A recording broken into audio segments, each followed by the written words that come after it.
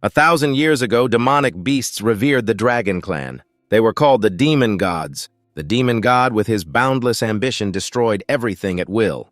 The demonic beasts he led out were bent on the extermination of humanity. Notably, the demon god took a human form, the only difference being his horns, and a colossal power source capable of wiping out everything. He led a great army of demonic beasts to ravage the human world. His bottomless greed desired for immense darkness to cover every corner of the world. At that moment, pushed to the brink, humanity's potential was thoroughly awakened. We humans, one by one, gained supernatural powers. In this wave of spiritual power awakening, a few outstanding individuals showed the ability to control demonic beasts. They were known as Beastmasters. Under Nu Yen's command, the headmaster's beast fired a ball of magical energy at the rampaging dragon below, making it roar in agony. Just then, an urgent voice came over the radio reporting the demonic beast over the northern residential area of Tanpong City has been hit. Reporting the demonic beast has been hit and is falling into the residential area rescue team. Please respond urgently. Report on Tu Tin Vu Tuong Nam High School Class 12A1. Before Tin Vu's horrified eyes, the dragon swiftly demolished the wall surrounding the apartment, splattering fresh blood everywhere, its eyes glowing with a cold yellow light as if it wanted to devour him whole. Tin Vu seemed paralyzed by fear. He could only stand still and watch it slaughter everyone as fresh blood splattered across his horrified face. As the young man he was, Tin Vu could do nothing but watch helplessly. The dragon, seemingly not satisfied with the slaughter, viciously bit its victim, sending blood flying 10 feet high. While he was drowning in absolute terror, a warm voice rang out in the beginning of chaos. Before heaven and earth were judged, I take this heart's blood to form an alliance and summon a soul from the great void. With blood as my oath and words as my seal, I command thee, blazing sky lion. The spotter from above saw the dragon engulfed in flames and immediately announced, confirmed, the demonic beast has been slain. All residents in the area are confirmed to be alive. No casualties have been reported. Nu Yen dismounted from the lion, her warm voice like a soothing stream to Tin Vu's panicked spirit.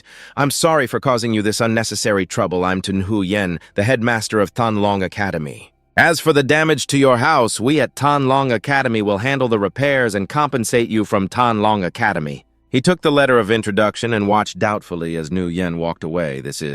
Before she left, the headmaster added, we will meet again someday, young man. Watching her, he thought to himself, she's a beastmaster. Looking at the letter in his hand, his eyes filled with admiration and longing. In our time, everyone wants to be a beastmaster.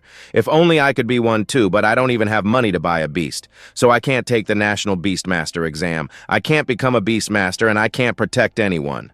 While he was lost in thought, a dog suddenly pounced on him, startling him. It was a Hak Fong, but this one was a bit strange. It had a tattoo on its forehead unlike any other, and it was looking at him expectantly with its big round eyes. Seeing that he wasn't paying it any mind, it stuck out its tongue and gave his face a big slobbery lick. He held it and yelled in annoyance. Don't tell me you followed that giant dragon in here. What kind of opening is this?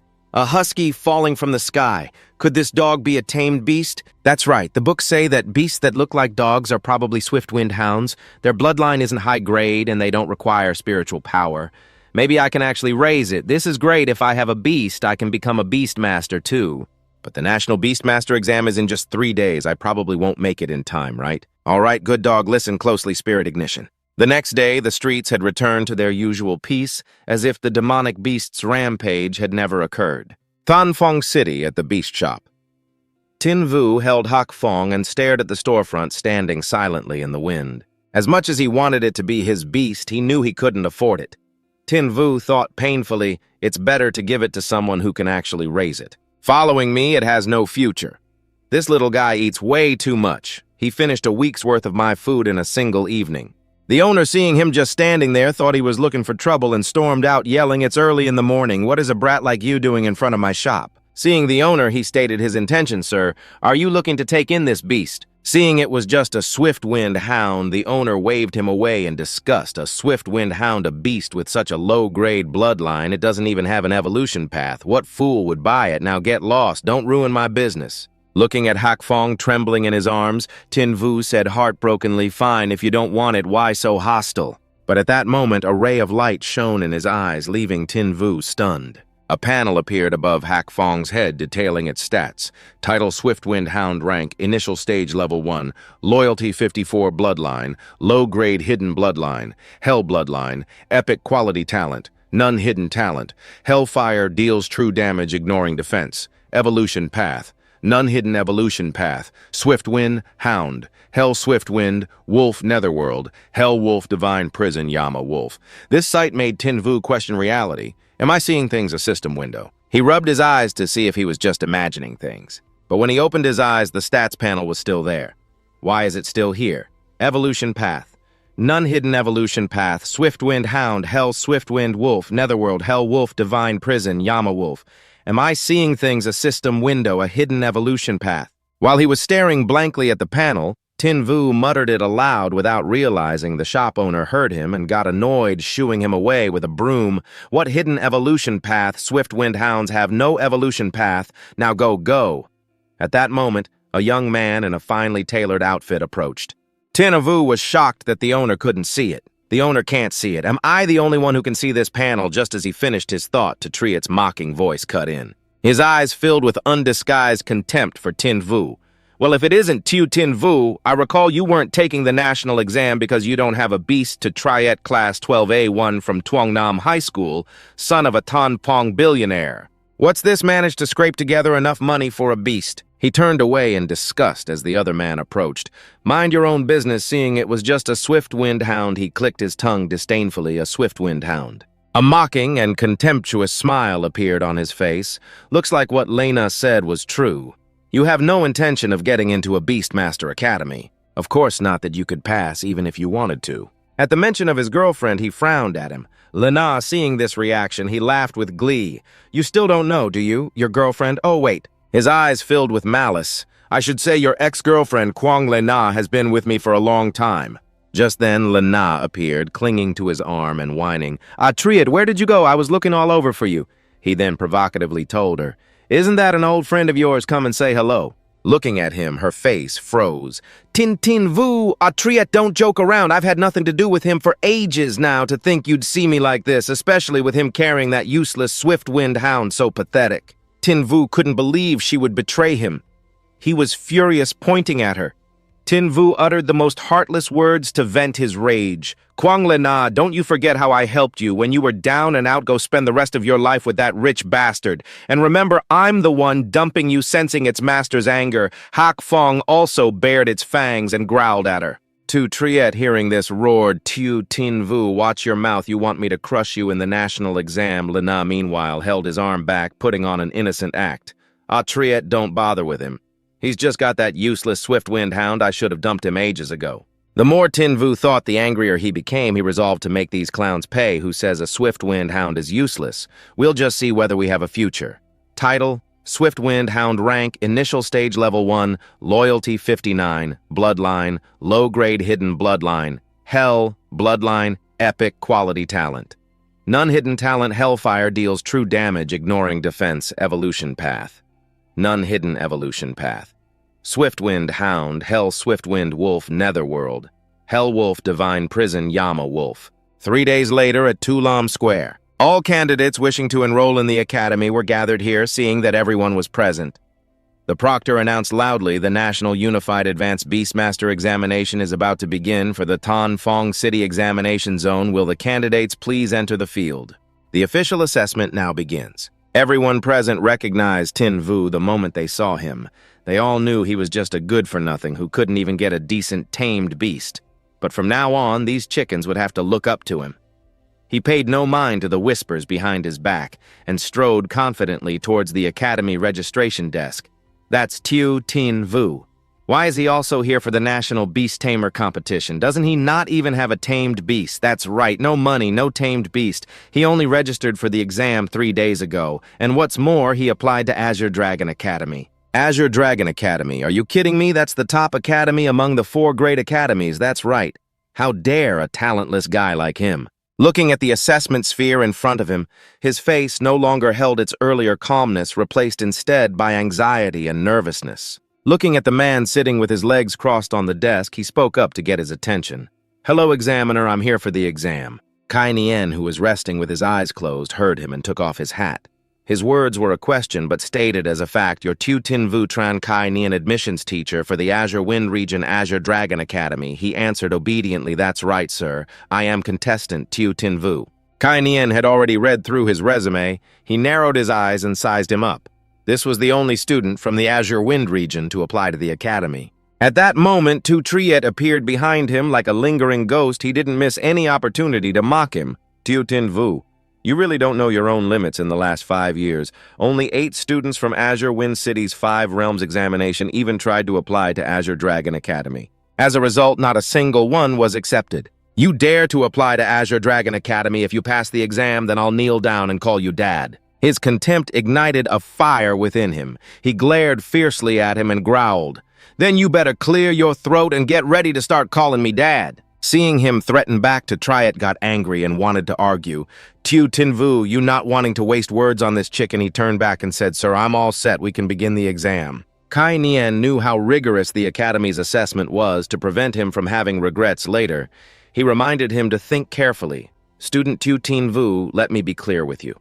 First, the assessment for Azure Dragon Academy is quite harsh, but you didn't choose the adjustment major, so if you don't pass, you won't be able to apply to other Tamed Beast academies." Everyone was waiting to see him make a fool of himself. The passing score for the spiritual power value test at Azure Dragon Academy is 800. How could he possibly pass? That's right. We only dared to apply to some ordinary Tamed Beast academies under this pressure. Tin Vu's resolve didn't waver. He looked at Kai Nian with determination and made his decision. "Sir, I understand we can begin now." Seeing that he had made up his mind, Kai Nian didn't try to persuade him further. He activated the sphere on the table, then gestured for him to place his hand on it first. Test. Spiritual Power Value Assessment. "Student Tu Tin Vu, your spiritual power value is..." Looking at the number that appeared, he was silent for a second, then said, 316. Seeing his pathetically low spiritual power value, to Triet clutched his stomach and burst out laughing. "I thought you were so capable you can't even touch the doorstep of Azure Dragon Academy." Kai Nian also felt a surge of disappointment at this result, and here I thought a good seed had appeared next. But at that moment, the value on the sphere suddenly shot up. The people present saw it and cried out. Everyone looked. The spiritual power value is changing. The light from the sphere shone on Kai Nian's stunned eyes. The values continued to rise at a dizzying pace. "My God, it's 621 already. The spiritual power value is still increasing."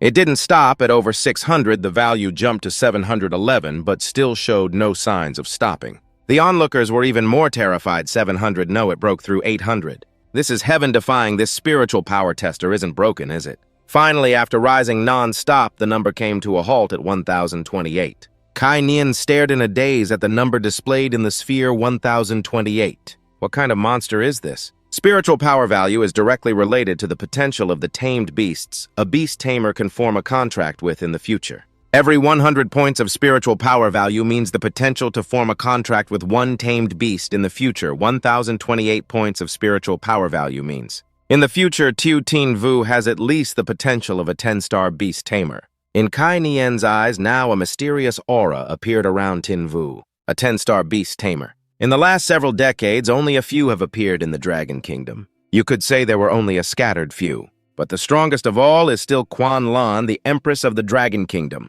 Holding his resume, he thought to himself, "It seems the Dragon Kingdom is about to have another genius." Then he announced his spiritual power value in a loud voice for everyone to hear.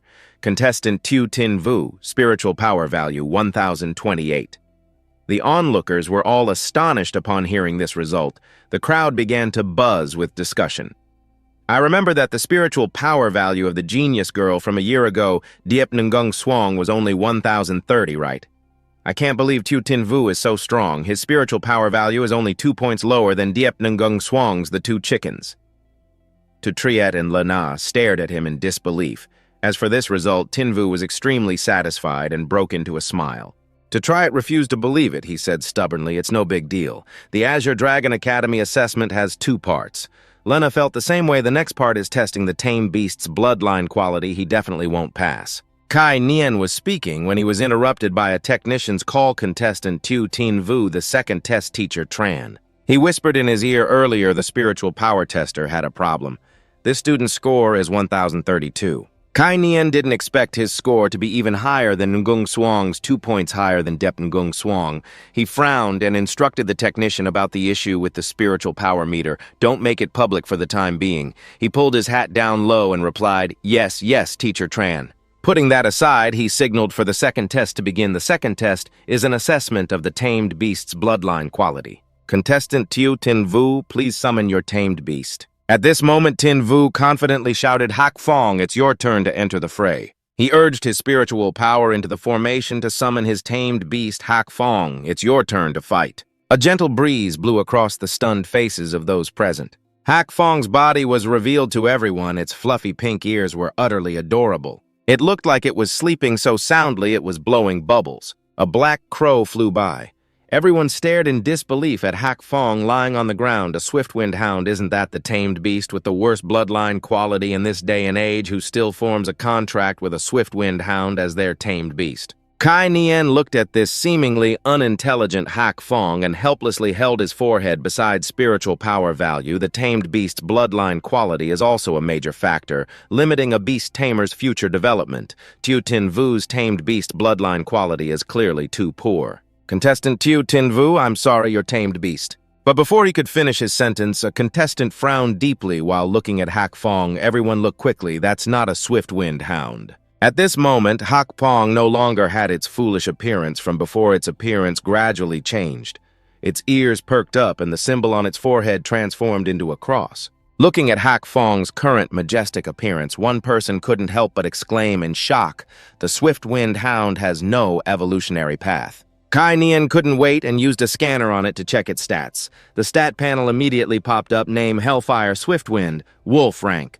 Initial stage level 1, bloodline, epic, Hellfire talent, Hellfire attributes, fire and wind system skills, Hellish entanglement, a lockdown skill, Hellish roar, a piercing attack, evolution path, unknown. Looking at the evolution path, Kai Nian was shocked. A second stage evolution. He smiled with satisfaction as he looked towards Tin Vu. Seeing his confident and cunning smile, Kai Nian silently cursed in his mind, Tiu Tin Vu, what a talented little rascal. His strength was as clear as day. He had passed all the tests. Kai Nian didn't hesitate and announced in a loud voice that he was accepted. Contestant Tiu Tin Vu, congratulations on joining Azure Dragon Academy. Triet and Lana's faces were flushed red from the slap the two of them tried to sneak away while no one was paying attention. I can't believe he actually passed. Let's get out of here. But how could Tin Vu let the chicken who insulted him escape? Where are you going? Not even going to say hi to your dad? Triet frowned deeply and looked at him with hatred. Telling him to call him dad was worse than killing him.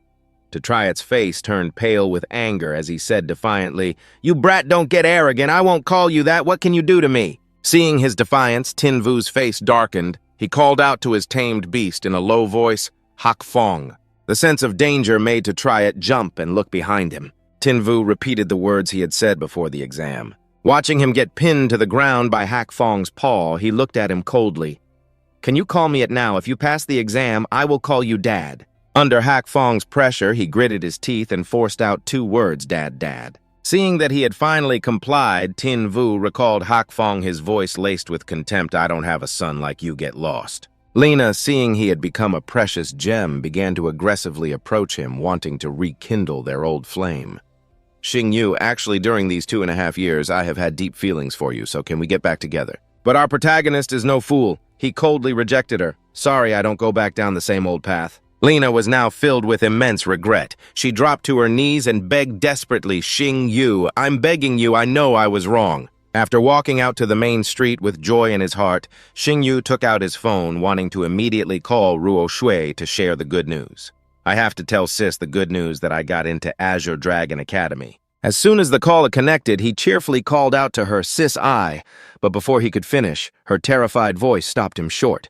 Her panicked cries came through the phone, "Xiao Yu, Xiao Yu." Suddenly, her voice was drowned out by a loud noise, followed only by the cold, dead tone of a disconnected call.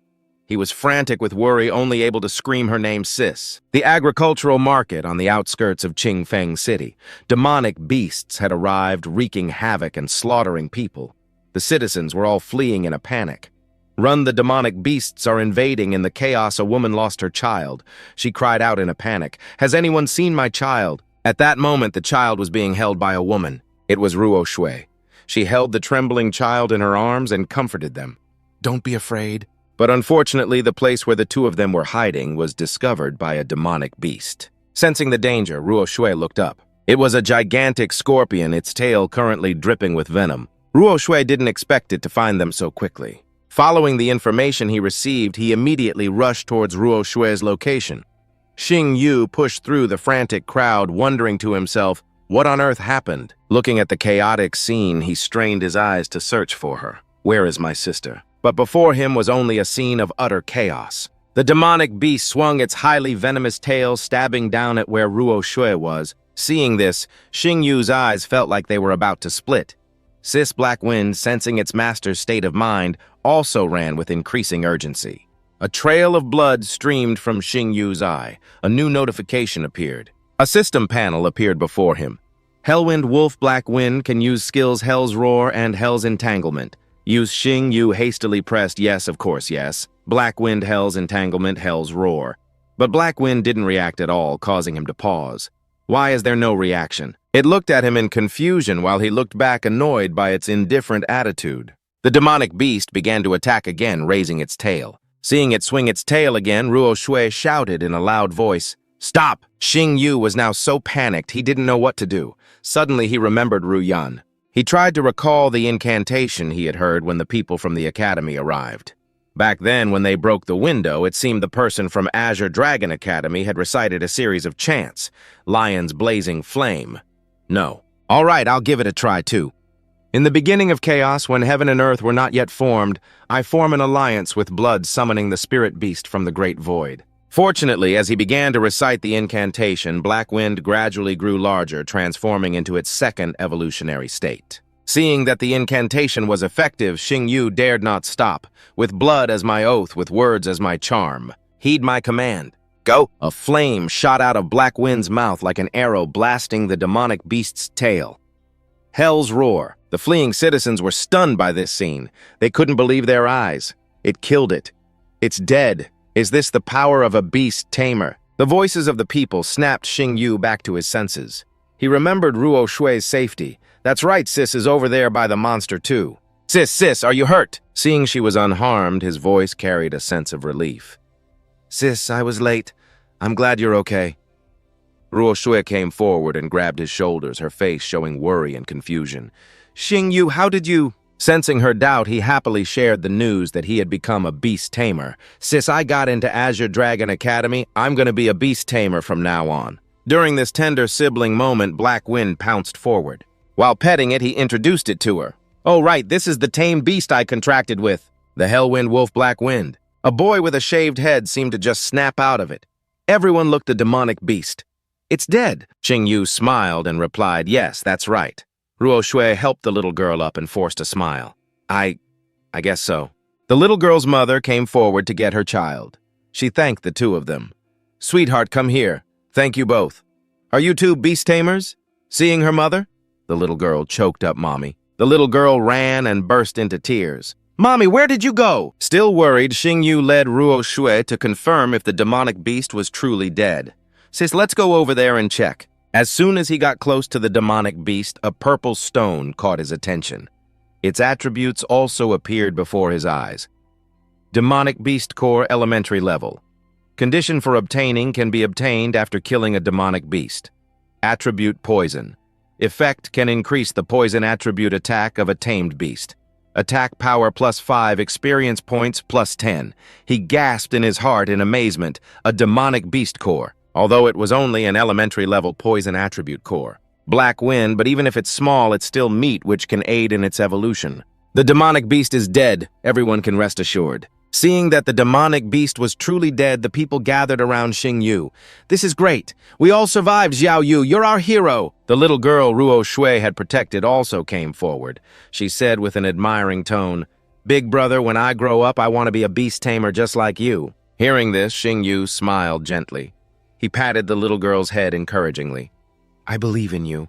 You'll definitely become a great beast tamer one day. A few hours after the incident, as night fell, moonlight shone gently into Xing Yu's still damaged apartment. He was now fast asleep under his warm blankets. Ruo Shui appeared silently by his bed. Standing in the shadows, her face was not clearly visible. She slightly parted her lips, staring intently at him.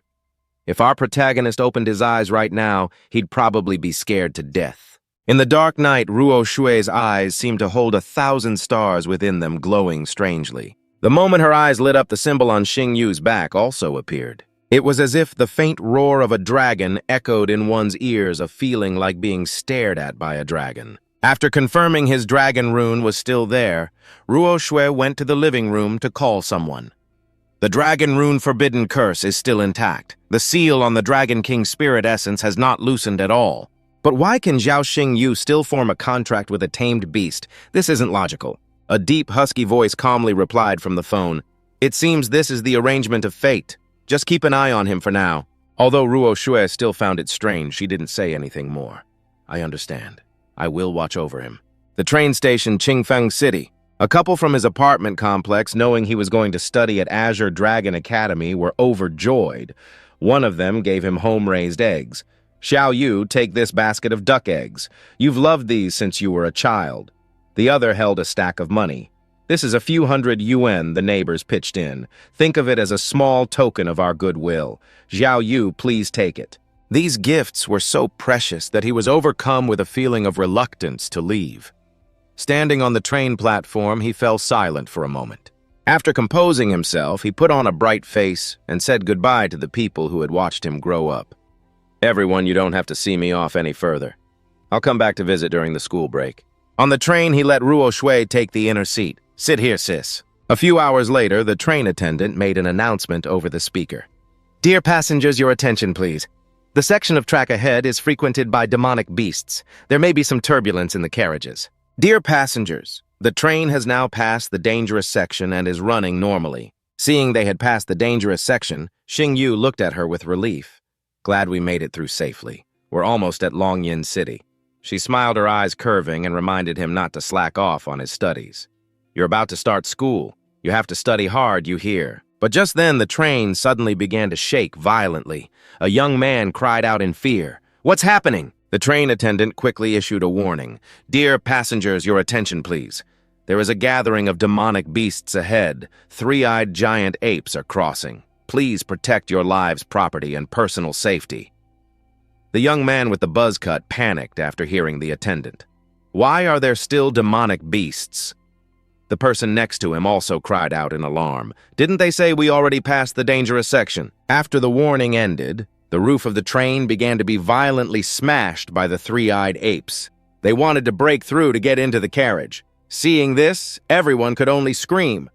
What do we do now? Isn't anyone going to do something? Just a few seconds later, a three-eyed ape managed to smash through the roof of the carriage. It roared and charged in. Seeing it had broken in, the young man screamed in terror. Run, a demonic beast is here! Tinvu saw the situation was spiraling out of control, and fearing Nuok Tuyet would get hurt, he urged her to hide, sis, hide here and don't come out? She asked worriedly. Xiao Vu, what are you planning to do? Seeing him turn and walk towards the demonic beast, she tried to stop him. Xiao Vu, don't go. The ape saw him and immediately charged forward. Its body was so massive it could have flattened our main character. Just then, a fox beast rushed forward and slapped the ape's face with its tail, forcing it to retreat, followed by a young woman's shout, You idiot!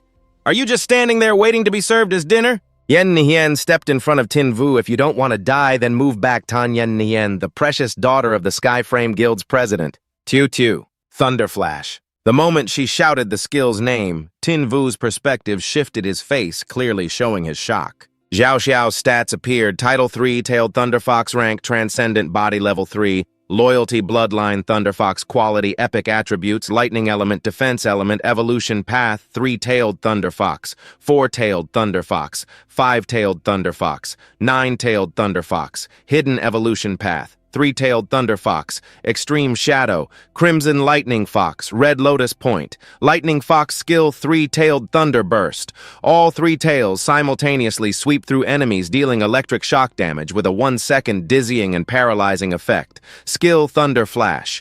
A movement skill to flash attack and suppress enemies, avoiding enemy attacks while dealing lightning damage to them. After reading the stats, he thought in astonishment, a 3-Tailed Thunder Fox, judging by this spear, and the 3-Tailed three-tailed thunder fox, don't tell me she is Tan Yen Nien, the daughter of the Skyframe Guild's president. Seeing her summon a beast, everyone in the carriage felt relieved. A beastmaster has arrived, it seems we're saved. Tin Vu also looked at her expectantly. Are we really saved? Seeing more apes enter the carriage, he yelled with all his might for everyone to run. Everyone get out of this carriage now. But at that moment, he remembered a critical piece of information about this ape. The three-eyed giant ape is a demonic beast that lives in packs. How could there be? Only one. Seeing the whole pack swarm in, he summoned his own beast, Hak Fong Charge. We have to help that beastmaster. Yen Nien cursed while killing demonic beasts with her spear, damn it. Why are there so many demonic beasts? Seeing two demonic beasts seize the chance to launch a sneak attack on her, he quickly yelled a warning, be careful. Hak Fong Hell's entanglement. Let's see where you can run now. Watching him wipe out a group of apes in an instant, Yen Nien looked at him in astonishment. I didn't realize you were also a beastmaster. She held Xiao Xiao, extremely grateful that he had just saved her.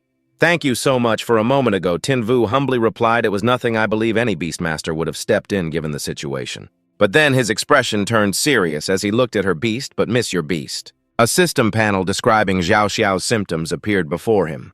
Beast status, distressed and confused. Dispirited diagnosis, post-battle trauma syndrome.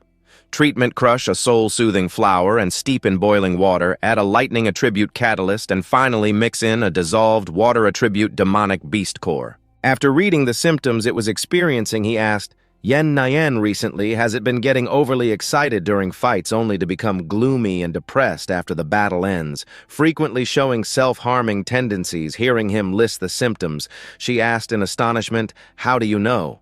Tin Vu couldn't reveal he knew because of his system, so he lightly scratched his face and answered evasively, it has post-battle trauma syndrome. I've seen this condition before in the Guide to Beast Ailments. Three-tailed thunder foxes are the most prone to this disease. I can't tell her that I can see information about beasts. Yen Nien didn't overthink it. Learning that her beast was sick, she became overly excited and slapped Tin Vu hard on the back. No wonder Xiao Xiao hasn't wanted to smile lately. It turns out she was sick. Thanks so much, my brother. I'll take Xiao Xiao for treatment as soon as we get back.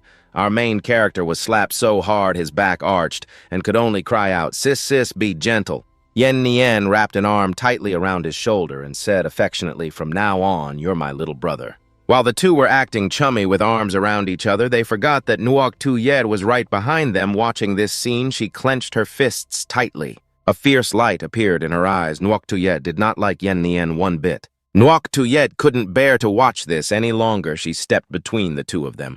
Her face was smiling, but her voice was already marking her territory.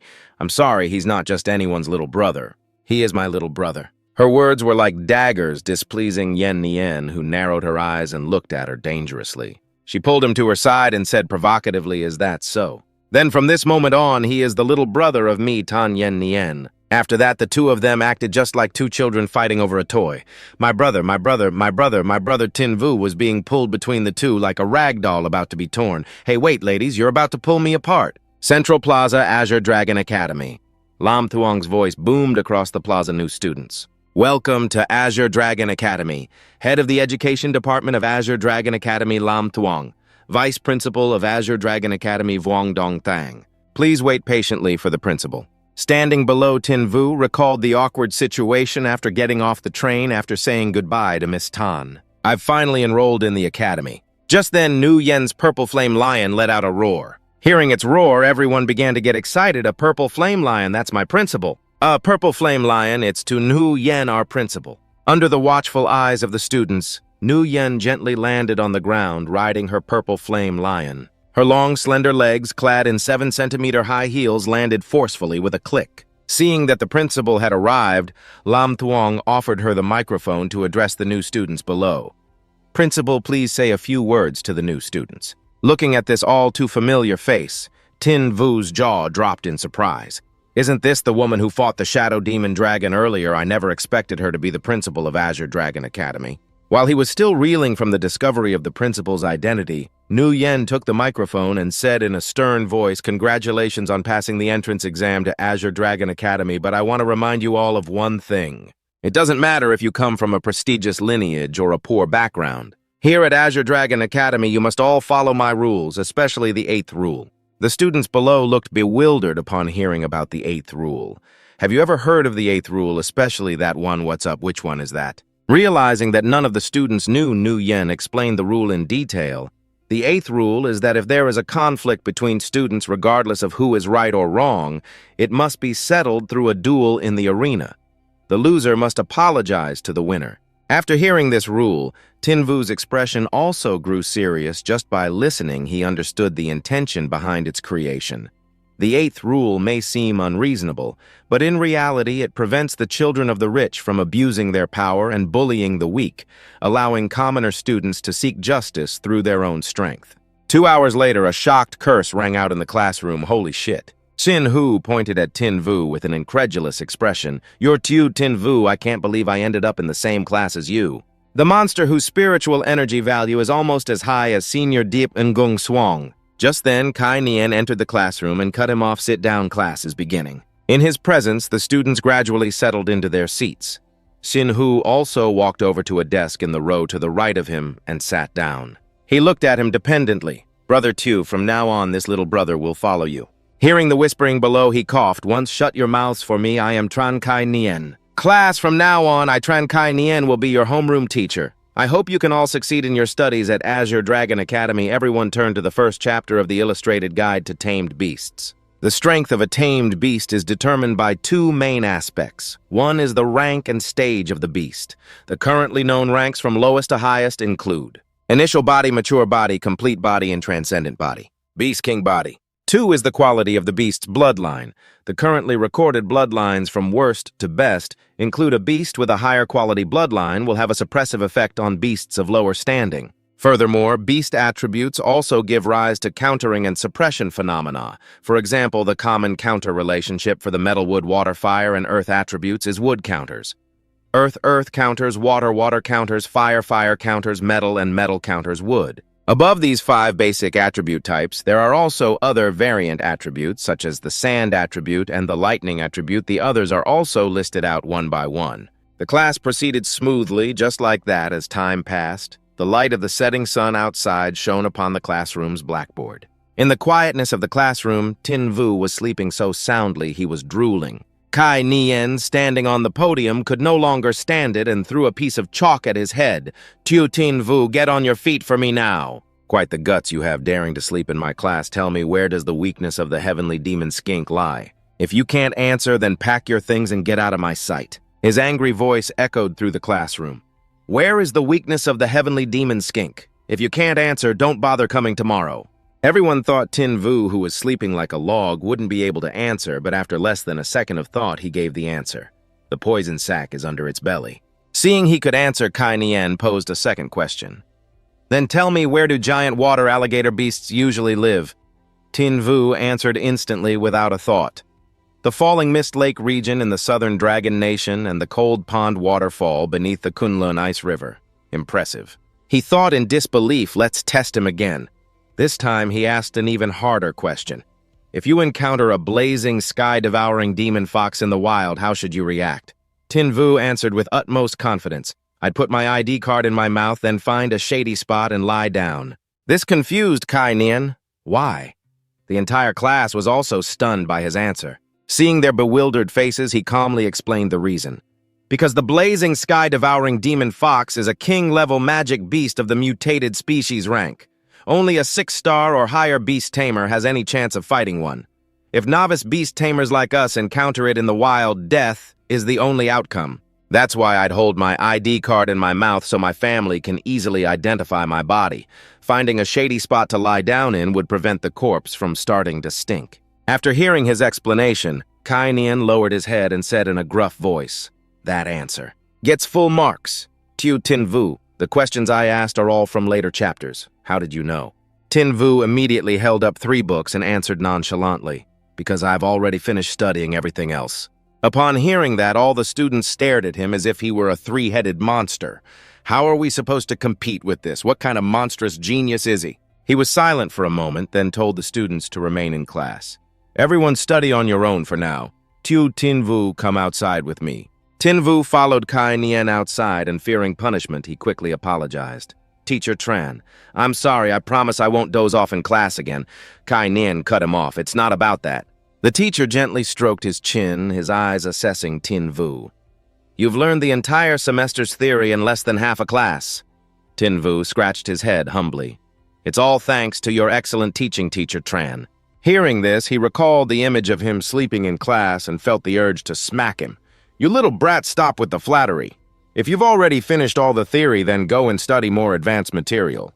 This is a library card for the Azure Dragon Academy. With this card, you can enter and leave the Azure Dragon Library anytime you want, and you also get the privilege of borrowing books for free. Go on now. There's nothing left for me to teach you.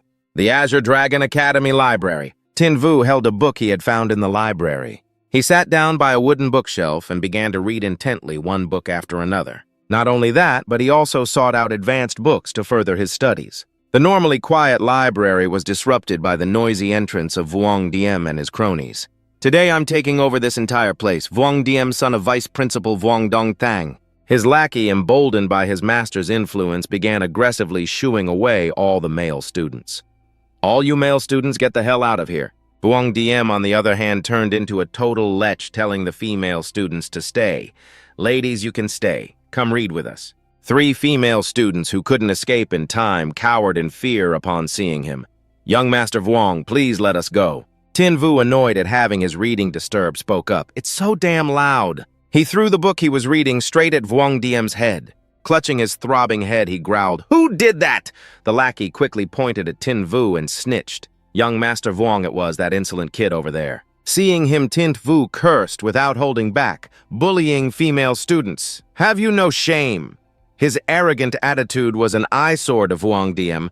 Hey, who the hell are you trying to play hero? One of the female students he was protecting kindly warned him. You should get out of here. He's the son of Vice Principal Vuong Dong Thang. We can't afford to mess with him. Hearing this, Tin Vu just gave him a calm look. So your father is the vice principal. No wonder you're so arrogant.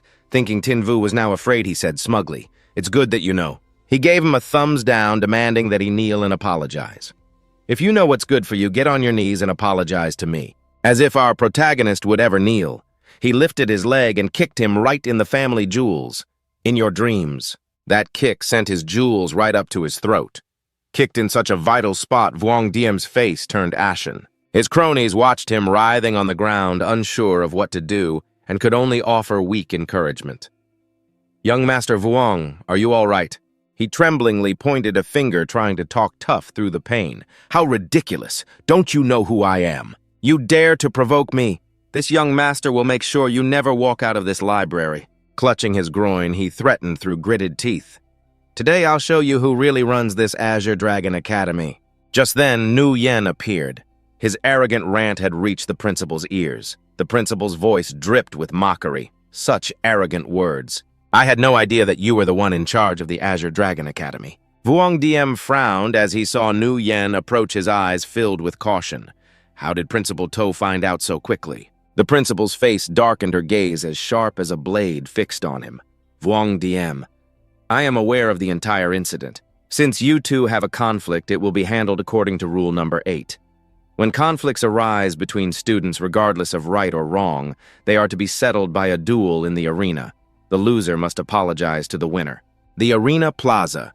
Hearing that Tin Vu was going to duel Vuong Diem in the arena, Hu Xin started rallying everyone. Let's go, let's go. Tin Vu and Vuong Diem are fighting in the arena, let's go watch. A student overheard and was shocked. But doesn't Vuong Diem's beast, the leopard, have a legendary grade bloodline? He looked down at Tin Vu's imposing figure and asked doubtfully, Can Tin Vu even win? Hu Xin, hearing someone doubt his big bro's strength, shot back. Nonsense, my brother Tu is invincible. From the stands, Kai Nian watched Tin Vu with a tense expression. Tin Vu, don't let me down. The referee came down, instructed both sides to shake hands, and then announced loudly, Prepare for the match. Will both contestants please enter the arena? Vuong Diem glared at Tin Vu with hatred, killing intent, flashing in his eyes. Tin Vu, I'll make you regret ever crossing me. Seeing right through him, Tin Vu said mockingly. Is that so? In that case, I'll be waiting for your apology. He gritted his teeth in anger, staring at him. You! With all the students watching, the referee's voice echoed across the arena. The match officially begins. Vuong Diem crouched down and placed a hand on the ground. Instantly, a beast-summoning formation appeared. Ice Flame come forth. The moment he finished speaking, Ice Flame appeared. At that moment, the corner of Tin Vu's eye began to bleed again. His pupils became bloodshot as he stared intently at Vuong Diem's Ice Flame. Instantly, a panel with the full details of Vuong Diem's beast appeared. Name Six-Clawed Sky-Rending Leopard. Rank Initial Stage Level 1. Bloodline Legendary. Attributes Ice Wind Dual Type. Talent Mystic Ice Freeze. All attacks deal a certain amount of freezing damage, reducing the enemy's movement and attack speed by 30%. Skill Frigid Sky Break. After locking onto a target, it explodes instantly with the resulting ice shards, creating a large area of effect attack. Loyalty 72. After a quick scan, Tin Vu's face filled with shock and disbelief.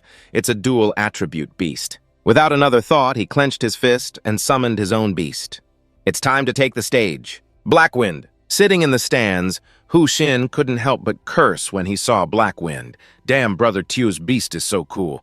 The friend next to him also remarked, in terms of looks alone, the Six-Clawed Sky-Rending Leopard is completely outmatched.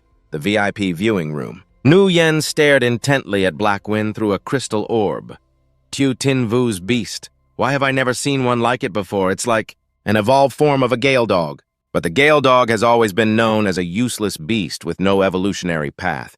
How did Tu Tin Vu manage it? Seeing that Blackwind looked cooler than his Ice Flame, Vuong Diem's eyes turned green with envy. All for show. Watch me crush you. Ice Flame, Icy Ren Claw. Tin Vu didn't just stand there, he commanded his beast. Blackwind used zigzag movements. Following his master's command, Blackwind moved in a zigzag pattern, perfectly dodging every one of Ice Flame's attacks. Its speed was incredibly fast. But Ice Flame was no slouch either.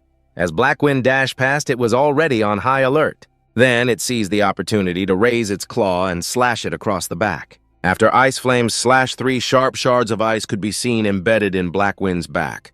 Its body began to tremble from the pain. As the battle intensified, Kainian began to analyze the situation.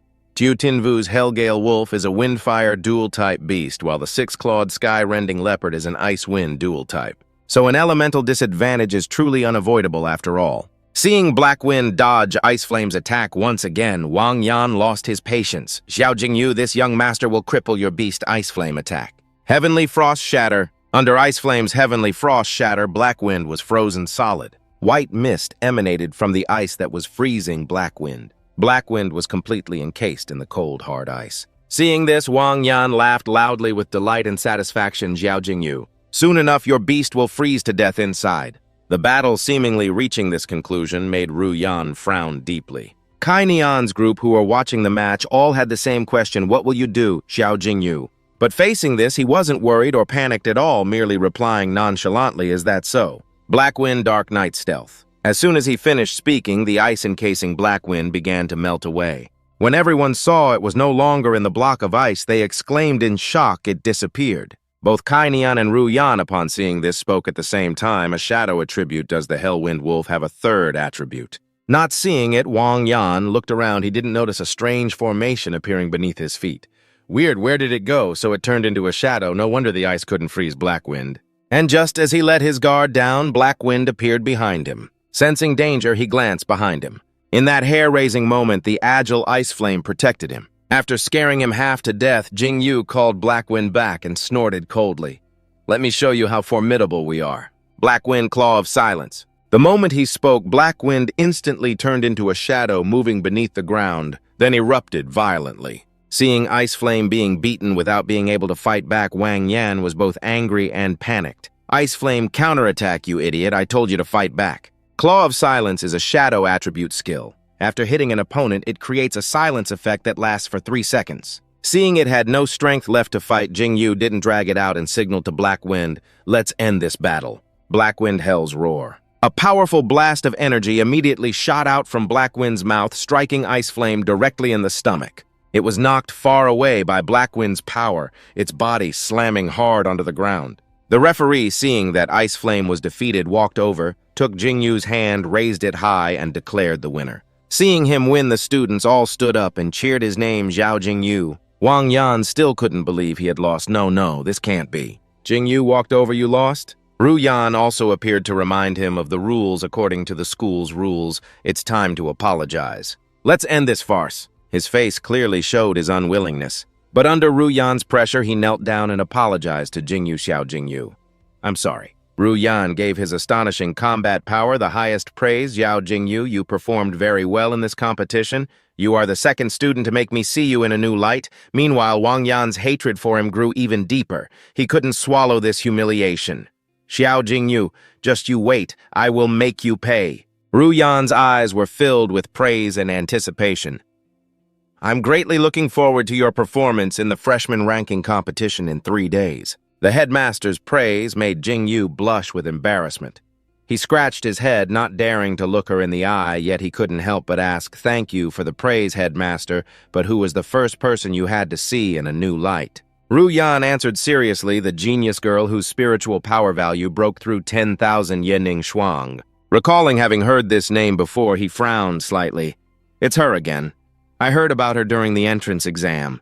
The academy has countless talented people, but someone as outstanding as Jingyu is still rare to show her appreciation and support." The headmaster offered a reward.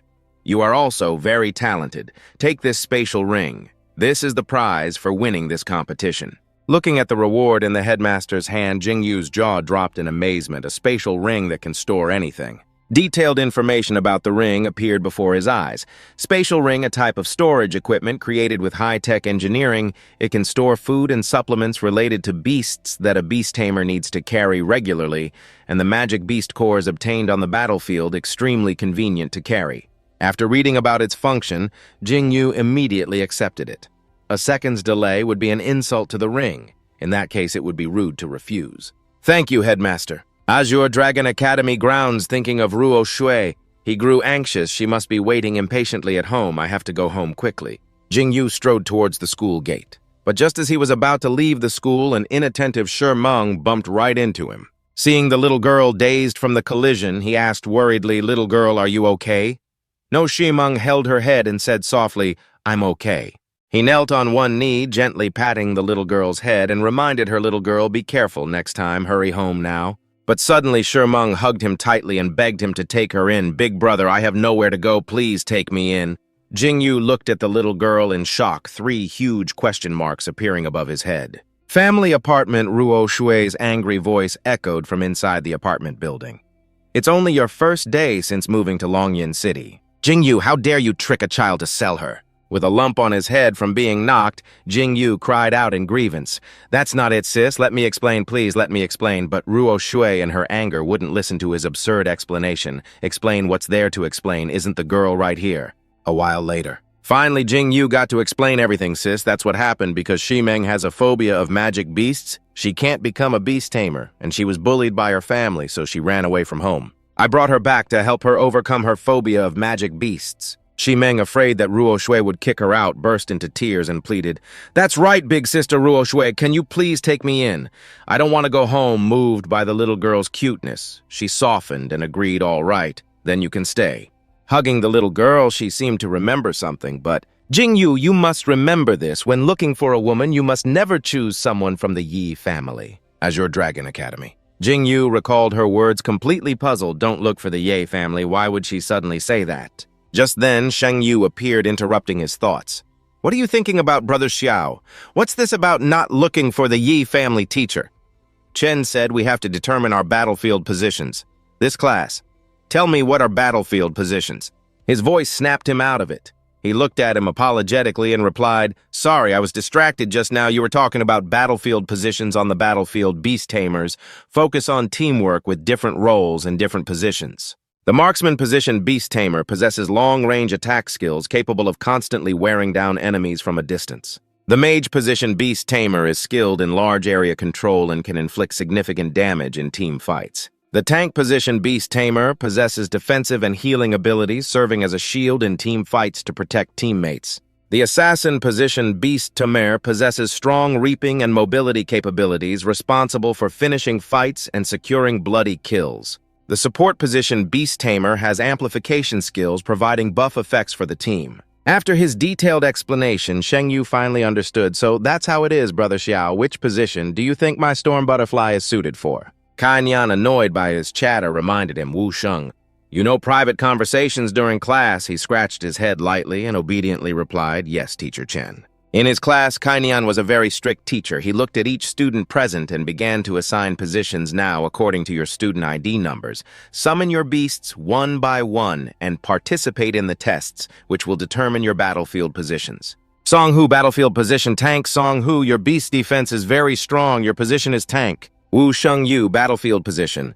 Mage Wu Sheng-Yu's Storm Butterfly excels at area of effect water-type attacks. Your position is mage. Next up, Xiao Jingyu. First assessment attack power test. Xiao Jingyu, are you ready? He looked at him confidently. Let's begin. At his call, Blackwind was also summoned. He stood beside it and ordered it to attack Blackwind Hell's Roar. Critical hit effect. A threefold critical strike has been activated. Then on the screen, the number jumped continuously before gradually stopping at 6,371. Seeing such a heaven-defying number, the students cried out in shock, "Holy crap, a triple critical hit! I can't even land a 1.5 times critical hit!" This astonishingly high number also made Kainian pause. He frowned deeply and thought to himself, normally the finishing move's attack value for an initial form spirit beast is between 500 and 1,500. I never expected the Hellwind Wolf could land a critical hit of more than 3 times 2,000. Seeing that the attack power test was over, he asked Teacher Chen, the attack power test is done. I should be suitable for the assassin position, right? I won't do the rest. But his next words immediately cut him off. Continue. Kainian wanted to see the extent of his abilities. Xiao Jingyu, let me see where the limit of your potential lies. Range test. Jingyu ordered it to attack Heifeng Hellfire, watching Heifeng shoot out long-range energy. Yu Sheng couldn't help but curse, damn, this range must be at least 800 meters right. Maybe Brother Xiao should be a marksman. Defense test. It could even withstand the attack of Teacher Chen's transcendent form. Spirit Beast, the Ice Armor Battle Turtle Brother Xiao is too awesome. Control test. Jingyu ordered Heifeng to tightly bind the row of trees in front hellish entanglement. Seeing this, Yu Sheng was shocked, stiff. Brother Xiao, maybe you should switch to being a mage. Amplification test. Kainian looked at Heifeng's amplification level on the iPad and read the analysis aloud based on the simulated data test analysis. Any spirit beast within 10 meters of the Hellwind Wolf will have its will to fight increased by 30%, its attack power increased by 10%, and its movement speed increased by 10%. At this moment, Yu Sheng asked the question that everyone present wanted to ask Teacher Chen, what exactly is Xiao Jingyu's battlefield position? He can be in any position, it's too hard to choose. He's so good, I'm speechless. Facing his question, a dangerous expression appeared on Kainian's face. Students, actually, besides these 5 positions, there is still one special position that is especially suitable for Xiao Jingyu, and that is... Sheng Yu asked with great surprise and curiosity, Teacher Kainian, what is an all-rounder? Kainian raised an eyebrow and explained with a serious expression, if a Beastmaster's tamed beasts excel in all positions, then that Beastmaster will receive the title of all-rounder. Clearly, Xiao Xingyu is the only all-rounder in our class. The main character was visibly pleased to hear that while the other students were somewhat envious. Sheng Yu spoke up with great admiration, Brother Xiao. How are you so talented? The students behind him chimed in, that's right, that's right. Sheng Yu blushed deeply and replied with an awkward smile, no, not at all. Kainian didn't forget to encourage the students, but don't celebrate too early. Although all-rounders are rare, they are not non-existent. We don't have the data for this year's freshmen yet. For now, we only know that Xiao Xingyu from our class is an all-rounder, but the 2 omnipotent second-year students are named Diep Suangngung and Han Tianquan. The omnipotents of Year 3 include Mudong Tanduong and Li Hianthua. So students, you must continue to work hard. After class, as Xingyu was strolling down the street, he eagerly looked forward to the upcoming competition. Class is over, I'll buy some supplements for my beast to prepare for the freshman ranking competition. He was blocked by a group of delinquents and their leader growled, Kid, where do you think you're going?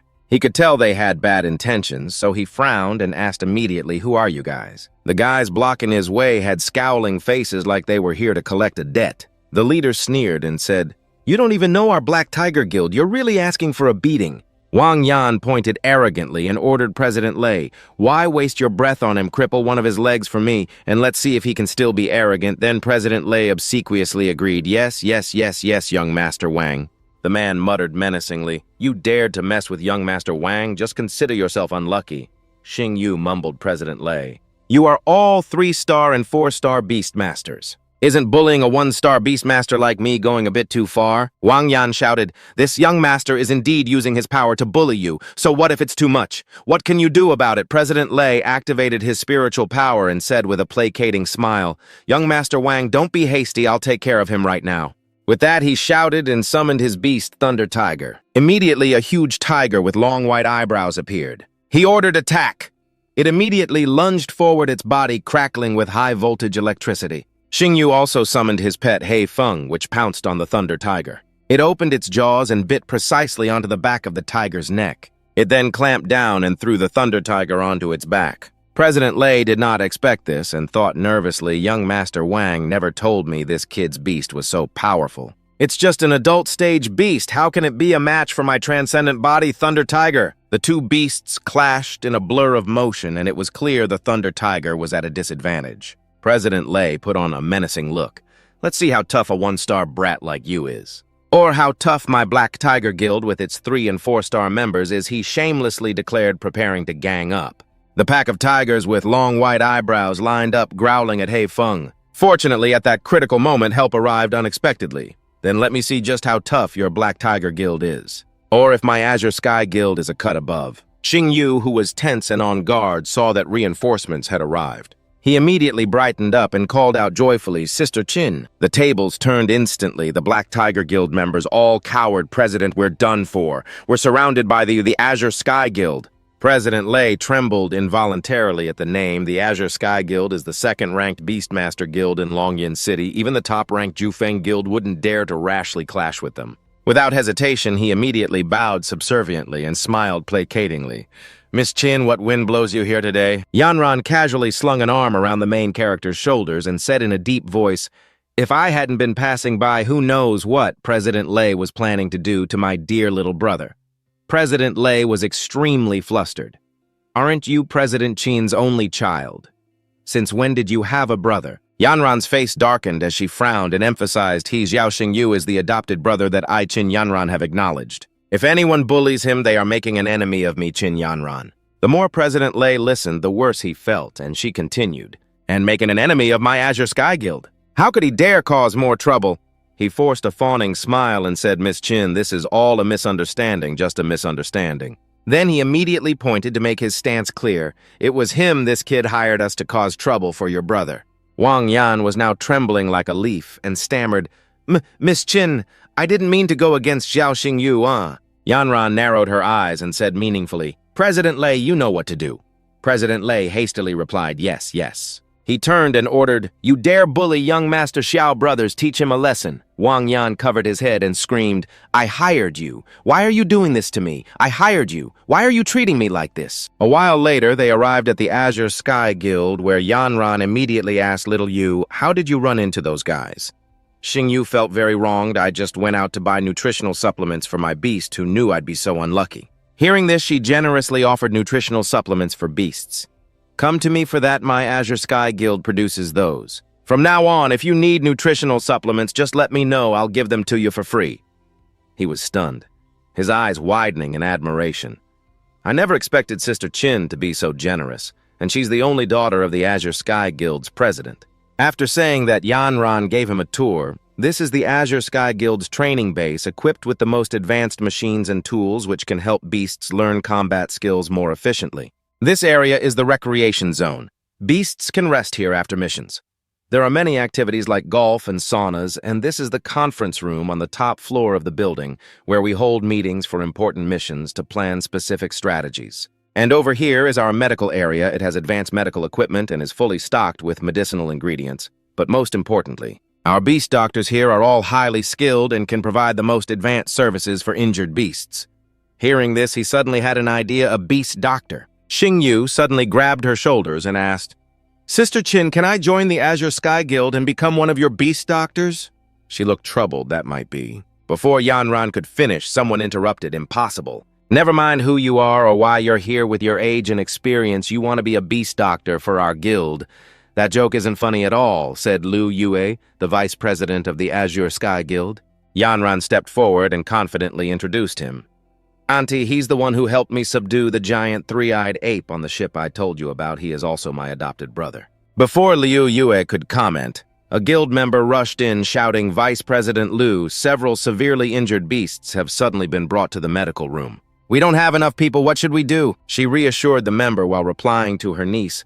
"Don't panic, you. Mobilize people from other branches. Yanran, hurry to the other guilds and ask for reinforcements." The guild member hastily explained, "There's no time, Vice President. Those beasts are bleeding heavily. They're not going to make it." As soon as he finished speaking, Xing Yu immediately volunteered. "Let me do it. Vice President Liu, time is of the essence." In another part of the Azure Sky Guild, a doctor rushing a gurney shouted instructions. "The azure-eyed fierce mastiff on operating table number 3 is hemorrhaging. Go get the reserve blood bags quickly." The beast's owner frantically shouted for people to clear a path. "Move aside, move aside." The brown dog-like beast with ox horns lay weakly and motionless. The owner of the beast cried out desperately, "Doctor, please save my beast." Doctors swarmed over, trying to treat it. "It's lost too much blood. Stop the bleeding. First, the hemostatic clamp isn't working. Prepare the medicine. It's still not working. We can't stop the bleeding."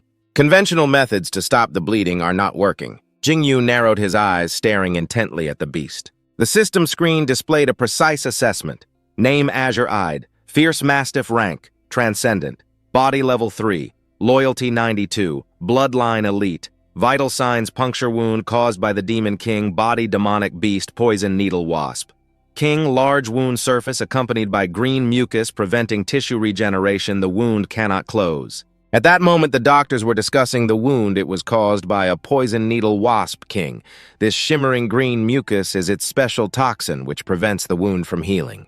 Hearing this, Xing Yu immediately spoke up. "I have a way to stop your beast bleeding, but I don't know if you'll trust me." The beast's owner heard this and replied immediately, "At a time like this, I have to trust you, even if I don't want to. Please stop my beast's bleeding, I'm begging you." Upon receiving the answer, Tinvu immediately read out the potion recipe: 1 heavenly spirit grass and a purple zinnia flower, crushed to make 20 grams of preparatory medicine. Then add 1 extraordinary poison attribute magic beast crystal core and boil for 5 minutes. The doctors all hesitated after hearing this. The medicinal ingredients he mentioned were all highly toxic to varying degrees. Wouldn't that be like rubbing salt on the tamed beast's wound? Tinvu didn't explain, he just said with a grim face, "Apply the medicine as I instructed immediately. Otherwise, if you miss the best window of opportunity, this azure-eyed mastiff will surely die." Hearing this, the mastiff's owner urged them, "Don't just stand there, hurry up and prepare the medicine." The doctors rushed off immediately. 5 minutes later, a doctor returned with the finished product. "The medicine is here." Tinvu put on medical gloves. With a tense expression, he carefully dabbed a small amount of the medicinal liquid. Then he slowly rubbed a thin layer of the medicine around the edge of the wound. As soon as the medicine was applied, green smoke rose and the mastiff roared in pain. The wound began to close at an incredible speed. The mastiff's owner exclaimed, "The bleeding has stopped! The bleeding has stopped!" He hugged the mastiff and cried with joy. "Mao Chu, we saved your life. This is great." Tinvu turned to Liu Nguye and asked Vice President Liu, "I wonder if my performance was to your satisfaction." She was more than impressed. She smiled warmly and replied with praise, "Your performance truly exceeded my imagination. I was presumptuous before now. Please allow me to formally invite you to join the Azure Sky Guild and take on the position of our special pharmacist." Tinvu didn't play hard to get. He shook her hand and said with a smile, "I'd be delighted." After he got home and explained everything, Nuoc Tuyet asked, half shocked and half serious, "You're saying you came home late because you signed a special pharmacist contract with the Azure Sky Guild?" He didn't understand why his sister was pouting and said in a weak voice, "Yes, sis." Nuoc Tuyet turned away and said sulkily, "I see you have an adoptive sister now and have forgotten about your real one." He quickly said, "How could that be, sis? That's not true at all." The man asked innocently, "Brother Vu, what's a special pharmacist? Is it something you can eat?" Tinvu smiled gently and replied, of course, by becoming the special pharmacist for the Azure Sky Guild. "I'll earn a salary. This weekend I can treat everyone to a feast." Hearing about food, the man cheered happily. Okay, okay." Meanwhile, in Vuong Diem's room, having been defeated several times, his hatred for him grew. He roared loudly, "Chu Tinvu, this young master will not let you off." His father came to visit and scolded him, "You useless good-for-nothing." Hearing his voice, he started crying and whining, "Dad, you have to stand up for me." Dong Thang looked at his unimpressive son and said coldly, "You are the son of Vuong Dong Thang, yet you lost a duel to some clown from a small city. You've not only disgraced yourself, but also the entire Vuong family." The more Vuong Diem listened, the more he cried and whimpered, "Dad, please stop scolding me. I don't know where that Tu Tin Vu got a contract with a 3-attribute tamed beast." Besides, he has the Azure Sky Guild backing him. I'm afraid I won't have a chance to regain my honor." Dong Thang sat beside his son and said calmly, "The Azure Sky Guild, indeed, our Vuong family cannot afford to provoke them. But if Tu Tin Vu were to meet an unfortunate end during the Yinnan mountain trial, killed by a magic beast, then it would have nothing to do with us, would it?" On the morning of the trial at the Yinnan mountain range, Dong Thang, on behalf of the judges, announced the rules. Today is the day for the new students to participate in the Yinnan mountain trial. This trial will be live-streamed online and broadcast across all social media. The bracelets you are wearing can monitor the number of magic beasts you hunt, and the battle scenes hunting from 1 to 10 magic beasts will earn a C grade, hunting from 11 to 30. Magic beasts will earn a B grade, hunting from 31 to 50. Magic beasts will earn an A grade, hunting from 51 to 80. Magic beasts will earn an S grade, and hunting 80 or more magic beasts will earn an S+ grade. Nu Yen suddenly interrupted with a request. "Vice Dean Vuong, before the trial begins, please announce the all-rounders among this batch of new students." A gossiping student whispered, "I heard the top student in last year's Yinnan mountain trial was Diep Ngung Swang." At the dean's request, Dong Thang announced through the placement assessment there are a total of 3 all-rounders among this batch of new students. Mok Dung Duong Sok from Class 1, Mok Dung Duong Sok, the son of the Mok Dung family. Mok Dung Ham from Class 1. Damn, Class 1 has 2 all-rounders. Mok Dung Ham, the daughter of the Mok Dung family. Tu Tin Vu from Class 3. The main character thoughtfully mumbled to himself, the Mok Dung family. The Dragon Kingdom has 4 great beast tamer families, the Diep Li Mok Dung and Thuong Quan families. Could it be that Mok Dung family, the Diep family, the Mok Dung family, the Li family, the Thuong Quan family? Than Duong Academy's broadcasting station. After everyone was seated, the MC took the mic and spoke hello to everyone watching the live stream. "I am the MC for this trial, Duong Huck." Nu Yen seemed excited and asked Vice Dean Vuong, "How many magic beasts do you think Tu Tin Vu will hunt?" Dong Thang, filled with resentment, gave a careless assessment. "I guess 50 would already be overestimating him." He was immediately refuted by a teacher named Kai Nien. "No way, with this kid's talent, he'll hunt at least 80 magic beasts." Nu Yen, with a hint of excitement, refuted them both. "What if you're both wrong? I think he will break Diep Ngung Swang's record. I'm waiting for him to create a miracle." At this moment, the students who had been waiting for a long time finally heard the MC's voice. Now the students have entered the field in order the trial officially begins. In less than half an hour, Van Lam from Class 3 successfully killed a short-tailed bear, bringing his total number of hunted magic beasts past the 10 mark. Congratulations to Ton Thien Hao from Class 5. The number of magic beasts he has hunted has surpassed 20. It's unbelievable. The trial has only been going on for a short hour, and Mok Dung Duong Sok from Class 1 has already hunted 43 magic beasts. The audience couldn't stop praising, as expected, of the chosen one from the Mok Dung family. "Young Master Mok Dung is the best. I want to marry him. Holy crap, is the Mok Dung family really that amazing?" Duong Huk grew more excited as he spoke. "Mok Dung Duong Sok's white-rumped vulture lion is truly worthy of being the only supernatural-type tamed beast in this trial. Its spatial penetration ability not only closes the distance with magic beasts instantly, but any attack it launches can also cause a piercing effect. Although the silver liao snake is a tamed beast with very strong regenerative abilities, it was completely suppressed by the white-rumped vulture lion's power. Its tragic end was too gruesome to watch. Duong Sok ordered his vulture lion, "Little White, don't torture it. Just take out its magic beast crystal core." The scores of the 3 all-rounders were neck and neck, 50-49-48. The camera cut to a cliff. The MC continued with a powerful voice. After watching Mok Dung Duong Sok's performance, let's now turn to Mok Dung Ham. Mok Dung Ham's tamed beast is a bone-winged bat beast with a legendary quality bloodline. It is also the only undead-type tamed beast in this trial. The bloodthirsty berserker lion is a Stage 2 initial form tamed beast possessing an epic bloodline. Its physical attacks carry a level 5 critical hit effect. Its power is immense, but having encountered the bone-winged bat beast today will be the day it dies. If Mok Dung Ham successfully kills the bloodthirsty berserker lion, her total number of hunted magic beasts will reach 51.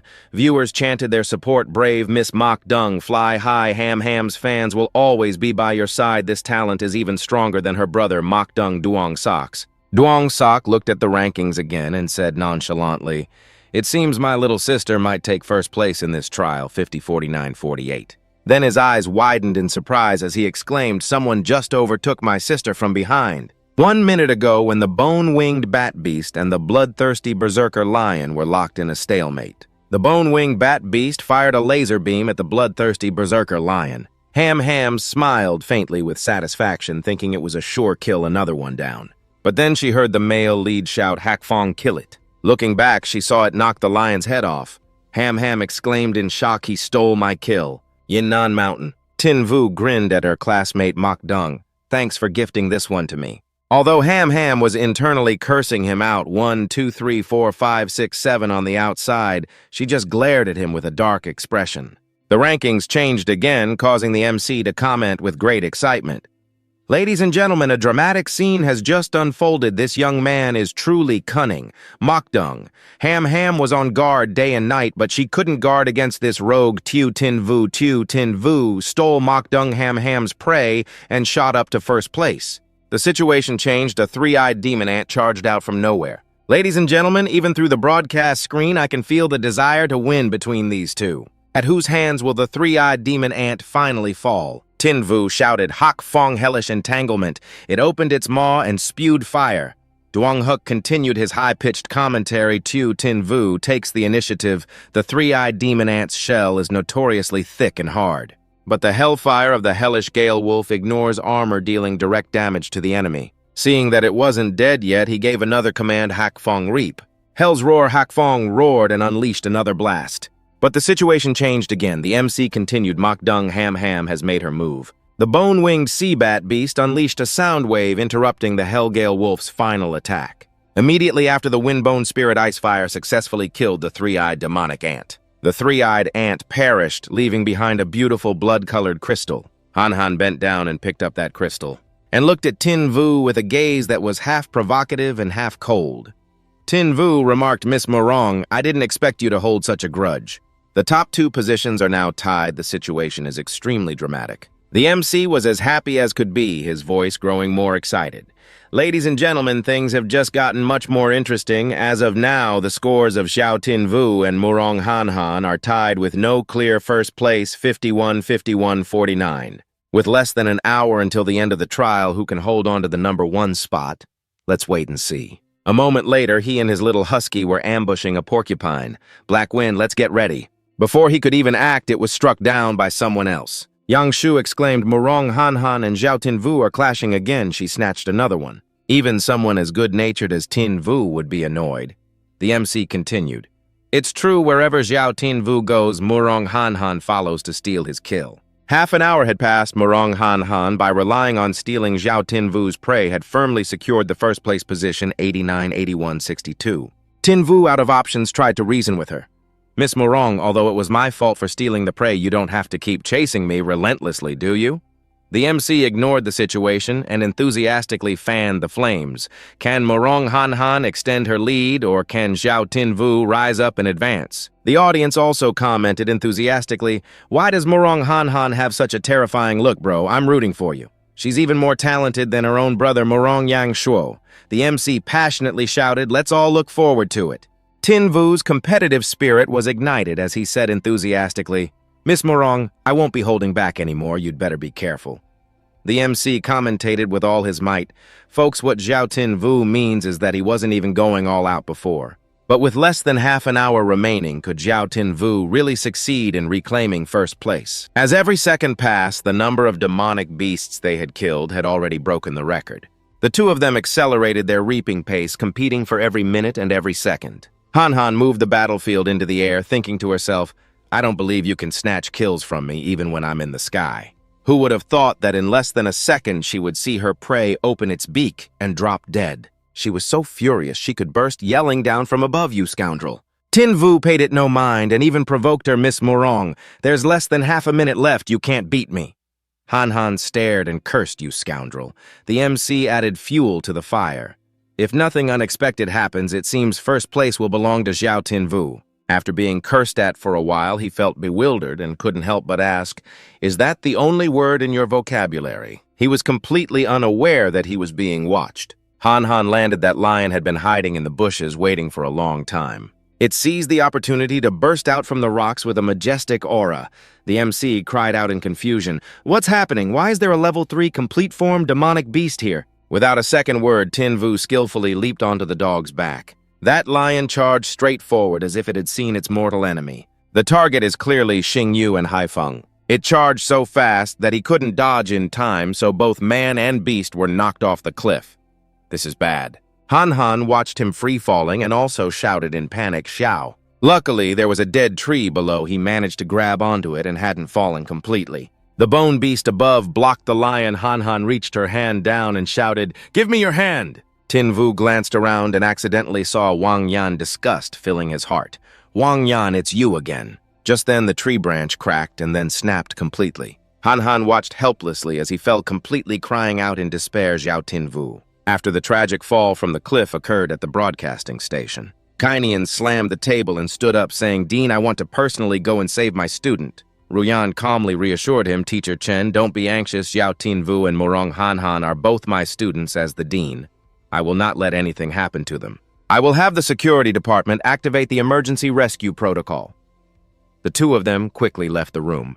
Dongsheng alone smiled triumphantly, thinking, so what if he's a genius with just a little trick? Didn't that brat go to report to the Grim Reaper at the bottom of the southern cliff? Tin-Vu weakly regained consciousness, his lips moving. Am I still alive? The triumphant face of Wang Yan before he fell flashed in his mind. Tin-Vu clutched his head and sat up, his face full of determination as he uttered, "It was Wang Yan's trick again this time. I definitely won't let him off." Then he looked at his beloved Husky beneath him and cried out in alarm, "Black Wind. Black Wind, did you use your body as a cushion for me to save me?" He immediately summoned a vial of solution. Pouring it into its mouth, he said gently, "Black Wind, drink this nutritional potion. The pain will go away soon." After giving the dog the medicine, a thunderstorm suddenly broke out. Truly the luck of a protagonist, he looked at the sky and mumbled, "It's raining. I'll take you to find shelter from the rain." Then he recalled Black Wind into the mark. Not long after, he entered a nearby mountain cave to take temporary shelter. He stared at the dense curtain of rain with worry, not realizing someone else was in the cave. I wonder when this rain will stop. He thought sorrowfully to himself, my sister must be very worried, and also, along with the image of his classmate who didn't hesitate to risk herself to save him, "Give me your hand." He couldn't help but ponder, I wonder how she is doing. Suddenly, he heard the sound of a branch breaking. Tin-Vu finally became aware of the other presence, turning his head with a vigilant expression. There's someone in the cave. Before he could say a single word, he was grabbed by the neck by the other party. The female beastkin glared at him angrily and shouted, "Human, you have seen this queen's face. This queen has no choice but to kill you." In this critical situation, he dared to look directly at the person opposite him. As expected, the system provided incredibly detailed information. Title: Nine-Tailed Demon Fox, Rank Beast. Emperor Form Level 1, Bloodline. Mythical Nine-Tailed Fox Clan. Bloodline Talent. One Eye of Calamity after activating the ocular technique can petrify any enemy of a lower rank. Talent 2, Nine-Tailed Fox. Transformation burns the enemy's soul accompanied by a terrifying mental attack. Attributes: Beastkin type, Psychic type, Fire type. Loyalty 0, Hidden Evolution Path. Nine-Tailed Demon Fox. 10-tailed Celestial Fox, 10-tailed Dragon Fox. He read through it and thought to himself, so it's a beastkin type demonic beast, a nine-tailed demon fox. The nine-tailed demon fox lifted him up and said in a low voice, "Human, I didn't expect you to recognize this queen's true form." Tin-Vu cried out in his heart, "Even if I recognize you, I can't beat you. A beastkin type demonic beast, I have no chance of defeating her." The nine-tailed demon fox tightened her grip, gritting her teeth and muttering, "It seems this queen cannot let you live." He shouted in defiance, "Wait. You were injured by a pure-blooded dragon. You will surely die in less than half an hour." Hearing his words, she was startled and paused for a moment. "How did you—" The wound flared up right on cue. Could it be seeing her grip loosen? Tin-Vu thought to himself, "Here's my chance." The black wind mark on the back of his hand lit up. The sudden flash of light completely blinded the nine-tailed demon fox. Thanks to that, Tin-Vu was able to escape her grasp and retreat to a safe distance. He rubbed his neck, putting on a calm facade to bluff. "If I already know you are the nine-tailed demon fox, how could I not know such a trivial matter?" System update: demonic beast status, critically injured near death, death in half an hour, pathological analysis, injured by a pure-blooded dragon's power has invaded the body. Heart meridians are damaged, Qi Yi, and blood are flowing in reverse. Tin Vu was also extremely shocked, although I don't know why a pure-blooded dragon which went extinct 300 years ago would appear. I should calm her down first. On the outside, he remained vigilant, stating with a serious face, "I can save you." The nine-tailed demon fox, after a coughing fit, heard this and asked with a mix of belief and doubt, "You are just a one-star beast, Tamer. Can you really heal me?" The wound on my body was caused by a pure-blooded dragon. Even the most skilled beast-tamer doctor among humans would likely find it difficult. Relying on the system, of course, it's not difficult. He stated his condition. "It's not difficult, I can save you, but I don't want to heal you just for you to kill me afterward. You must form a blood contract with me." The cave. Upon hearing the condition, the nine-tailed demon fox flew into a rage. "You wretched brat. You want this queen to submit to you to become your tamed beast." Facing the aura of a beast emperor, he remained steadfast and replied, "That's right." The nine-tailed demon fox became even more enraged and roared, "You're courting death." With that, she reached out, intending to crush him. Tin Vu, with a profound and steady expression, threatened, "Killing me is simple, but if I die, you won't live either." It was very clear that those words made the nine-tailed demon fox hesitate. Could it be that I really have to submit to this human? In the midst of her indecision, her wound flared up again. Her hand loosened powerlessly, and Tin Vu took the opportunity to press his advantage. Has the dragon's power already invaded the depths of her heart meridian? If we don't sign the blood contract, it will be too late. The nine-tailed fox spirit unwillingly changed her mind at the last moment. "No, I can't die now. I still have the mission my sister gave me." With that thought, she relaxed her hand. With a bitter expression, she said through gritted teeth, "I agree to sign the blood contract with you." Tin Vu rubbed his neck and replied, "Well then, from this moment on." He bit lightly into his fingertip. Letting the blood trickle down, he calmly said, "You are now my Zhao Tin Vu's tamed beast." A star appeared on her forehead, and the fox spirit thought to herself, "So your name is Zhao Tin Vu."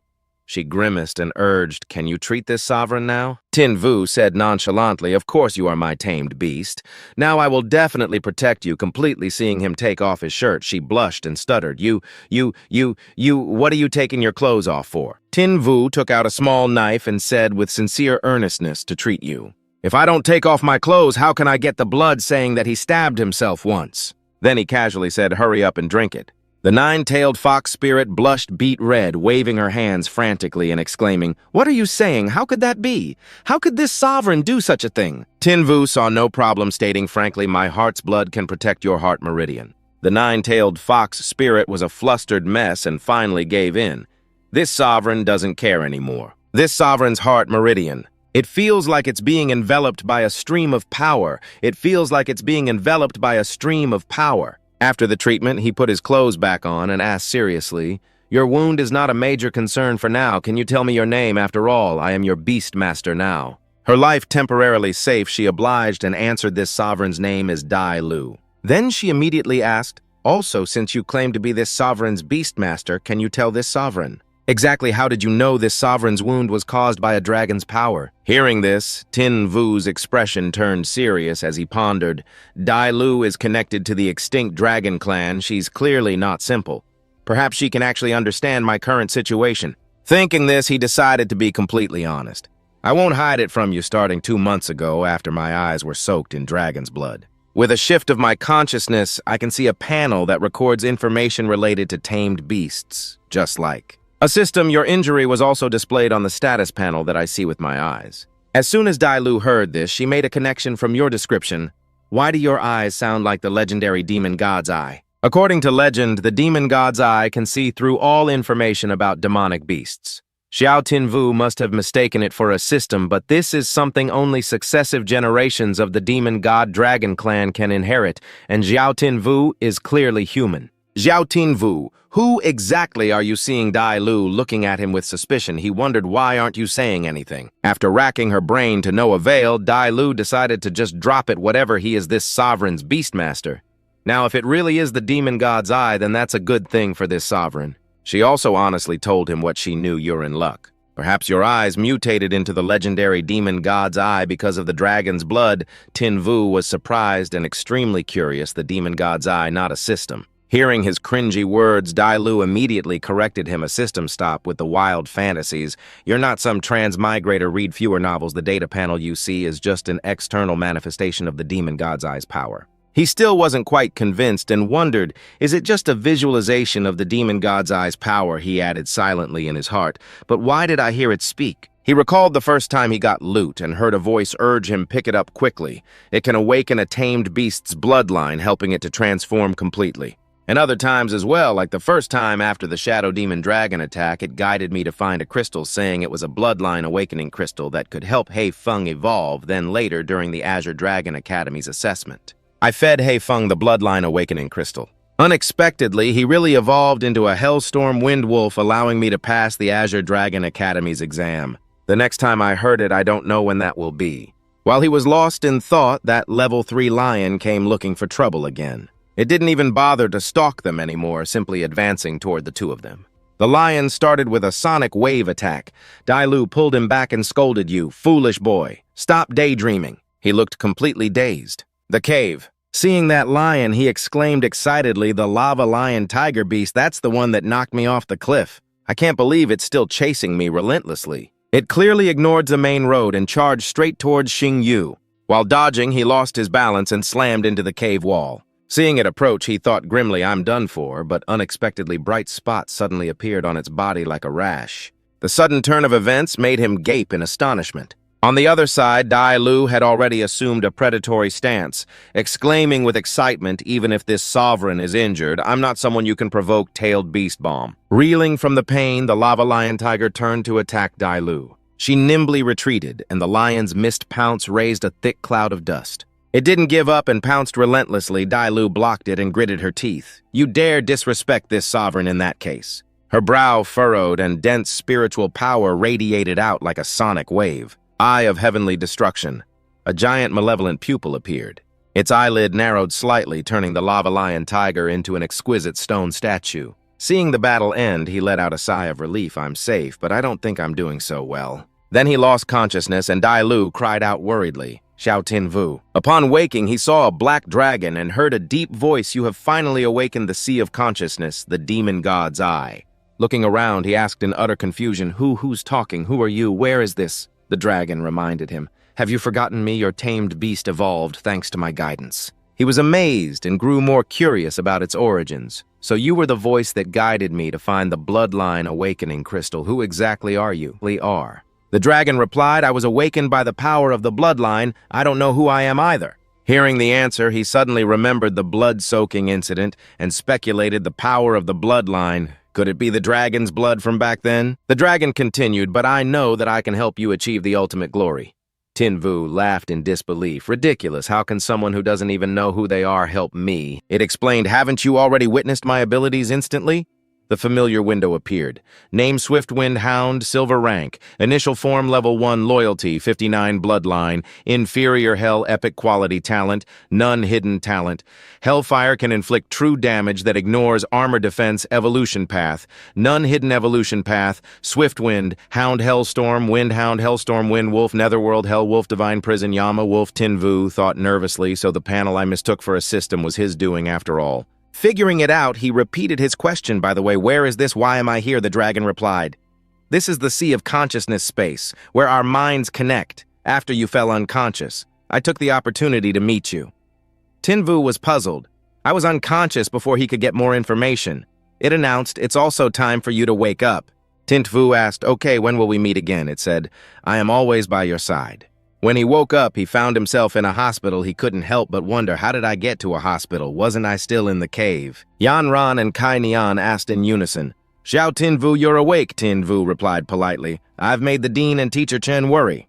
He tried to sit up and quickly asked Dean Su, "I remember being in a cave under a cliff. How did I?" Yan Ran replied, "The rescue team found you near the cave. When they found you, you were already unconscious." The strange thing is, the rescue team found the corpse of a lava lion tiger beast near the cave less than 100 meters from where you were rescued. Do you know what happened? Tinvu tried to appear calm, raising an eyebrow and smiling as he said, "Dean Su, you just said I was unconscious at the time. How could I know what happened? You don't suspect that a one-star beastmaster like me who almost died could kill a lava lion tiger beast, do you?" What he said made too much sense, and Yan Ran couldn't help but wonder, am I really just overthinking things? She first set it aside to reassure the student. "Student Xiao, rest assured the Academy will thoroughly investigate this incident to the very end and give you an explanation." Tinvu smiled and said, of course I trust the dean. Seeing their exchange was over, Kai Nian spoke up to report the trial results. Additionally, in this Southern Yin Mountain trial, both your and Murong Shin Shin's evaluation scores are S+. You've even broken the Academy's record. You should focus on resting and preparing for the freshman ranking competition this weekend. After discussing the matters, the two teachers left. Once the two were out of sight, Dalu appeared and he sighed. I was wondering where you went. Turns out you were in the beast-taming emblem. Dalu spoke with arrogant concern. That little brat of yours tried to act tough and let this empress drink his heart's blood. He couldn't hold on after being injured and fell into a coma. Recalling the situation at the time she heard human voices, it seemed like there was a sound nearby, so she went to check on the person. Just then, the rescue team arrived. This empress didn't want to be discovered by humans, so I hid. She couldn't help but ask. Based on what those two said earlier, was your fall from the cliff an accident? At the mention of this, Wang Yan's face flashed in his mind and he laughed coldly. An accident. I know perfectly well who was behind it. His face is as punchable as ever. Xingyu's face darkened as he muttered, this time I definitely won't let him off. The study room of the Wang Yan family. He rushed in a panic to his father. Dad, something's happened. Seeing his son in such a flurry, his father scolded in displeasure. So flustered, what's become of you? He blurted out, Dad, something terrible has happened. Xiao Xingyu isn't dead, he's still alive. Dad, we failed to kill Yao Xingyu last time. He's going to get revenge on us, and the Sky Guild is backing him. Hearing his son's frantic questions, Dongsheng adjusted his glasses and arrogantly retorted, revenge. What does an accident at Yinnan Mountain have to do with us? Wang Yan was still very worried, but Dongsheng calmly retorted, even if Xiao Xingyu suspects us, does he have any proof? Wang Yan asked nervously, Dad, what should we do next? Dongsheng rummaged through a drawer and said, since we've already come this far. We have to see it through, he said, taking out a jar with a skull printed on it. He tossed it to his son and said with a malicious grin, kill him. At the family apartment. Xingyu was finally back home when his phone rang. He wondered, it's old Wu. The moment he answered, a rap-like torrent of sobs came through Brother Xiao. You're alive. The heavens are watching over you.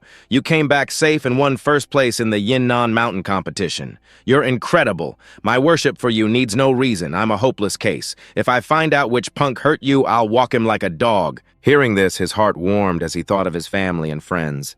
It seems everyone was really worried about me. Before he could feel move for even 3 seconds, the voice on the other end boomed, the freshman ranking competition was postponed, just waiting for you to climb to the top. Brother Xiao, may our friendship last forever. He cleared his throat and called out Wu Sheng Yu. He was about to tell him to keep it down when he suddenly saw the news. Wait a minute. Sheng Yu boomed excitedly. Brother Xiao, you don't know yet, do you? Your disappearance was a top trending topic. The Academy launched an emergency protocol, putting all its efforts into finding and rescuing you, and some classes were postponed, including the freshman ranking competition. The freshman ranking competition is an annual event at the Azure Dragon Academy. New students are divided into groups, and the match order is decided by a random draw. After the 8 strongest are chosen, the top 3 will be selected from among them. Sheng Yu grew more and more energetic as he spoke. It's a life-or-death battle where the freshmen's futures are on the line, super intense and exciting. Brother Xiao, don't be late, okay? After getting the rundown, he hung up. Okay, I know you get some rest. Staring at his reflection on the phone's screen, he calculated silently the freshman ranking competition. If I can secure a good rank, the Academy will surely value me, train me, and prioritize me for resources. For a tamed beast to release a skill, its beastmaster must provide sufficient spiritual energy. The higher the rank of the tamed beast, the more spiritual energy its skills require. With the Academy's resources, I can definitely increase my spiritual energy much faster, and I'll do my best to avoid what happened last time when Dalu's skill completely drained me. Or maybe I should try asking it. He closed his eyes and found himself free-falling through a bizarre space. His fall only stopped when a light appeared. This time he stood right before the dragon, which asked, "Do you want to take a shortcut?" Xingyu suddenly felt a bit guilty and laughed to cover it up. "Well, I have you, don't I? Why wouldn't I take advantage of such a good thing?" The dragon couldn't be bothered to argue and conceded very well. "As long as you can help me recover my memories, I will support you with all my might." Xingyu agreed instantly. "Simple enough, I, Xiao Xingyu, am a man of my word. We'll help each other out." This dragon was not only agreeable, but also incredibly considerate, creating several support features. "You must enter deep meditation to enter the sea of consciousness and talk to me, which is very dangerous. Therefore, I have simulated your human world's game systems and created a data panel for you, complete with an information database, a diagnostic analysis section, and a shop. In the future, you can purchase necessary items from the shop, but to prevent you from slacking off and delaying my memory recovery, I will issue random quests through the system. Completing them will earn you points or other rewards. Xingyu exclaimed in amazement. Now you've got me all fired up. Then immediately click on the option Dragon Spirit Pill. The item appeared in his hand with instructions Dragon Spirit Pill. This pill can instantly boost the user's spiritual energy tenfold, but after 5 minutes a backlash will occur, plunging you into a weakened state. The dragon also warned carefully, this Dragon Spirit Pill is likely what you need, but the side effects are severe, so you must use it with caution. Consider this one a gift from now on. You'll have to earn what you want. From now on, just think void-shattering beast taming. To summon the system, void-shattering beast taming the sacred tablet obeys my command. I need to recuperate, so unless it's a special situation, do not summon me. With the negotiation over, he said his goodbyes. Then I won't disturb your recuperation any longer. I'm leaving now. The dragon replied, You won't disappoint me, will you? The next morning at the family apartment, Xingyu called out, Sis, I'm leaving for the academy. Rokshu watched her younger brother with concern. You just recovered.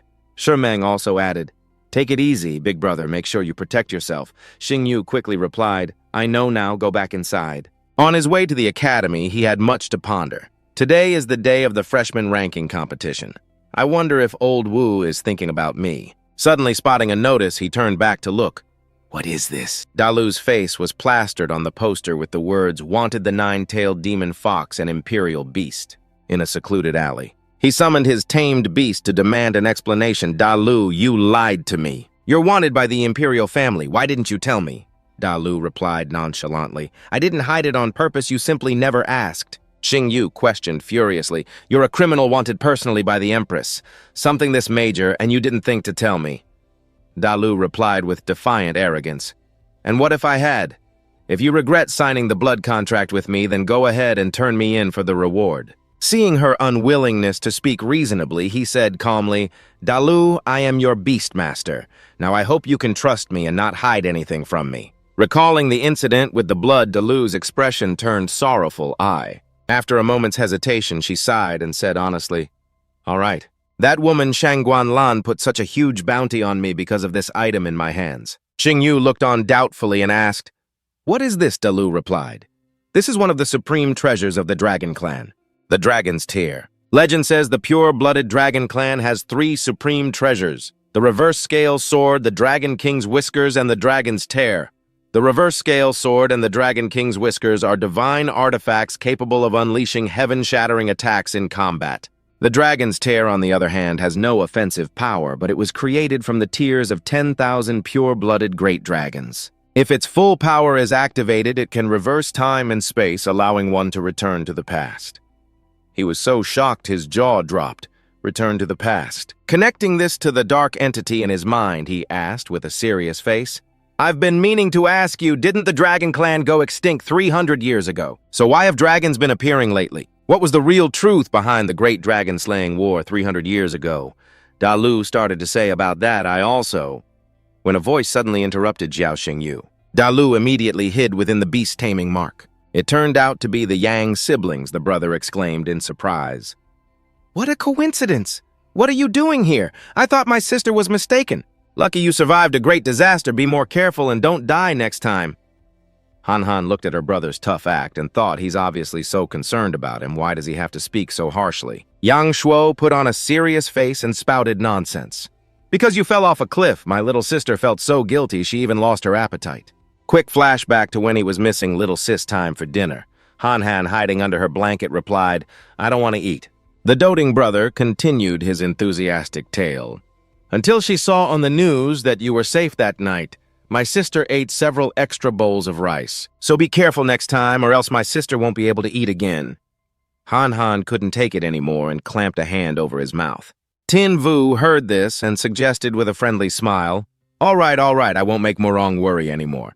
The freshman ranking competition is about to start. Let's go in together. Who knew this guy was still holding a grudge from the trial? He said with a dark face, our relationship isn't good enough to be walking in together.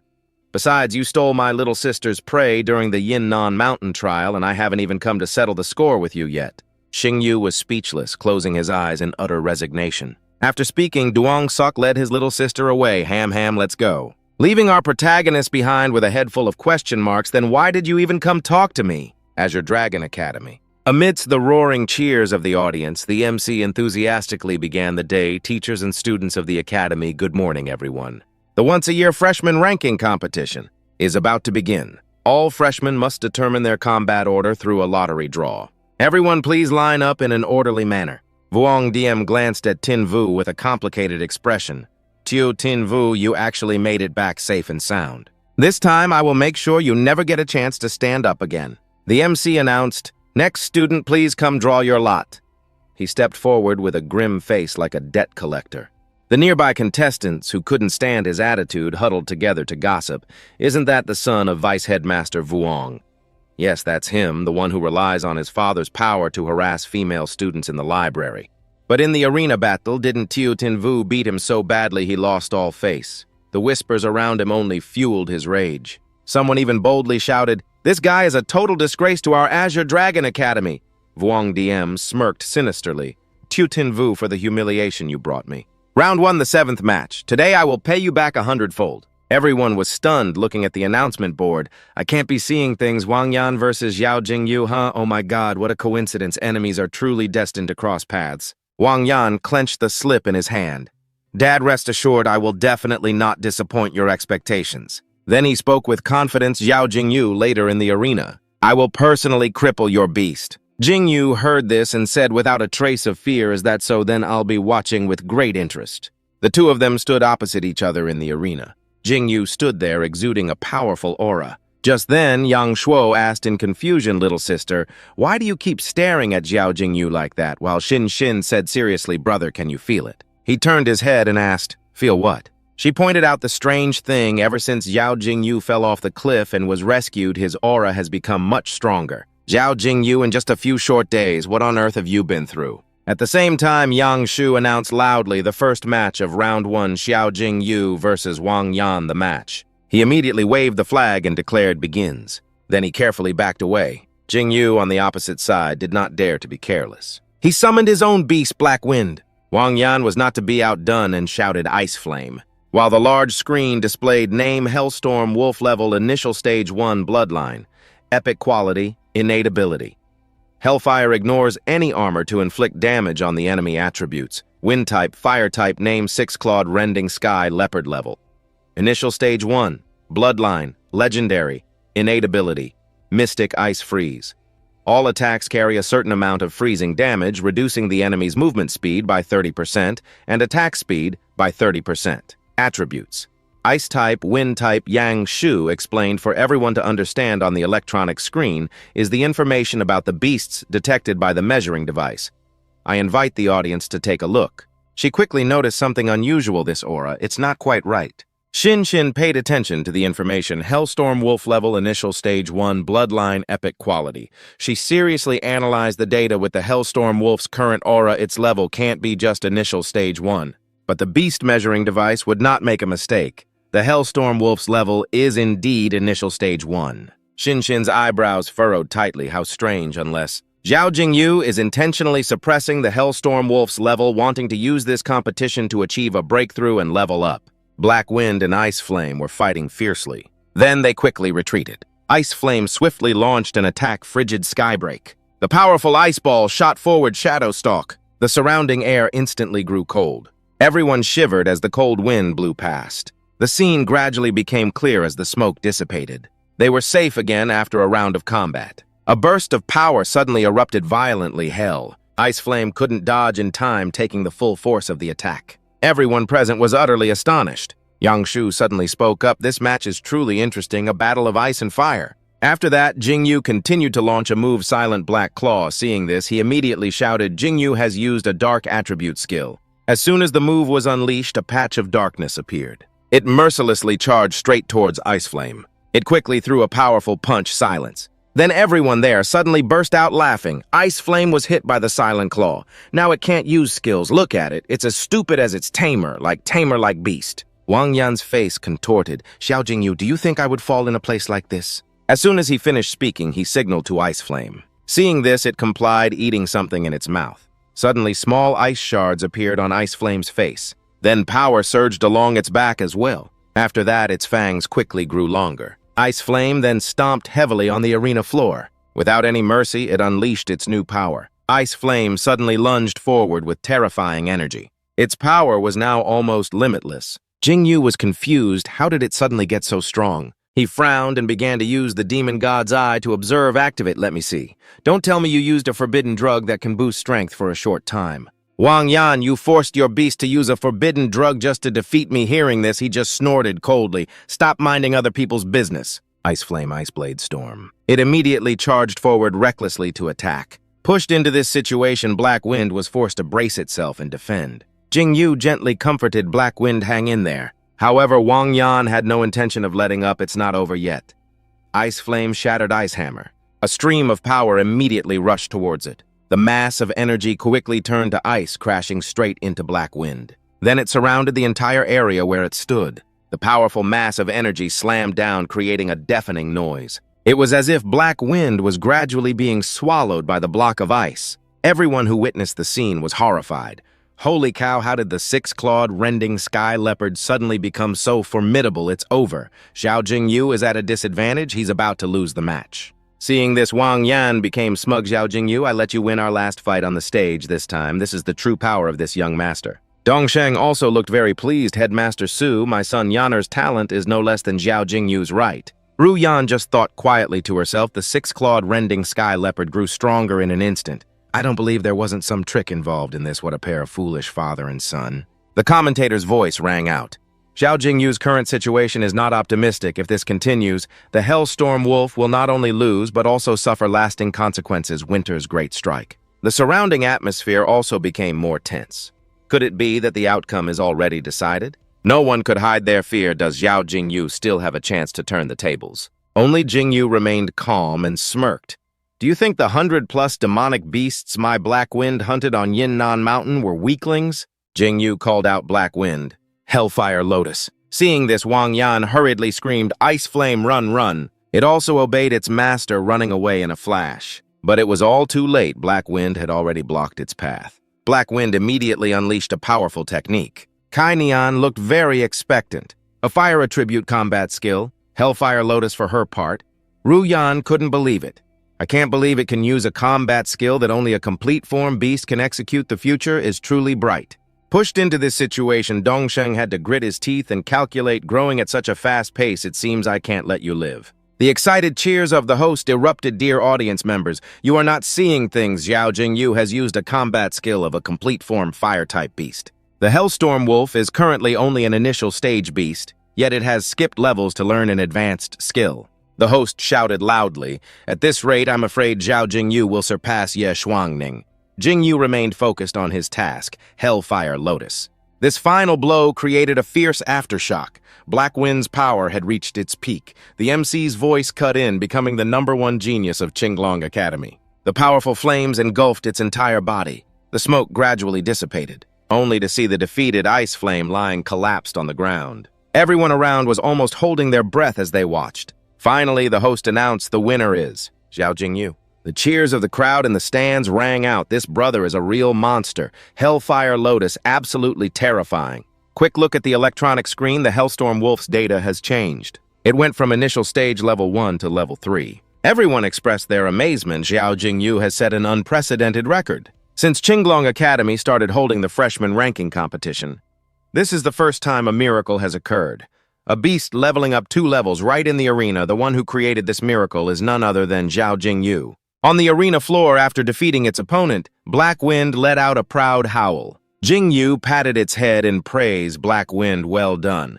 After Black Wind hunted dozens of demonic beasts on Yinnan Mountain, it was then attacked by the Rongnan Fox. Having gone through a life-and-death trial, Black Wind had reached its upgrade limit. This time I used the six-clawed rending sky leopard's ice attribute combat skill to restrain Black Wind, forcing it into a corner to be reborn through transformation. In the stands, Dongthang roared with dissatisfaction. Everything requires evidence. Where is the evidence? Tinvu watched in confusion.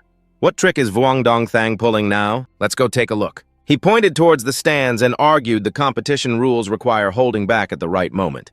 Now the six-clawed sky-rending leopard is dead on the stage. Isn't this evidence enough? The others saw this and joined in. Dean, although Tiu Tinvu is talented, his methods are cruel. He cannot be kept, that's right. If Tiu Tinvu's character is problematic, he must be expelled, Dean. You must not cover for him.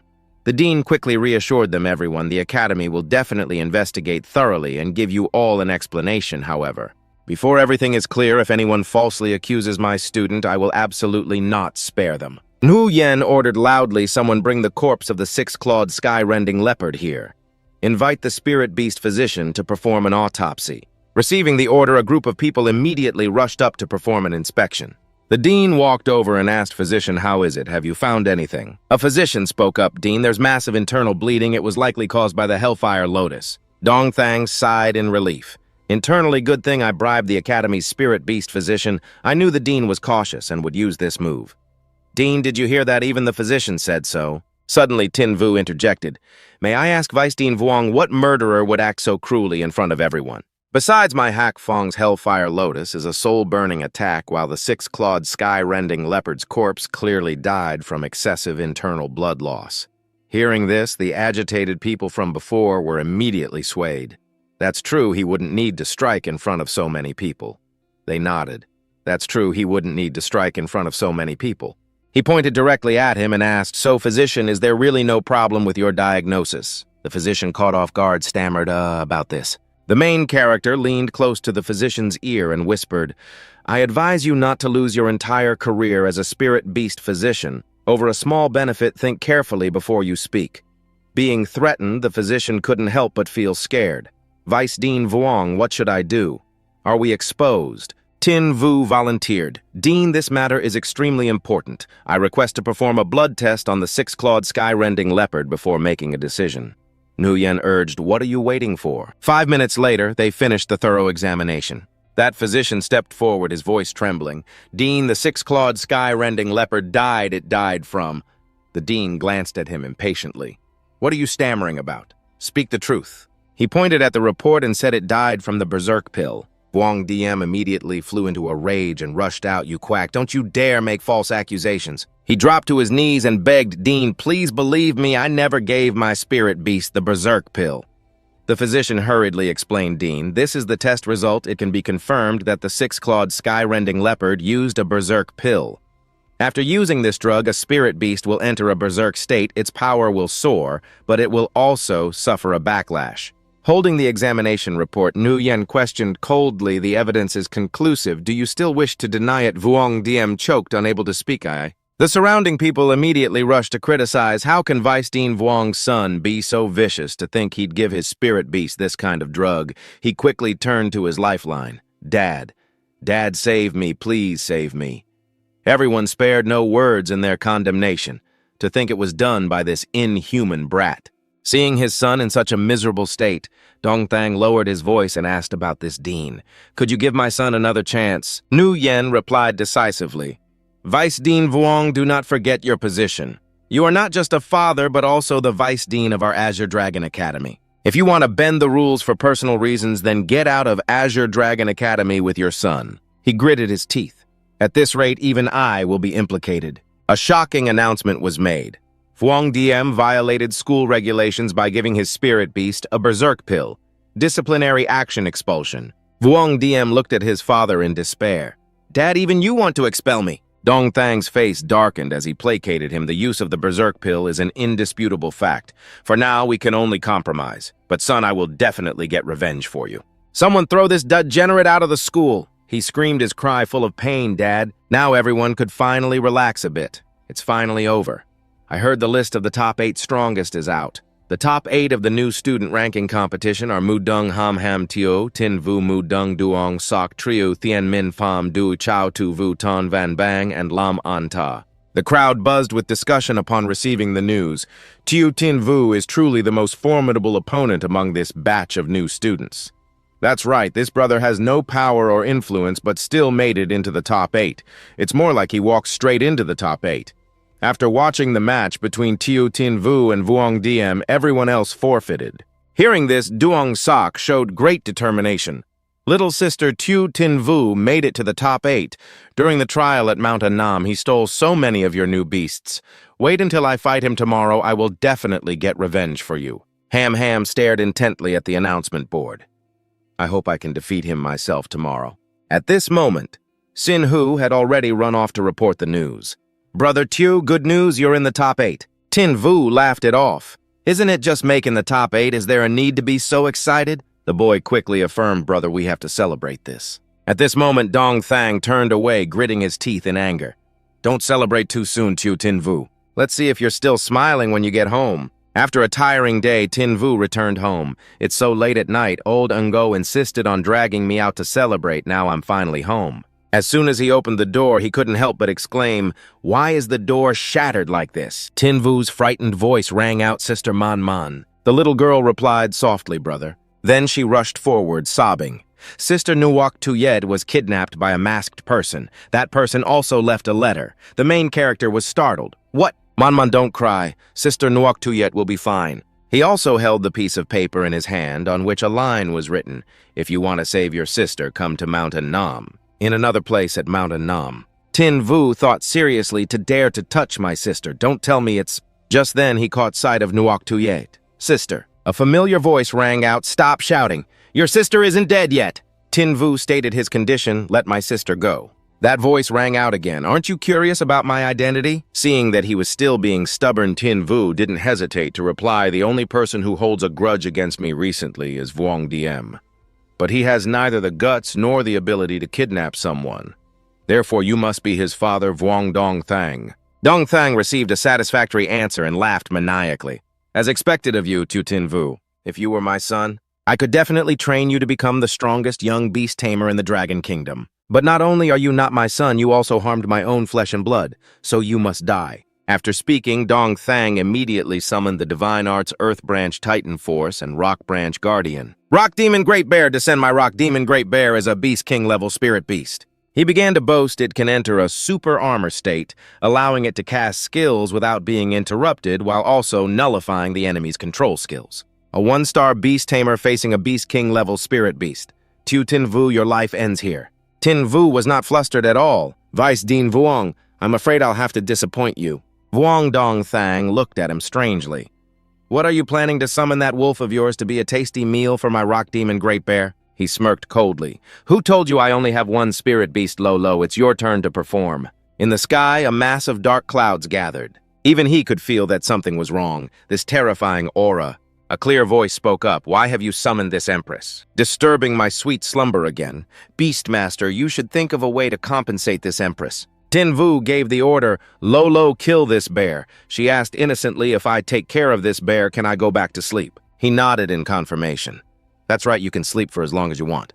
Dong Thang was now a little scared. The aura emanating from this spirit beast is too terrifying. If I don't act now, it will be too late. His beast charged forward like a moth to a flame. But before it could do anything, Lolo's power was also gradually awakening. She fully awakened, her amber pupils radiating a spiritual aura. That is the Eye of Calamity. With just a slight movement, the great bear was instantly stopped, unable to do anything. Its attack was petrified before it could even land. Dong Thang also realized with a tremble, you are. The 9-tailed demon fox. You are the Beast Emperor level demon fox on the nationwide wanted list. But he intends to use this to blackmail you back. Tu Tin Vu, the tamed beast you contracted, is the nation's most wanted criminal once this gets out. Tin Vu laughed coldly. Vice Principal Vuong, if I've already summoned the 9-tailed demon fox in front of you, it means I have no intention of letting you leave this mountain alive. Hearing this, Dong Thang flew into a rage. You little brat, the gap between a 1-star and a 6-star isn't something a single tamed beast can bridge. Vuong Dong Thang is a 6-star beast tamer. He directly commanded his divine beast to attack once more. The divine beast spun its hammer, preparing for the impending attack. The surrounding earth and rocks kicked up a cloud of dust aimed straight at the two of them. Faced with this situation, Tin Vu just said softly, Lulu, kill this bear, I'll use my monthly pass to get you treats. They were now facing off against each other at the edge of a cliff. Dong Thang let out a mocking smile. Tu Tin Vu, the 9-tailed demon fox, is powerful indeed, but don't you forget, no matter how strong it is, that doesn't change the fact that you're just a 1-star beast tamer. Next, I'll show you just how vast the difference is between a 1-star and a 6-star. As he spoke, the bear behind Dong Thang slammed its hammer into the ground, sending shards of earth and rock flying everywhere. It held the hammer in its hand, and the bear's mouth slowly opened. A thunderous roar erupted from its mouth. Tin Vu looked at it, his brows furrowed as he spoke this dense fog. It's the dark attribute. Dark attribute tamed beasts need to consume human blood or the blood of other tamed beasts to nourish their bodies. Tin Vu seemed to realize something starting 5 years ago. Low-level tamed beasts would often go missing in Longan City, so it was all your doing. A strange skull mark slowly appeared on Dongthang's face. He smiled smugly and said to die by the jaws of the southern demon giant bear is an honor for you. Seeing that mark, a look of shock crossed Tin Vu's face. The Red Skull Guild, a guild that specializes in training dark attribute beast tamers, classified as an evil terrorist organization. The Red Skull Guild is one of the 5 great dark guilds. He asked if the world knew the vice principal of the Azure Dragon Academy was secretly a member of the Red Skull Guild. What would the outcome be hearing this? Dongthang replied without a hint of fear. If I've already revealed my true identity to you, I won't let you leave this mountain alive. Lulu was a little worried, Master, with your current spiritual power reserves. I can't unleash any combat skills. A pill appeared in his hand. Tin Vu smiled faintly. Don't worry, I too, Tin Vu, never fight a battle with less than a 100% chance of winning. As soon as he finished speaking, he put the pill in his mouth. Tin Vu lowered his head, his breath exuding a wave of power. The immense power within him was instantly released. Dongthang ordered the bear forward. He yelled, "Tu Tin Vu Dai!" The giant bear charged forward, unleashing an extraordinary amount of power. At that moment, Tin Vu called out Lulu. Lulu immediately came forward. Master, I'm here. The massive bear had now closed in on the two of them. It raised its hammer decisively. He shouted, "Bloodthirsty pupil crossbow!" She slowly transformed into her beast form. Then she charged towards the large bear, the beastified 9-tailed demon fox. The great path held its head high. Instantly, a giant pupil appeared, staring intently. Very quickly, it shot out a strange beam of power. The pupil quickly locked onto its target, the large bear. It unleashed a decisive, fatal blow straight at the bear. Simultaneously, it also passed through Dongthang, who was behind. He raised a hand to his face. "No, I won't accept this dark guild." The power in his chest erupted, consuming Dongthang. Tin Vu and Lulu stood on the cliff silently watching the scene unfold. Suddenly, Tin Vu's body staggered. Is this the after effect of using the dragon spirit pill? Before fainting, Tin Vu saw her anxiously approaching Master. Lulu panicked. "Master, don't fall asleep. Tin Vu, wake up for this queen right now." Suddenly, she sensed footsteps approaching from behind. Lulu turned around to ask when a hand suddenly grabbed her throat tightly. "Who is it?" At that moment, Nuoc Tuyet was staring at her with a grave expression. Yinnan Mountain. They stood tensely opposite each other, their gazes locked. Lulu thought to herself what a terrifying aura. Nuoc Tuyet suddenly spoke, 9-tailed demon fox. "You are a beast emperor-class demon beast. I never expected you to sign a contract with my little brother." Lulu seemed to realize something surprised the power of a dragon. "This queen has never felt such a surging dragon's power." Stunned, she grabbed the wrist, choking her. "Aren't you Tin Vu's blood sister? Why do you have the power of a dragon? Who exactly are you?" Before she could finish, Nuoc Tuyet raised a finger to her lips in a silencing gesture. She said, "You don't need to know about my identity. In short, for now." She slowly knelt beside Tin Vu's body. "I am just Tin Vu's sister." Nuoc Tuyet placed her hand on his chest, and a stream of light emanated from it. Lulu asked worriedly, "How is he?" Nuoc Tuyet replied, "He must have taken a potion that enhances spiritual power for a short time and is suffering from the backlash. But rest assured, Tin Vu is fine. He'll be okay after resting for 3 days." Lulu was quickly relieved. "That's good then." With that, Nuoc Tuyet slowly stood up. Seeing her approach the cliff edge, Lulu asked, "What are you doing?" Suddenly, Nuoc Tuyet's eyes widened. Strange sounds came from her mouth. Dragon's light whisper. Winding musical notes flew forward through the air. The flower petals were also slowly restored. Lulu exclaimed in utter amazement, "This is Dragon's Light Whisper. That's a combat skill of the pure-blooded dragon clan. It can restore all things in the world by humming a special melody." Following her song, all the plants and trees were quickly restored to their original state. Nuoc Tuyet smiled faintly. "I've erased all traces of tonight's fight except for the two of us and Tin Vu. No one else will know what happened tonight." Seeing the change in her, Lulu spoke probingly. "As far as I know, among the pure-blooded dragon clan, only one dragon has platinum-colored scales. Its name is Chaos." As if her true form was momentarily revealed, Nuoc Tuyet spoke threateningly. "Ninetails, I can overlook your status as a fugitive wanted by the Empress of the Dragon Kingdom, but since you've signed a blood contract with my brother, don't you dare be disloyal." Her words were dead serious. From this day forward, help my brother with all your heart, and I will leave you be, but if you dare betray him. Ngoc Tu Yet stood before Lulu and enunciated every word. I will sever all 9 of your tails right here. Is that clear? She immediately replied, crystal clear, I swear. Ngoc Tu Yet pointed at Lulu, her brows furrowed threateningly, and don't you dare breathe a single word about my identity to Tin Vu. In a hospital room. Tin Vu had now woken up. He called out Sis and Principal Su. Ngoc Tu Yet immediately buried her head in his shoulder and said, Tin Vu, you're finally awake. I was so worried you scared me to death. Tin Vu smiled and said, Sis, you're hugging too tight. I can't breathe. He suddenly opened his mouth to ask about that night. Ngoc Tu Yet pretended not to know what had happened and recounted that night I woke up and found myself on Yinnan Mountain. You were passed out right next to me, although I don't know what happened. You were covered in sweat, so I carried you down the mountain to get you checked out. Hearing that Tin Vu thought with relief, Sis didn't notice anything unusual. It seems Lulu cleaned everything up properly. The principal suddenly approached from behind Tin Vu. You were in a coma for 3 days. You missed the semi-finals and finals of the freshman ranking competition. Nu Yen announced in a serious tone, the first and second place winners are Murong Xin Xin and Murong Yang Shuo. Therefore, it is considered that you have voluntarily forfeited your spot in the competition. But you also... Tin Vu didn't wait for her to finish sitting up with a tremble. Principal Su, don't you find it strange why I appeared on Yinnan Mountain? In the hospital room, Tin Vu wore a very serious expression.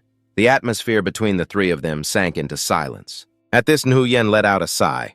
The principal quickly recounted 3 days ago, Vice Principal Vuong also went missing. Hearing this, he immediately grew tense inside. Am I about to be found out? Behind him, Ngoc Tu Yet's face darkened as she stared at Nu Yen, as if daring her to cause any trouble for Tin Vu. I will eliminate you immediately. Suddenly, Ngoc Tu Yet spoke, but she will continue to investigate this matter. She believes you are innocent, and it's time for the Azure Dragon Academy to have a new vice principal. Tin Vu was momentarily stunned to hear this. The principal is choosing to protect me. The dean slowly sat back in her seat. I came here this time not only to visit you, but mainly to talk about the Supernova Tournament. He repeated in confusion, the Supernova Tournament. The Supernova Tournament is a large-scale event jointly organized by the 4 Beast Tamer Academies, Azure Dragon, White Tiger, Vermilion Bird, and Black Tortoise. The 4 great academies each send 3 new students to compete, and the participants are all the most talented masters from their academies. At the Azure Dragon Academy, when you talk about the #1 talented master, you have to mention Ye Shuangning. But in last year's Supernova Tournament, she was defeated by Li Mucheng from the White Tiger Academy, only managing to secure 2nd place. Ru Yan said seriously, so I hope you can become one of the Academy's representatives and lead the Azure Dragon Academy to reclaim the glory that belongs to us. It would also be a way for you to make up for the regrets of this year's freshman ranking competition. Xing Yu asked Dean, what are the requirements to participate in the Supernova Tournament? I don't know them yet. Condition 1, participants must possess a minimum of 2 tamed beasts condition.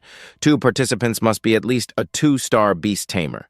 There are only 2 conditions for participation. First, the contestant must have at least 2 tamed beasts, and second, the contestant must be a 2-star beast tamer. Ru Yan gripped his shoulders, her voice full of expectation. The competition is next month. I believe you can definitely earn the right to participate before it starts.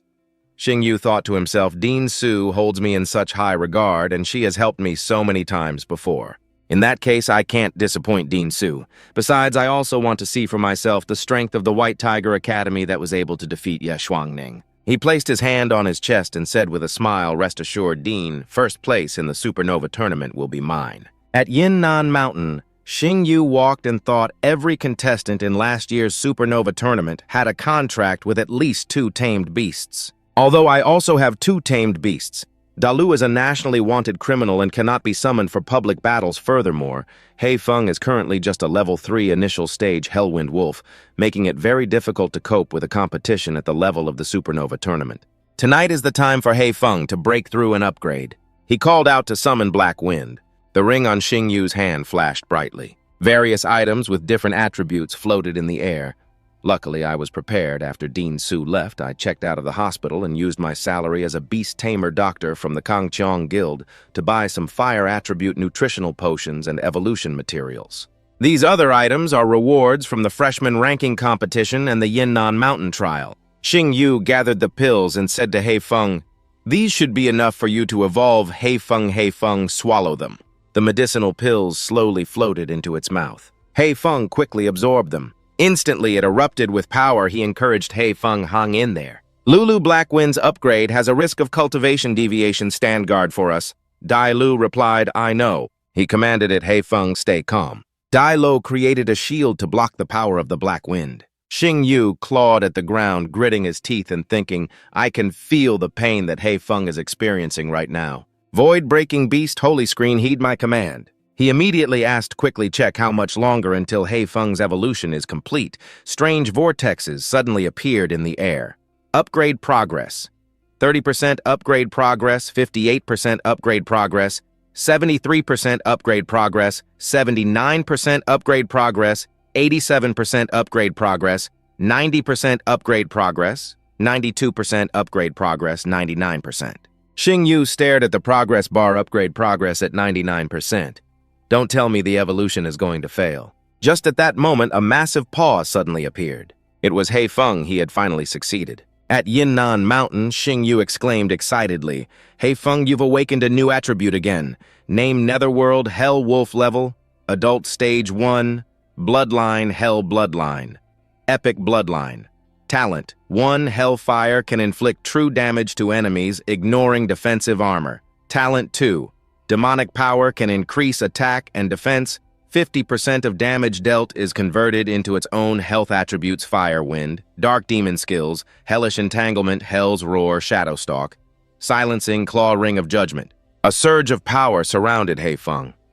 Dalu whispered in a mix of shock and admiration, Wings of the Underworld, I can't believe it awakened the demon attribute. This kid really is an extraordinary beast tamer. He spread his arms wide and said joyfully, This is great, Hei Feng. You're even stronger now.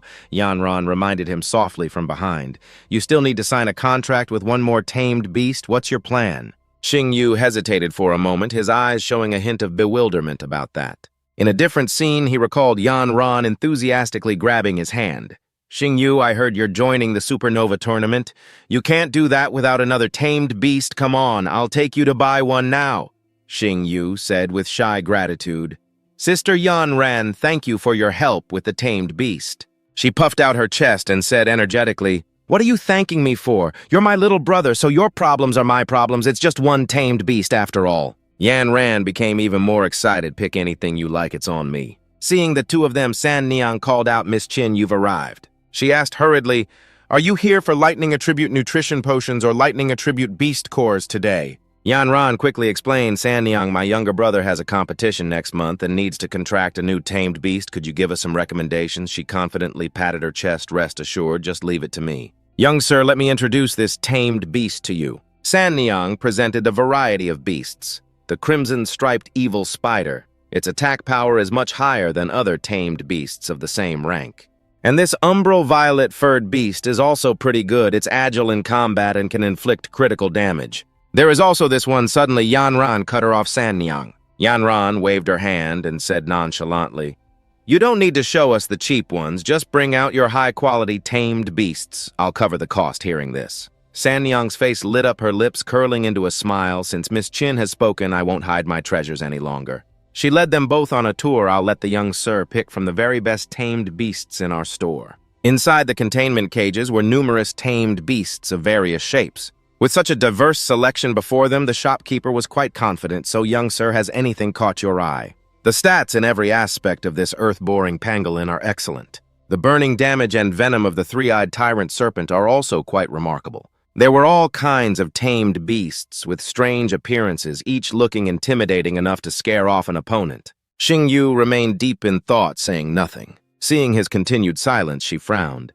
Young sir, you're not satisfied even with these high-quality beasts. What kind of tamed beast do you actually want? Just state your requirements and I'll specially order it for you. At that moment, a bald man burst in excitedly. His voice was brimming with excitement. This batch is top quality. He immediately raised his head, a strange light flashing in his eyes as he exclaimed, a spirit-type tamed beast. From what I know, spirit-type tamed beasts are considered useless. Sanyang, why would you bring in a spirit-type beast? Yanran leaned over and whispered an explanation. If you try to sell these spirits as tamed beasts, they obviously won't sell. But if you sell them as pets, there's no shortage of buyers. Hearing this, Xing Yu instantly understood, so it was to satisfy the whims of the powerful.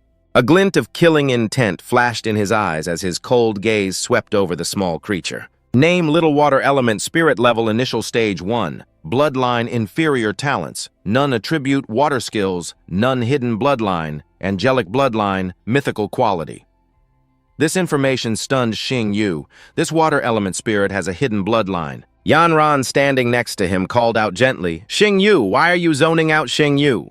A faint smile touched the corner of his lips, and he turned to say decisively, "Sister Yanran, I want to buy her." His words made Yanran recoil in shock. "Xing Yu, you can't be serious."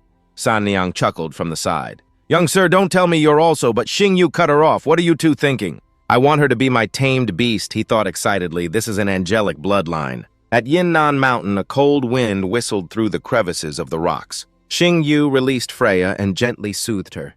"Don't be afraid, I'm not going to hurt you." He took out a small vial of red syrup from his pouch. "Eat this, your injuries will heal." His words were, of course, reliable. Freya's HP began to skyrocket. Xing Yu asked in a serious voice, "Do you want to form a contract with me and become my tamed beast?" She hesitated for a while, pondering the offer carefully. Remembering his kind treatment, she found no reason to refuse. In answer to his question, she gently wrapped herself around his finger. Tinvu said happily, "So you've agreed, then from now on." Then he dripped one drop of red syrup onto Freya. Finally, Tinvu announced, "You are my partner now. The contract is successful." At Amnam Mountain, Tinvu looked up at Freya, circling him, and said, "Little one, now that we've signed the blood contract, does that mean you've acknowledged me?" Seeing her land on his hand, he thought to himself, as expected, a beast becomes much closer to its master after a blood contract. That's right, there's also this. Tinvu took out a translucent glowing crystal and held it before Freya. "This is a bloodline awakening crystal. I've already ground it up, so after you eat it, you can evolve." Freya hesitantly moved closer. After a moment's hesitation, she gently took a small bite. Instantly, it felt like an electric current surged through Freya's body. She clutched her trembling body as it radiated power. He clenched his fists, encouraging her in a deep, warm voice, "Hang in there, you just need to push through it and you'll be fine." Then a pillar of light shook the atmosphere. Dai Lo quickly appeared and hurriedly asked, "Master, what's happening? Are you all right?" Tinvu calmly replied, "I'm fine." Meanwhile, Freya continued to unleash a tremendous amount of energy. At the same time, a pair of angel wings slowly emerged. Finally, in the center of a brilliant circle of light, Freya appeared with a majestic aura. Dai Lo and Tinvu stared in awe at the transformation before their eyes. Freya quickly approached Tinvu. He looked at the information panel, his eyes shining brightly as he exclaimed with satisfaction, "The hidden bloodline is activated. When I become a 9-star beast tamer, you'll be able to evolve into a 12-winged seraph, right?" Tinvu smiled softly, then suddenly remembered, "That's right. I haven't given you a name yet. Before awakening your hidden bloodline, you were a water elemental spirit. How about I call you Freya? In Greek mythology, Freya represents the water elemental spirit." Freya gently landed on the ground and knelt before Tinvu. He said in a serious voice, "Freya, from now on, we will fight side by side." She stood before Tinvu with her arms crossed and said, "It seems you're one step closer to the supernova competition." He nodded, his gaze resolute. "That's right. The next step is to become a 2-star beast tamer." In the office, Kai Nian slammed his hand on the desk. He frowned and asked, "What you want to register for the 2-star beast tamer exam?" In contrast to his tension, Tinvu smiled casually and replied simply, "Yes, Teacher Tran. The supernova competition is starting soon, so I need to pass the 2-star beast tamer assessment quickly." He was speechless, thinking to himself, how do these kids grow up so fast?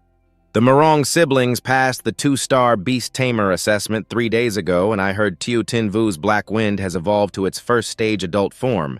He might actually meet the requirements for the exam. He had no choice but to compromise. "All right, if your spiritual power meets the standard, I will allow you to participate in the exam." Tinvu was overjoyed, and the surrounding teachers looked on expectantly. "All right, show everyone what you've got." While everyone was still whispering, the numbers on the spiritual power meter on his wrist kept climbing. The final number made everyone gasp in astonishment, 2,583. If I hadn't seen it with my own eyes, I wouldn't have believed it. Kai Nian's expression became more serious as he frowned and analyzed. Normally, a beast tamer's spiritual power increases after their beast evolves. But based on past data, a 2-star beast tamer's spiritual power is typically between 2,000 and 3,000. He silently compared them before deciding. The most talented student I mentored before only had around 1,500 spiritual power when his beast reached adulthood. This kid is really something, getting over 2,500. After a moment of thought, Kai Nian finally nodded. All right, I approve you for the 2-star Beast Tamer assessment. Tin Vu smiled contentedly, thank you, Teacher Tran. At Blood Mist Gorge, the helicopter cut through the wind, flying amidst thick layers of white clouds. Tin Vu stood up and decisively opened the helicopter door. He looked down from the terrifying height and said into his earpiece, "This is the assessment site." On the other end of the line, Nu Yen announced, "This is the assessment location. Tu Tin Vu, you have reached the entrance to Blood Mist Gorge. The 2-star Beast Tamer assessment is about to begin, so please prepare yourself." Kai Nian also added, "The number of demonic beasts in Blood Mist Gorge is immense. If you face a situation you cannot handle, don't force it. Send a distress signal at any time." Taking a deep breath, he got into position. "I'm ready, Headmaster." The headmaster briefly explained the test you just need to successfully get from the gorge's entrance to the exit to pass the assessment. The 2-star Beast Tamer assessment now officially begins. Immediately, Tin Vu quickly strapped on the parachute pack and jumped. In the monitoring room, Kai Nian reported Headmaster Tu Tin Vu has entered Blood Mist Gorge. To traverse Blood Mist Gorge, the candidate must first battle the giant iron mace crocodiles. Then they must escape the Blood Demon Spider clan fortified in the Demon Caves. However, some of the Blood Demon Spiders have evolved to the 3rd stage of maturity. Nu Yen asked doubtfully, "Can Tu Tin Vu really handle that?" He added, "Furthermore, because of the heavy rain last night, a lot of them have appeared in the Red Water Swamp." Suddenly, a giant beast roared, opening its massive, sharp-toothed maw. As he descended, Tin Vu exclaimed in shock, "Giant iron mace crocodiles." The crocodiles turned towards him aggressively. Name: Giant iron mace crocodile. Rank: 3rd stage, initial form. Bloodline elite. Quality talents: super strong bite, lethal toxin attribute, poison skills, death roll, frantically spinning after biting a weak spot, and poison spit, which spews a red toxin that burns, slows, and weakens enemy defenses. Kai Nian quickly surmised these giant iron mace crocodiles are all in their initial form. If Tu Tin Vu just summons his netherworld hellwolf, it shouldn't be too dangerous, right? He raised his hand and called out, "Freya, prepare to summon your protective power." In that life-or-death moment, a dazzling light erupted. An angelic spirit beast appeared majestically. "Freya has descended." He was a bit surprised he didn't summon Black Wind. Nu Yen immediately realized is that the second beast Tu Tin Vu made a contract with. Within the circle of light, Tin Vu was shielded by Freya's Holy Light protection. Name: Holy Light Angel Beast. Rank: 1st stage. Initial form: Bloodline. Angelic quality. Mythical talent. Holy Light protection, which dispels enemy debuffs and creates a holy shield for allies' attributes. Angel type, Holy Light type. Kai Nian exclaimed in awe, "Headmaster Tu Tin Vu is truly something else, contracting a mythical-grade angel-type beast. An angel-type beast hasn't appeared in our Hidden Dragon City for a long time. Where did this kid find it?" The headmaster answered, "I heard Tin Vu bought a water elemental spirit from the beast shop 2 days ago. Are you saying it's that one?" Kai Nian was incredulous. "No way. A water elemental spirit's bloodline is very weak, but the Holy Light Angel Beast has a pure, angelic bloodline." Nu Yen said gravely, "Old Tran, don't forget the Netherworld Hellwolf was originally just a swift wind hound with a 1st-rank bloodline." He analyzed, "That's right. Tu Tin Vu always turns the impossible into the possible in our eyes. This is what a true beast tamer is." Facing the horde of crocodiles, Freya stepped forward, surprising Tin Vu. Freya, before he could do anything, she had already charged forward. She raised her holy light sword, and with a flash of light, she cut down the entire horde of crocodiles. With just one move, the entire horde of crocodiles fell like dominoes. Kai Nian's eyes widened in amazement. One move, she killed the giant iron mace crocodiles in a single move. It's bloodline suppression. As expected of an angel-type beast, a mythical-grade bloodline is truly legendary. He commanded Freya, "Get me across that swamp." Unexpectedly, she wrapped her arms around Tin Vu's waist. Freya held him tightly in her arms. "Freya, what are you doing? Put me down. This is way too embarrassing." Freya's eyes glowed with a cold light while he was completely flustered.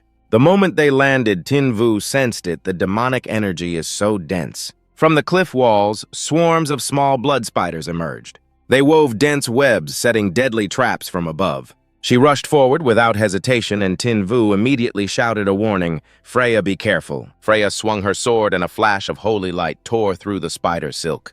But in an instant, red spiders poured out, surrounding them both. Suddenly, a giant spider lunged out. Name: Blood Demon Spider, rank Tier 3, mature form, bloodline, elite bloodline talent, super toughness, impervious to fire and water, fears no blades, attribute poison attribute skill. Spiderweb prison, the spider weaves a large web trapping enemies inside to suffocate them to death.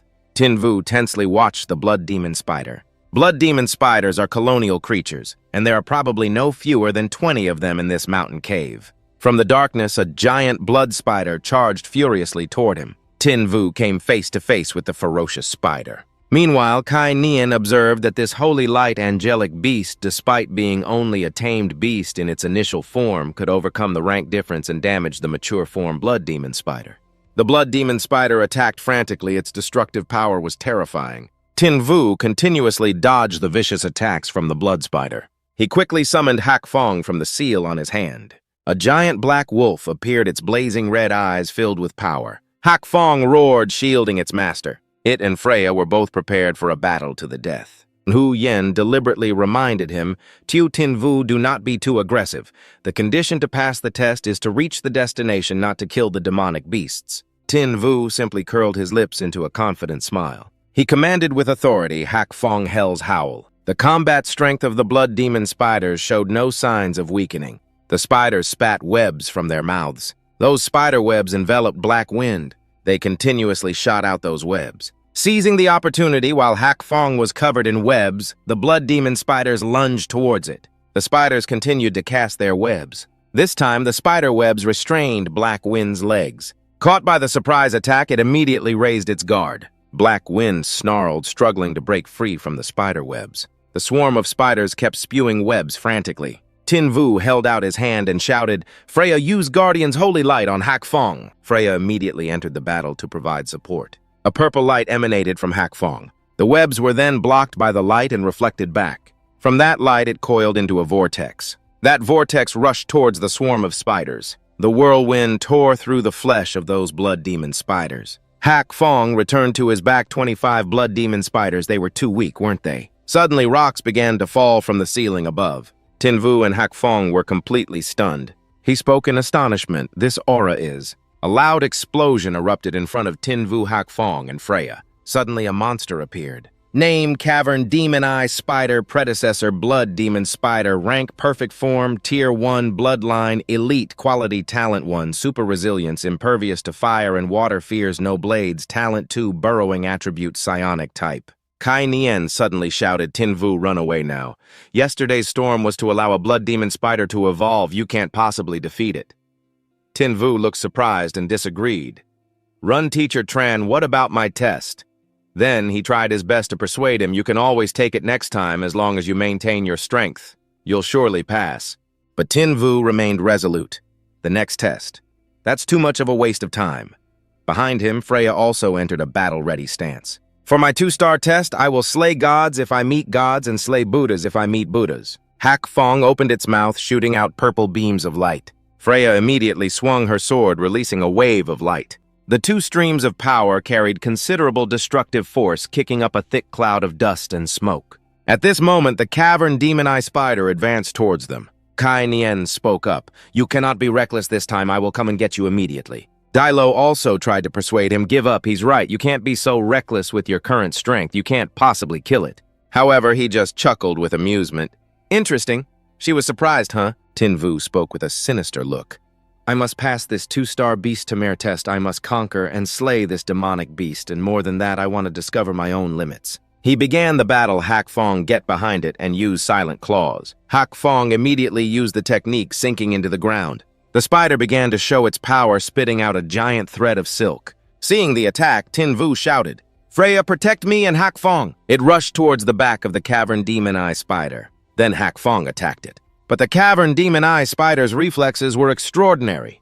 It used its hind legs to counterattack. Tin Vu frowned and shouted. Hak Fong, unable to react in time, Hak Fong was sent flying by the spider. Freya did her best to provide covering fire. Its body slammed hard against the stone wall. Tin Vu was also thrown against the cliff wall by the shockwave. The 3 of them had not yet suffered any fatal wounds. That Cavern Demon Eye Spider looked triumphant. Tin Vu gestured cheerfully with contempt. Are you laughing at me? As expected of a demonic beast with a human-like face, what are you so smug about? The spider was enraged by those words. It immediately shot out several more strands of web. He climbed onto Hak Fong and commanded Hak Fong, this web is poisonous, teleport us away. That spider immediately gave chase. Tin Vu looked back. I have to think of something. I can't let it keep chasing me. The spider's health. Why is it gradually decreasing? The cavern demonized spider was suddenly injured as it rushed towards Tin Vu and Hak Fong. He widened his eyes in surprise. The wound isn't deep, but the web it's spitting is definitely not as thick as before. Could it be that its health and its web are related? Tin Vu was picked up by Freya. Hak Fong is injured. It can't carry us any further. Freya, help me. Then an attack rushed towards them, forcing them all to dodge hastily. Tin Vu spoke up. The spider's health is dropping again. Now I understand how to deal with you, you demon spider. Just as he said, the spider's health bar was dropping uncontrollably. He shouted, Hak Fong, spit on it, make it feel disgusted. Immediately after, Hak Fong did as it was told. That action made the cavern demon-eye spider extremely furious. The demon spider refused to back down and shot webs towards it. Tin Vu commanded it. Hak Fong used Shadow Stalk attack randomly. He finally understood, just as I thought, the demon spider is burning its own life force to produce webs. When the last strand of web is shot from its body, it will be completely spent. Suddenly, Tin Vu shouted, Hak Fong, stop fighting it head-on, just keep disgusting it. It began to circle around, confusing the cavern demon-eye spider. Hak Fong jumped away, dodging the cavern demon-eye spider's attacks. It leaped to another side, but was caught by the spider's web. Then Hak Fong glared angrily at the spider. That cavern demon-eye spider also charged angrily towards it. It mercilessly knocked Hak Fong down, however it still struggled to its feet to regain its footing. Tin Vu grimaced and commanded Hak Fong, no more holding back, use demonic power. Freya cast Guardian's Holy Light on Hak Fong, remove its negative status effects. A sound echoed as a helicopter appeared in the sky. Kai Nian asked worriedly, are we still not going to intervene? Nu Yen repeatedly reassured him, keep waiting, he has already found a way to handle it. He asked pessimistically, but can Tin Vu hold on? The sky gradually darkened and the moon slowly appeared. Freya and Hak Fong continued to fight the cavern demon-eye spider 7 hours later. Tin Vu panted while clutching his chest. This damn spider has used up 9/10 of its health. The color of its web has also faded. It can't defeat Hak Fong with the support of demonic power and Guardian's Holy Light. If this continues, its death is certain. No, that's not right. All living things have a will to survive. Why has it consumed so much of its life force and still shows no intention of stopping the fight? Is it just pure hatred? But why has it never strayed far from the cave? Could there be some kind of treasure inside? A gust of wind suddenly shot towards the spider. That gust of wind rushed swiftly towards it. The cavern demon-eye spider countered, and the object was stopped in its tracks. Suddenly, Tin Vu shouted, Hak Fong, use Hell's Roar. Hak Fong quickly spewed a powerful purple flame. It doesn't have much web left, this is our chance. Immediately, Hak Fong blasted a large flame at the spider. Hak Fong unleashed the Hellfire Lotus Roar. The flame aimed straight for the cavern demon-eye spider, causing it to suffer considerable damage. That cavern demon-eye spider glared angrily at them. Freya and Hak Fong immediately charged forward to attack the spider. The two of them coordinated to launch an attack together. Tin Vu commanded, don't worry about protecting me, focus on attacking, finish it in one go. Hak Fong, use Hellfire Lotus again. Hak Fong immediately unleashed the skill again. The attack left the cavern demon-eye spider with no time to dodge. It took the full force of that fiery rage. The blow sent it flying far away without missing. Tin Vu sighed tiredly. We actually won. Hak Fong, you did great, you too, Freya. Hak Fong, Freya, let's go inside the cave and check it out. There's definitely good stuff in there. Suddenly, a faint sound was heard. Nu Yen's voice came through Tin Vu. Leave quickly. He replied, Headmaster, I've already defeated the demon spider. The headmaster urged, even after a cavern demon spider dies, it might still be able to move for a short time. Hearing that, Tin Vu turned around in alarm. What did you say? The spider suddenly struggled to rise from the smoke. It roared and charged at them. A massive monster with a spider's body and a white human skull stood menacingly at the entrance. We're doomed. It's blocking the only exit. Following that was the monster's savage roar. Tin Vu shouted an order, quickly hide inside my beast taming medal. But at that moment, Freya recalled the first time she met Tin Vu. She suddenly charged madly towards the Earthblood spider. Tin Vu was horrified, but could not stop Freya in time.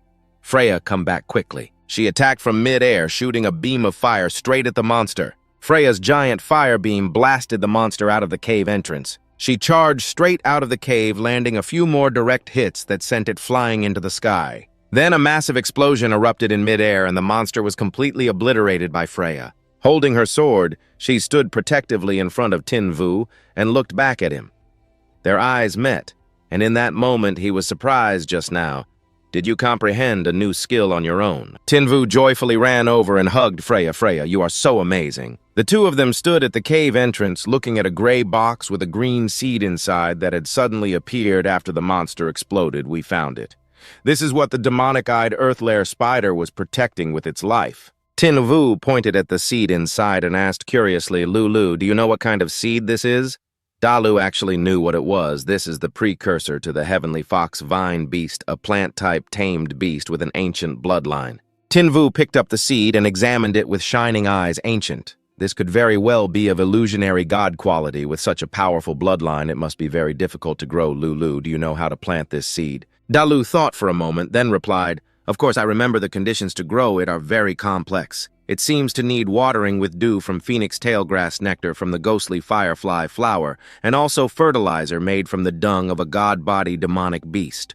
The bright light in Tinvu's eyes instantly faded. He grumbled a single seed. How can it be harder to care for than a pampered young lady? Lulu, for better or worse, you are an emperor body demonic beast and a demonic weapon that the Dragon Kingdom's Ant Empress detests. A big shot. Like you probably knows quite a few god body demonic beasts. Right before he could finish his sentence, Dalu furiously scolded him. You want me to bow my head and go pick up dung? Tinvu quickly laughed and denied it. No, I meant you should go ask for it. Hei Feng followed behind Tinvu, who was excitedly admiring the seed as he walked out of the cave, but of course Dalu was not fooled like that. She snapped. Asking is also not an option. When they got outside, a large helicopter was already waiting there. The person in the helicopter called down, "To Tinvu, are you all right?" Tinvu hid the seed and waved back, "Dean Su, I am fine." Time flew by. 2 weeks later in Four Spirit City at an extremely large-scale arena. A huge crowd filled the stands, cheering loudly. Tinvu, mixed in with the crowd, also let out a sigh of admiration as expected of a nationwide competition. It is really lively. Yang Shuo walked up, holding a half-drunk can of soda. Behind him was Ham Ham, walking in silence. He greeted loudly as he walked. The great genius Tu arrived so early, Tinvu turned around, startled and surprised.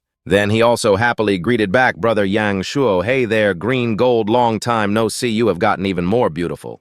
Hearing this, Yang Shuo, who was drinking his soda, choked. He yelled at Tinvu, "Kid, what did you call my sister?" Tinvu just replied calmly, "Green gold, because writing Morong Ham Ham is too troublesome, so I gave her a nickname." On the other side, Yang Shuo became even more furious, crushing the soda can and roaring, "Right, when did you ever write my sister's name and you gave her this childish and vulgar nickname, Green Gold too? I am going to kill you today, I Morong Yang." However, before he could finish his sentence, Ham Ham cut him off. "Brother, sit down." Yang Shuo could only reply with one word, "Okay." Tinvu asked Ham Ham, "Green Gold, how have you been lately? What is the progress on upgrading your tamed beasts?" Ham Ham also replied cheerfully, "My first tamed beast has evolved into a second-stage entity, and my second tamed beast has awakened the lightning attribute." Hearing them chat, Yang Shuo felt his world crumble. His little sister was actually talking proactively to another guy and even accepted the nickname Green Gold. A daughter cannot be kept forever. My sister always holds a grudge. I remember that year I called her by her childhood nickname and she was mad at me for days, but when Tiu Tinvu calls her that, she accepts it. This is just too much favoritism. Yang Shuo was so angry that he spoke his inner thoughts aloud. Oh heavens, this world has gone mad. Mice are being bridesmaids for cats. My sister has found her soulmate, and she is always helping an outsider. The other two found his outburst annoying. Tinvu asked blankly, "What is wrong with your brother Ham?" Ham said helplessly, "Just ignore him." They continued chatting. Speaking of which, who is our opponent today? Ham actually did not know either. I do not know. The lottery results have not been announced yet. At this moment, a voice suddenly rang out. "No, the results are already out." The three of them turned their heads to look and called out Dean Su. Nu Yen walked over holding a folder and announced, "Your opponent in the first battle is the White Tiger Academy. No matter what, you must dominate them. In today's solo matches, defeat them completely." Suddenly, a mocking voice was heard. Why is Dean Su so angry? Qing Yu appeared in the stands wearing a daringly cut cheong sam, and with short blonde hair, a cigarette in her hand. She looked straight at them and sneered. "Are you that afraid of losing to my White Tiger Academy?" Nu Yen did not back down either. "Dinju, should you not return to your own bench? What are you doing in our Azure Dragon Academy's territory? If you want to watch, can you not get the information on your phone?" Qingyu replied while holding her cigarette. "I came this time to see your trump card. I heard his perfect form demonic beast is a fierce fighter, and that he can control both a hellborn and an angel type at the same time, just like that man." And Hu Yen immediately walked up to face Qing Yu. Qing Yu continued to mock. Seeing with my own eyes is the most reliable, I admit he has some skill, but he is just another Yanning Shuangnu. Yen immediately retorted, "It was just a bit of luck. Do you really think your student is that strong?" Tin Vu watched the two of them from the side and thought to himself, Zhu Qing Yu. I heard that she and Dean Su have been sworn rivals since childhood. Whether in achievements or family background, they always wanted to one-up each other. Yang Shuo was standing in front of Tin Vu, giving a strained smile and advising Dean, please mind your image. Kai Nian, standing behind the two women, smiled placatingly and announced the Empress has arrived. They finally stopped arguing. Qing Yu left with a parting shot. Just you wait. I will make your Azure Dragon Academy students pack their bags and go home. Nu Yen shot back. I will be waiting with great anticipation. After saying that, Nu Yen turned to the three of them and said in a stern voice, Tiu Tinvu Morong Yang Shuo Morong Ham Ham, come with me to welcome the Empress. Above the arena, countless auspicious clouds and a brilliant golden light began to appear. All eyes were focused on the largest and most beautiful cloud. On that largest five-colored cloud was the figure of a woman riding a large beast with 4 legs, 2 horns, and a long tail. Someone joyfully shouted while pointing, the Empress has arrived, the Empress has arrived. Some people on the ground shielded their eyes with their hands and looked up in admiration. My God, that is the most beautiful and most powerful woman in our Dragon Kingdom. The person standing between the 2 gleaming golden horns and the fierce blazing red eyes of the giant Qilin was Shangguan Lan, the Empress of the Dragon Kingdom. The white-haired woman with golden eyes looked straight down amidst the cheers of the crowd. Tin Vu watched the golden light descending from the sky and exclaimed in his heart, is this the strongest beast tamer in the Dragon Kingdom? Her aura is truly terrifying. Shangguan Lan had now landed on the ground. She and her golden Qilin stood amidst the cheers of the people as countless colorful, auspicious clouds swirled around the arena. Seeing her up close, Tin Vu felt even more terrified an 11-star medal, a beast emperor who stands above all 10-star beast tamers. Shangguan Lan slightly parted her lips and the stars on her chest flashed with light. Tin Vu could feel it very clearly now. The gap between him and her was probably not just a matter of a few stars. Tin Vu's eyes suddenly turned fiery red as if they were sparking. A majestic Qilin appeared in the middle of the arena, and a line of text appeared in Tin Vu's mind. Name 7. Colored Holy Qilin, rank God, slaying body, 3rd stage, bloodline, pure Qilin bloodline, quality, Genesis talent, attributes, loyalty, skills. The more Tin Vu looked, the more he trembled and broke into a cold sweat. As expected, the gap is too large, it exceeds the detection range of the eye of the demon god. He quietly asked Dalu Lulu, you were wanted by the Empress. How did you manage to survive? Were you not lucky to have met me? Without me, you would have died 800 times over by now.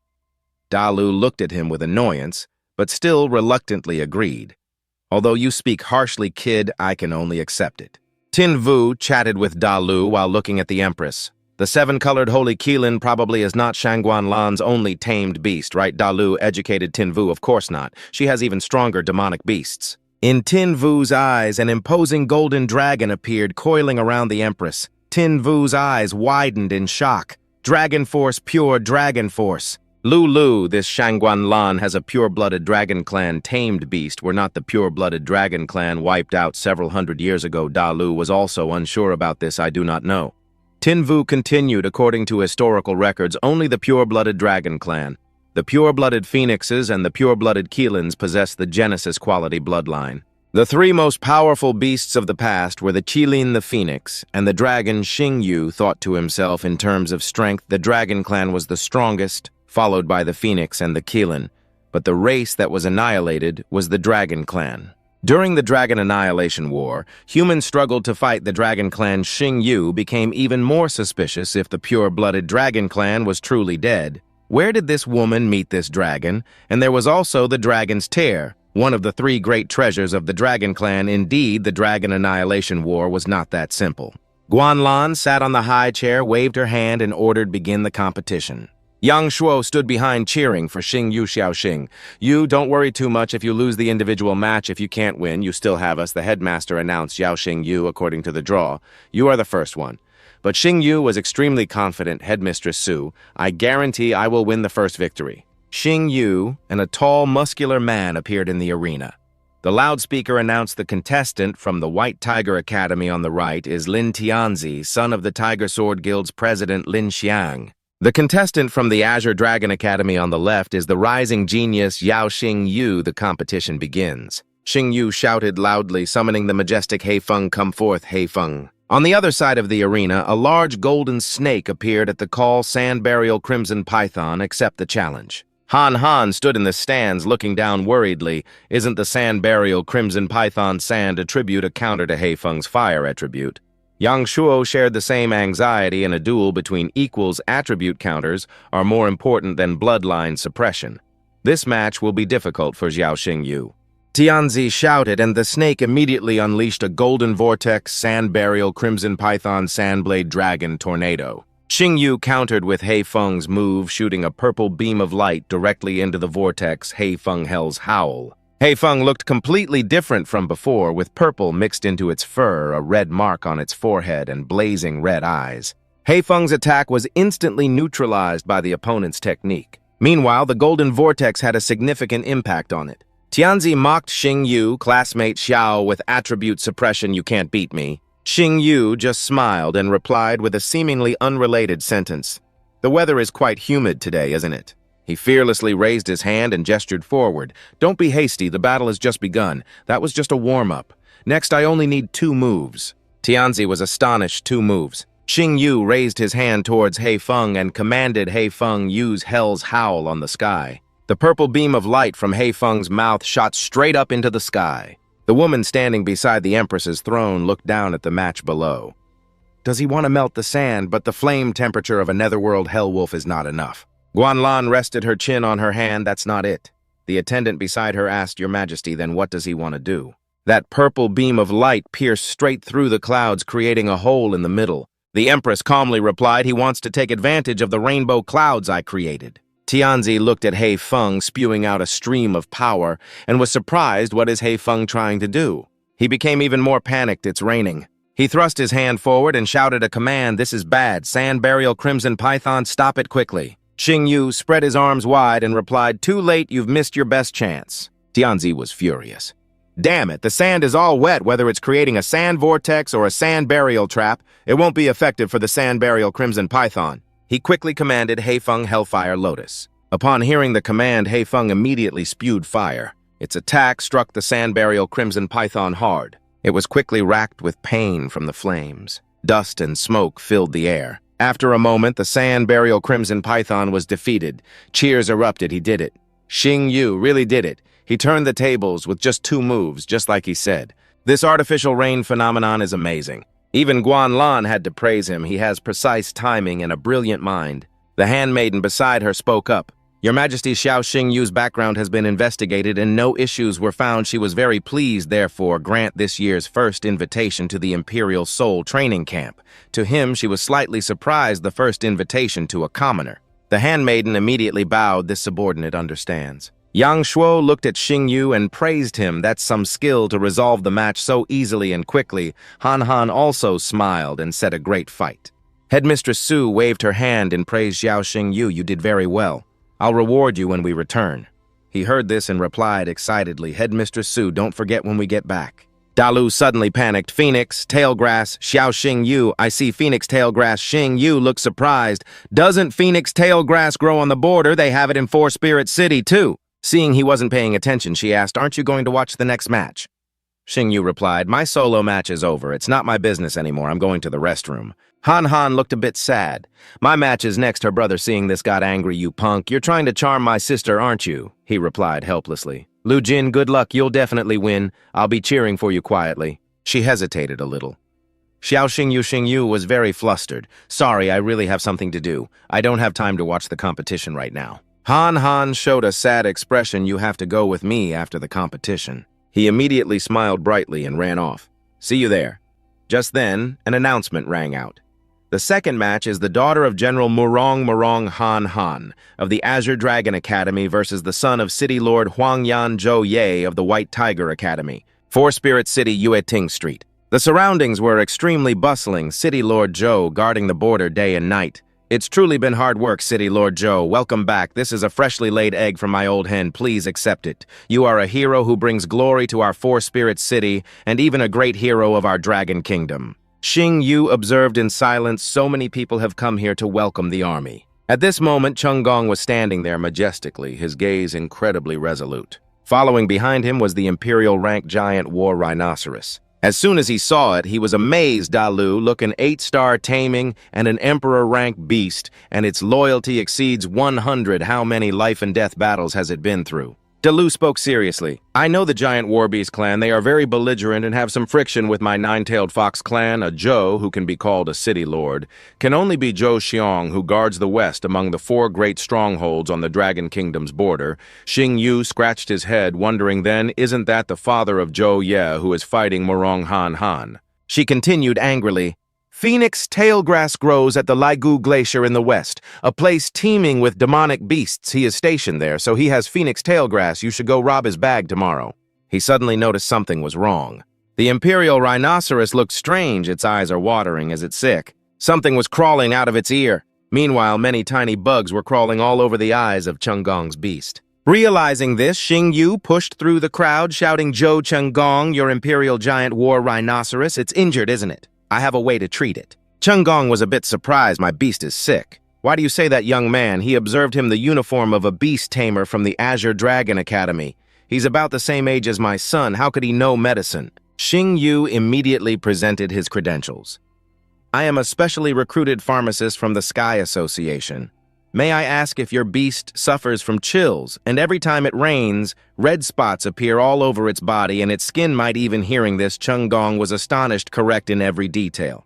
He was a bit doubtful and said, I returned this time to find a cure for my beast, but forgive my bluntness. I can't trust you. Yet tell me, why is it sick? Is it the same as what other famous doctors have said? He immediately replied, it's simple. Time gradually passed. Xing Yu had now approached, raising his hand to catch a bug on the beast city Lord Zhou. Look, this is the cause of the illness, the sand sarcoma mite. He looked at it with excitement. Chung Gong praised him.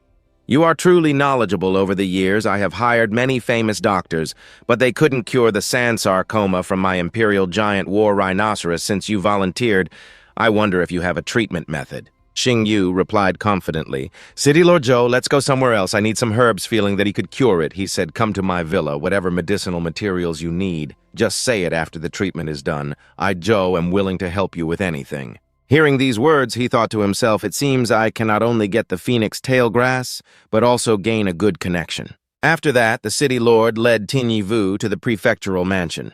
Arriving at the medicinal herb storage, he stood before the cabinet and murmured 15 grams of silverfall petals, 20 grams of heavenly bamboo grass, 25 grams of fire. Subduing spirit, add the family's secret recipe and start brewing, and I can create the violet spirit essence. A moment later, Jing Yu brought over a vial of the solution and respectfully presented it. City Lord Zhou, this is the violet spirit essence specialized in treating sand swarm worms. The liquid is to be drunk, and the dregs applied externally. It works quickly with no side effects. If you are not at ease, you can find someone else to test it. Chung Gong replied, Little brother, you are overthinking it. When I trust someone, I do not doubt them. Let me try it. He then brought the vial of medicine to his beast companion. He gently coaxed it, be a good boy, drink this up. After drinking it, the beast immediately fell asleep. Just a moment later, the sand swarm worms began to convulse one by one and then died on the spot. Seeing this, Chung Gong laughed heartily.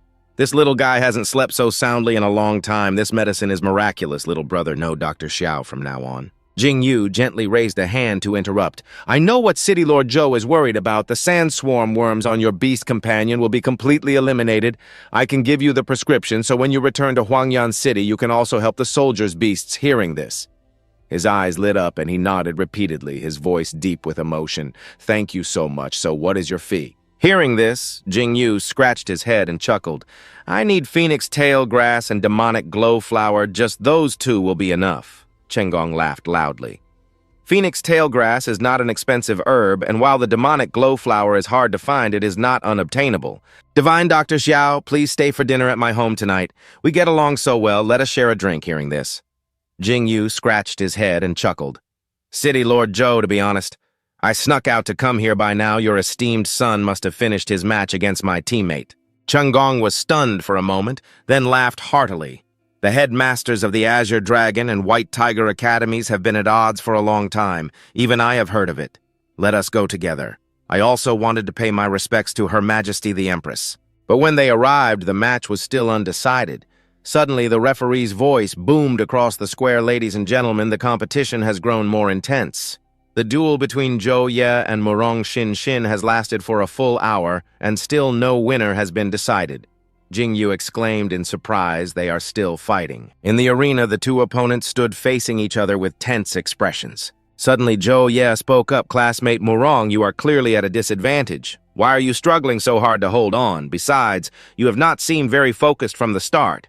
What are you looking at? Xin frowned and thought to herself, why is Yao Jingyu not back yet? If he finds out I lost, it will be so awkward. No, I must win for him to see. Jingyu called down from the stands. Lu Jin, why are you still persisting? Can your spiritual energy hold out much longer? Hearing him, Xin turned and saw it was Yao Jingyu. Jingyu closed his eyes slightly as his demon god's eye flared. Both her and Zhou Ye's conditions are not good. Their spiritual energy is on the verge of depletion. This is neither good nor bad news for either side. Let me see the attributes of their beast companions. His penetrating vision activated and detailed information appeared before Jingyu's eyes. So, this is Lu Jin's primary beast companion. Looks like she has sent out her ace. This girl's competitive spirit is quite cute. Title, Snow Spirit. Demon Hunter level adult stage, Tier 2. Bloodline, mythical quality. Talent. One demon eye possesses powerful vision that can spot enemy blind spots and weaknesses. Talent 2 Arctic Storm. After being hit, it unleashes waves of frost to enhance its shield attributes. Flying and Ice type, Loyalty 99. Title Evil-Eyed Grey Wolf, level adult stage, Tier 2 Bloodline, mythical quality talent. 1 Wolf Head reduces direct damage taken, Talent 2. Ocular Art Shadow Clone consumes spiritual energy to create 12 shadow clones that can deal real damage. Defeated clones consume more spiritual energy. Attribute Psychic type, Loyalty 87. After reading this, he frowned and thought 12 shadow clones. No wonder this fight is taking so long. Xin shouted, attack Winter's Advent. Zhou Ye was not to be outdone and countered Ocular Art Shadow Clone. The evil-eyed Grey Wolf split into multiple copies and charged forward simultaneously. They growled, demonstrating their power. The Snow Spirit Demon Hunter was a bit disoriented by so many copies and flew high into the air. The pack of wolves below continuously threatened it from the ground. Then, as if unafraid of the height, they all leaped up in unison. The audience whispered among themselves, isn't this move a bit dirty? Who can tell the clones from the real one? But Jingyu thought differently. No, it is still possible to distinguish them. In this situation, Xin thought to herself, I will just have to take a gamble. Suddenly, the sound of Jingyu's cough drew her attention. Jingyu clutched his chest and coughed a few times as if accidentally giving a signal. Xin paused and frowned as doubt crept into her mind. What is he doing? Could it be a signal? She quickly turned back to observe the pack of evil-eyed gray wolves. Suddenly, she noticed that one of the wolves in the pack was panting heavily. Xin's eyes lit up as she pointed forward and commanded Snow Spirit Demon Hunter attack. Countless ice crystals flew out and struck the real body directly. Seeing this, he frowned and gritted his teeth. How could this be? No, she must have just guessed. Wildly evil-eyed gray wolf switch with a clone. But no matter how he maneuvered them, Xin was not fooled and using the same trick easily struck the real body again. At the end of the match, the referee stepped forward to announce a winner has been decided. The victor of this battle is Murong Xin. The individual match score for the Azure Dragon Academy is now 2-0. Seeing Xin surrounded by cheers, Yang Shuo proudly exclaimed, Little sister, you truly are the best standing nearby. Jingyu smiled and congratulated her. Congratulations, Lu Jin. But she ignored him and ran to hug Jingyu first. Thank you, he replied calmly. It was nothing, just a small thing, all while Yang Shuo panicked beside them. He trembled as he looked at the two of them. Little sister, what are you doing, Zhao Jingyu? What have you done to my sister? Jingyu remained calm and gently explained it was nothing. I just gave Lu Jin a hint before he could finish. Yang Shuo angrily yelled, Get your hands off her! If you dare touch my sister again, I swear I will kill you! On the other side of the arena, a dejected Zhou Ye spoke wearily to the furious Qingyu headmaster. I have lost. She clenched her fist, snapping her cigarette in two, which made the other three panic even more. Qingyu angrily pointed at the group and shouted, We will have a meeting this afternoon to discuss team strategy. Nobody sleeps until we have a result. You will train until you drop the three of them, quickly shouted. Yes, ma'am. Away from the cheering crowd, Chunggong leaned close to Guanlan and whispered, It seems my son's strength still needs to be improved. General Murong's daughter is very sharp-witted, able to spot a weakness at the critical moment. She is truly a prize student of the Azure Dragon Academy.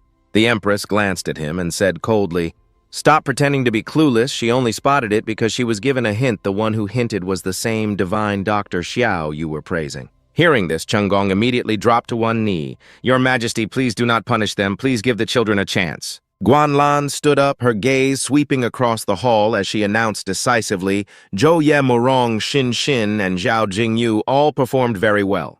I shall grant them invitations to the Imperial Soul Training Camp." Hearing this, he quickly bowed and replied, "Thank you, Your Majesty." Down in the arena, an excited and curious Jingyu asked Yang Shuo, "Brother Yang Shuo, Headmaster Su is planning a barbecue for tonight. Do you have any suggestions on where to go? Still upset about earlier?" Yang Shuo snapped, "Get lost. Who are you calling brother? I am not your brother." Suddenly, a young man ran over with a letter and said, "Zhao Jingyu and Murong Xin Xin, your performance in the arena has been recognized by Her Majesty the Empress. This is an invitation to the Imperial Soul Training Camp. Please take it." Yang Shuo frowned thoughtfully. The Imperial Soul Training Camp, that is a camp Her Majesty specially created for the 4 great academies. Her Majesty herself will be the instructor. Hearing this, a stunned Jingyu turned to ask Brother Yang Shuo, "What is the Imperial Soul Training Camp?" Yang Shuo replied, "Everyone who graduates from there becomes a high-ranking pillar of the Dragon Kingdom." Jingyu thought to himself, being taught by the Empress herself, "Although there are many benefits to being near her Lulu, and I have a blood pact, what if she finds out?" While he was deep in thought, Xin Xin suddenly reached out and touched his face, startling him from his reverie. She smiled gently and said softly, "Stop spacing out. You said you wanted to get barbecue. Let us worry about the future later." Jingyu hesitated for a moment, then sighed, "All right." In the evening, the city streets were filled with lights and smoke, and people were bustling about, eating and drinking enthusiastically. Their group of 3 also chose a table on a patio and sat down to grill meat. The 3 of them enjoyed the hot, freshly grilled skewers together. Tinvu teased while eating, "Brother Duong Sok, you and Luke Kim come from the 4 great families, yet you can accept a roadside stall." Duong Sok chewed with relish, pointing at his plate as he spoke. "People from the 4 great families aren't saints who don't eat earthly food, let alone grilled skewers, spicy soup, and spicy sticks. My sister and I can eat those too." Ham Ham sat to one side, eating gracefully, occasionally glancing at the 2 of them. The answer made Tin Vu unconsciously think of Ti Man, a girl so curious about everything that he had to exclaim, "Huh, you've never even heard of a fried dough stick?" The Man still asked, "Brother, what is this then?" Thinking of this, he turned to Duong Sok and said, "I thought things were pretty much the same in the 4 great families." Hearing that, Ham Ham sighed softly, her eyes showing a hint of contemplation. Seeing her like that, he leaned over and asked gently, "What's wrong?" Ham Ham replied listlessly, "It's nothing. I just find you a bit annoying, that's all." Tin Vu said innocently, "Could it be that time of the month? I'm a doctor here. Let me check your wound for you."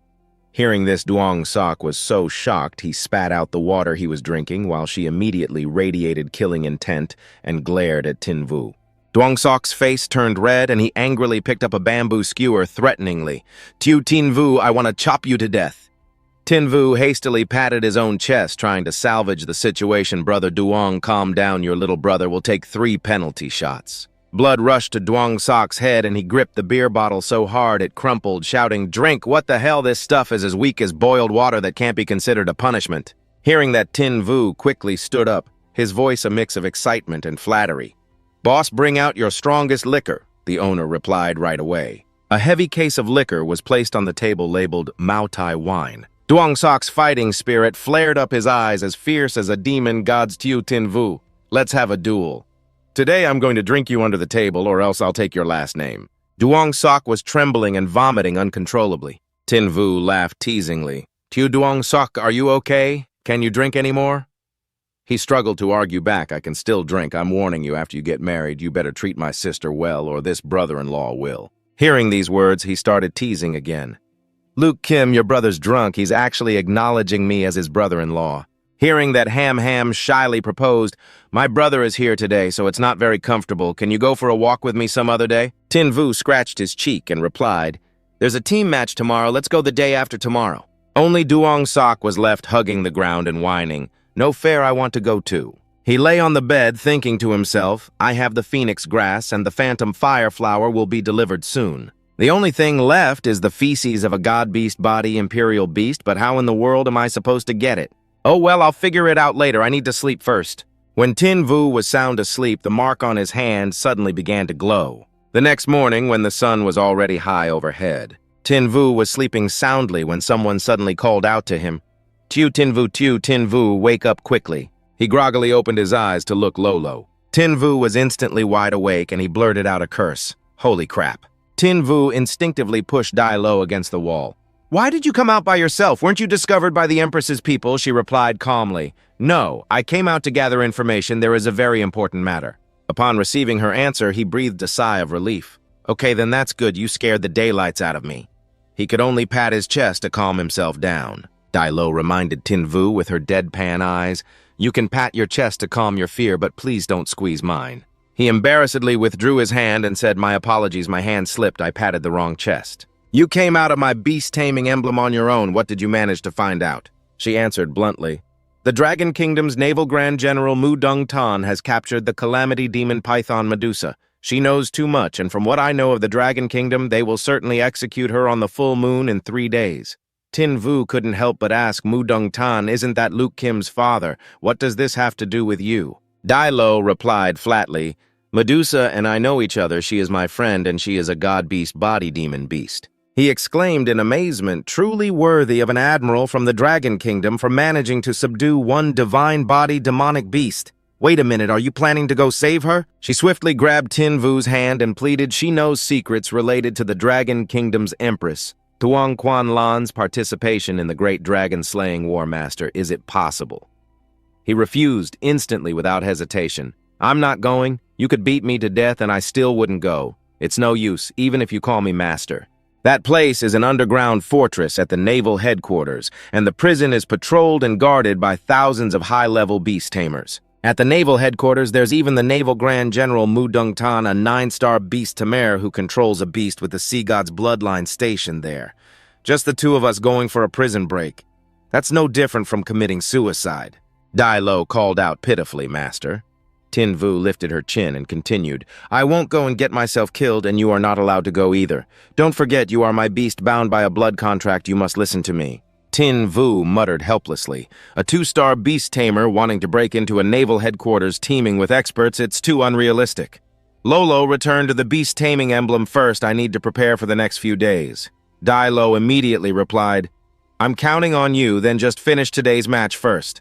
Elsewhere, in a dark place illuminated by a river of crimson lava, the streams of hot lava bubbled and churned. He looked down and asked, "The water in this lake looks exactly like blood. It's sickening to look at. Why did they choose this place?"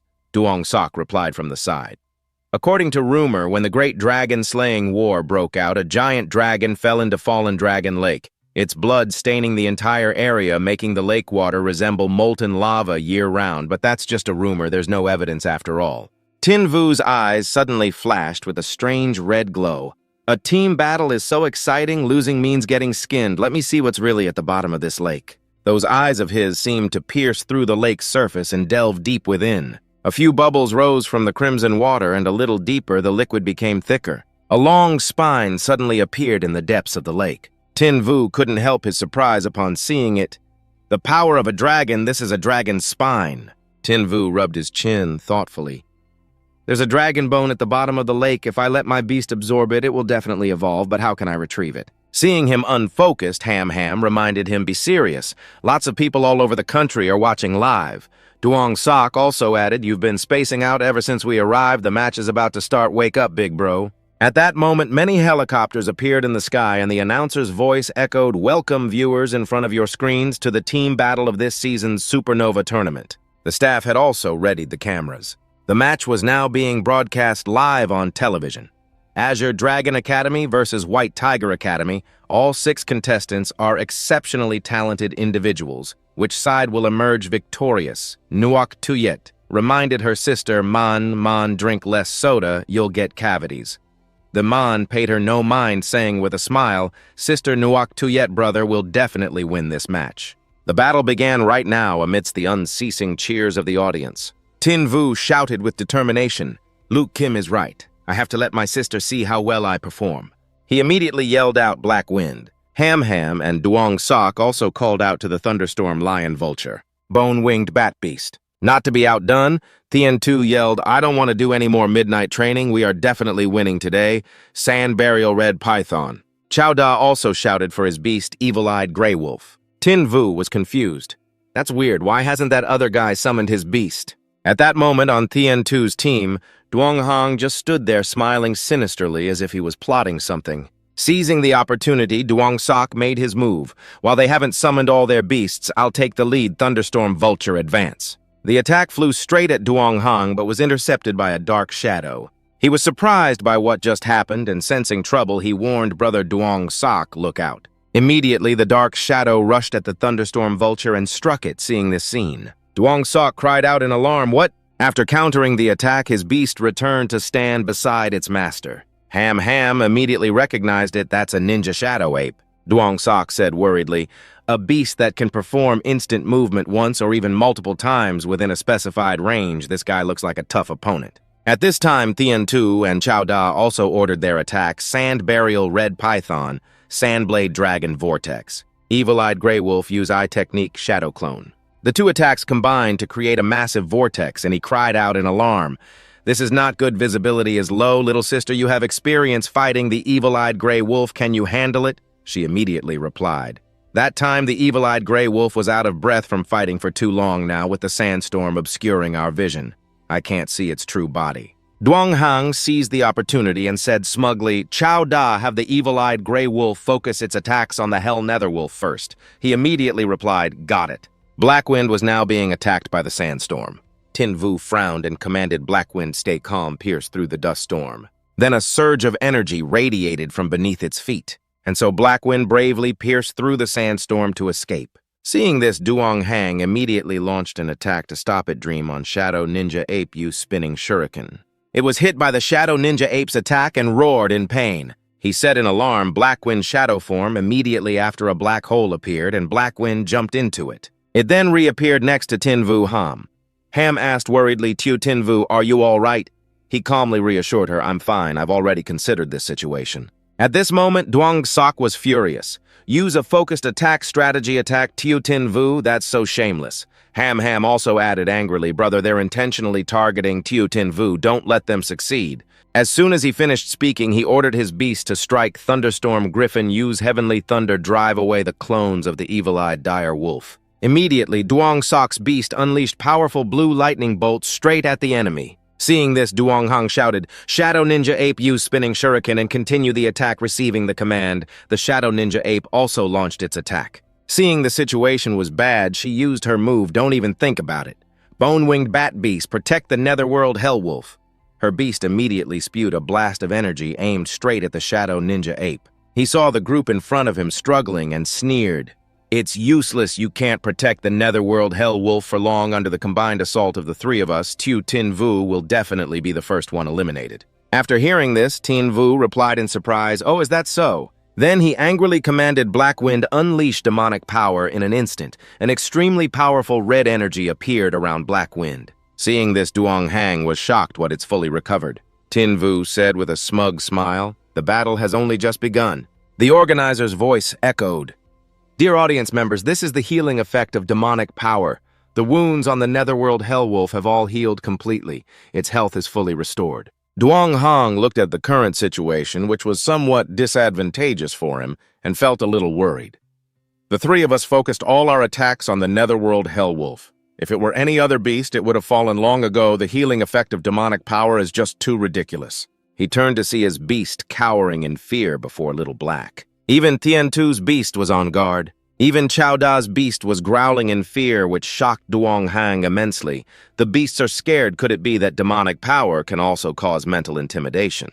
Without waiting any longer, Tin Vu decisively commanded Little Blackwind, concentrate your power, Hellfire Lotus. It roared, launching its firepower into the sky. Duong Sok, witnessing it firsthand, was extremely surprised. A single beast's skill simultaneously contains 4 different attributes, like fire, wind, shadow, and demonic power. Hellfire Lotus, truly a signature move. It's more than enough to succeed. Little Black quickly launched a fire attack at them. Seeing this, Thien Tu hurriedly commanded his beast, Sand Devil Python, use Sandstorm Tornado to extinguish the fire. His beast immediately launched a counterattack. But it was still no match for Little Black's speed. It was quickly sucked in. In the end, it was instantly incinerated. Thien, too, was so shocked his jaw dropped, unable to believe his eyes. How is this possible? The sand attribute clearly counters the fire attribute. Tin Vu pressed his advantage, laughing smugly. Attribute counters in the face of absolute overwhelming power. That's just a joke. Black Wind, detonate it for me. Little Black immediately made the fire vortex explode, scattering in all directions. Everyone in the vicinity was affected. They all screamed loudly. The smoke gradually cleared afterwards. The N2's beast was severely burned by the fire vortex. The other beasts also got caught in the crossfire. Ham, standing beside him, glanced at Tin Vu and couldn't help but think to herself, as expected, Tin Vu wasn't going all out yesterday. He became even more smug, taunting the opponents. Is this the extent of your White Tiger Academy's skill? In that case, I can defeat the three of you by myself. Thin Tu, provoked, got angry. Damn it, Duong Hong saw this and stopped him. Don't let your emotions get the better of you. The plan is the same. This time we have to give it our all. Without another word, they commanded their beasts to charge and attack at the same time. All three immediately advanced the python-breathing fire. The Shadow Ninja Ape also threw a barrage of knives. The Azure Wolf also bared its fangs and claws. Little Black was quickly surrounded by them. He smugly thought he would win this time. Even with demonic power, it can't withstand an attack of this scale. Seeing this, Tin Vu just said coldly, "Is that so?" Suddenly, another loud explosion rang out. Fog and dust mixed together. Thien Tu's face turned pale with horror. He stammered, This is... Little Black was now stronger than before, fully armored, Duong Hong said in amazement. Gathering flames around its body to form armor, this is the Blazing Sun armor battle technique that only super-grade fire-type beasts can learn. Thien Tu didn't understand what was happening. What is that? Duong Hong explained. Both scared and in awe, the Blazing Sun armor can withstand a series of explosive attacks while converting the energy from those attacks into armor energy. This battle technique tests the beast's comprehension and the beast tamer's spiritual power reserves.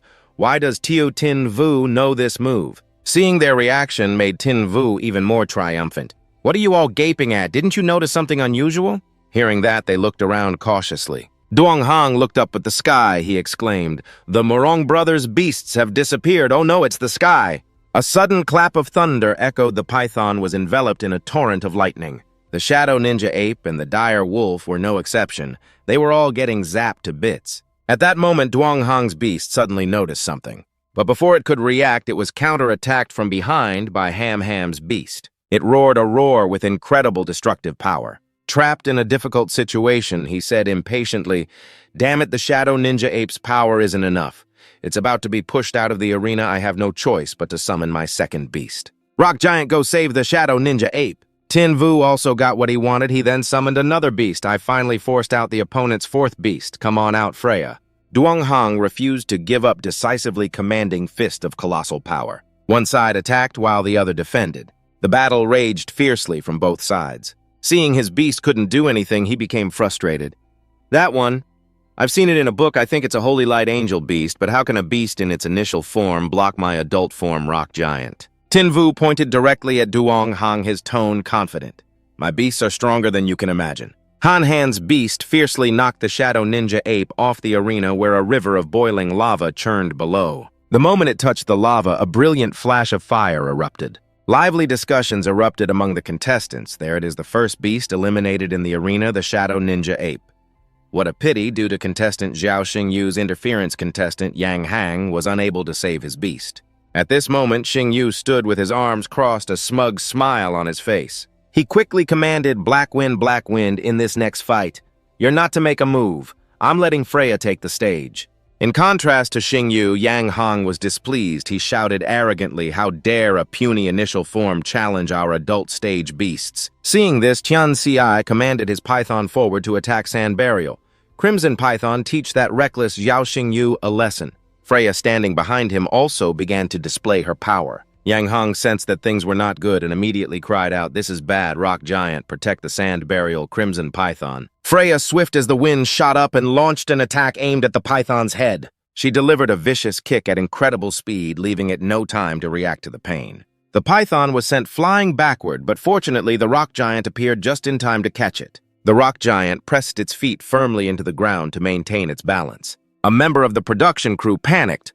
What just happened, director? Replay that last segment. Now the cameraman replied anxiously, I can't. It's still too blurry. Let me try slowing it down 1,000 times. Maybe we can see it then. Yang Shuo couldn't believe his eyes. He curiously asked Xingyu, what kind of battle skill was that? A kick at the speed of light, he replied confidently. Freya mastered this skill herself. It's called Flash of Light. Zhou Ye looked flustered, scratching his head as he conferred with Yang Hang. That beast is too strong. Even the rock giant couldn't block it, Yang. Hang, what should we do now? He replied helplessly. I don't know either. Xingyu gloatingly raised his hand and called out classmate Yang Hang. Has your beast ever been kicked at the speed of light? Yang Shuo's expression turned ugly, and he muttered, that's just too insulting. That line is definitely going to be the show-off catchphrase of the year. Meanwhile, Zhou Ye tried to reassure the others, everyone don't panic. The opposing beast can't possibly use that light-speed kick many times. We still have 2 beasts. We still have a chance. Yang Hang added, I miscalculated. I'll give it my all to support you from now on. A rhinoceros beast appeared under Zhou Ye's command. Come on out, War Drum Rhino. Tian Xi also grew excited, raising his seal and shouting to summon his beast. I don't want to lose a second time, Raging Gray Fox. It was immediately empowered. The 2 Yang siblings used their seals together to support Xingyu. Han Han called out worriedly to Yang Shuo brother. He understood and reassured her.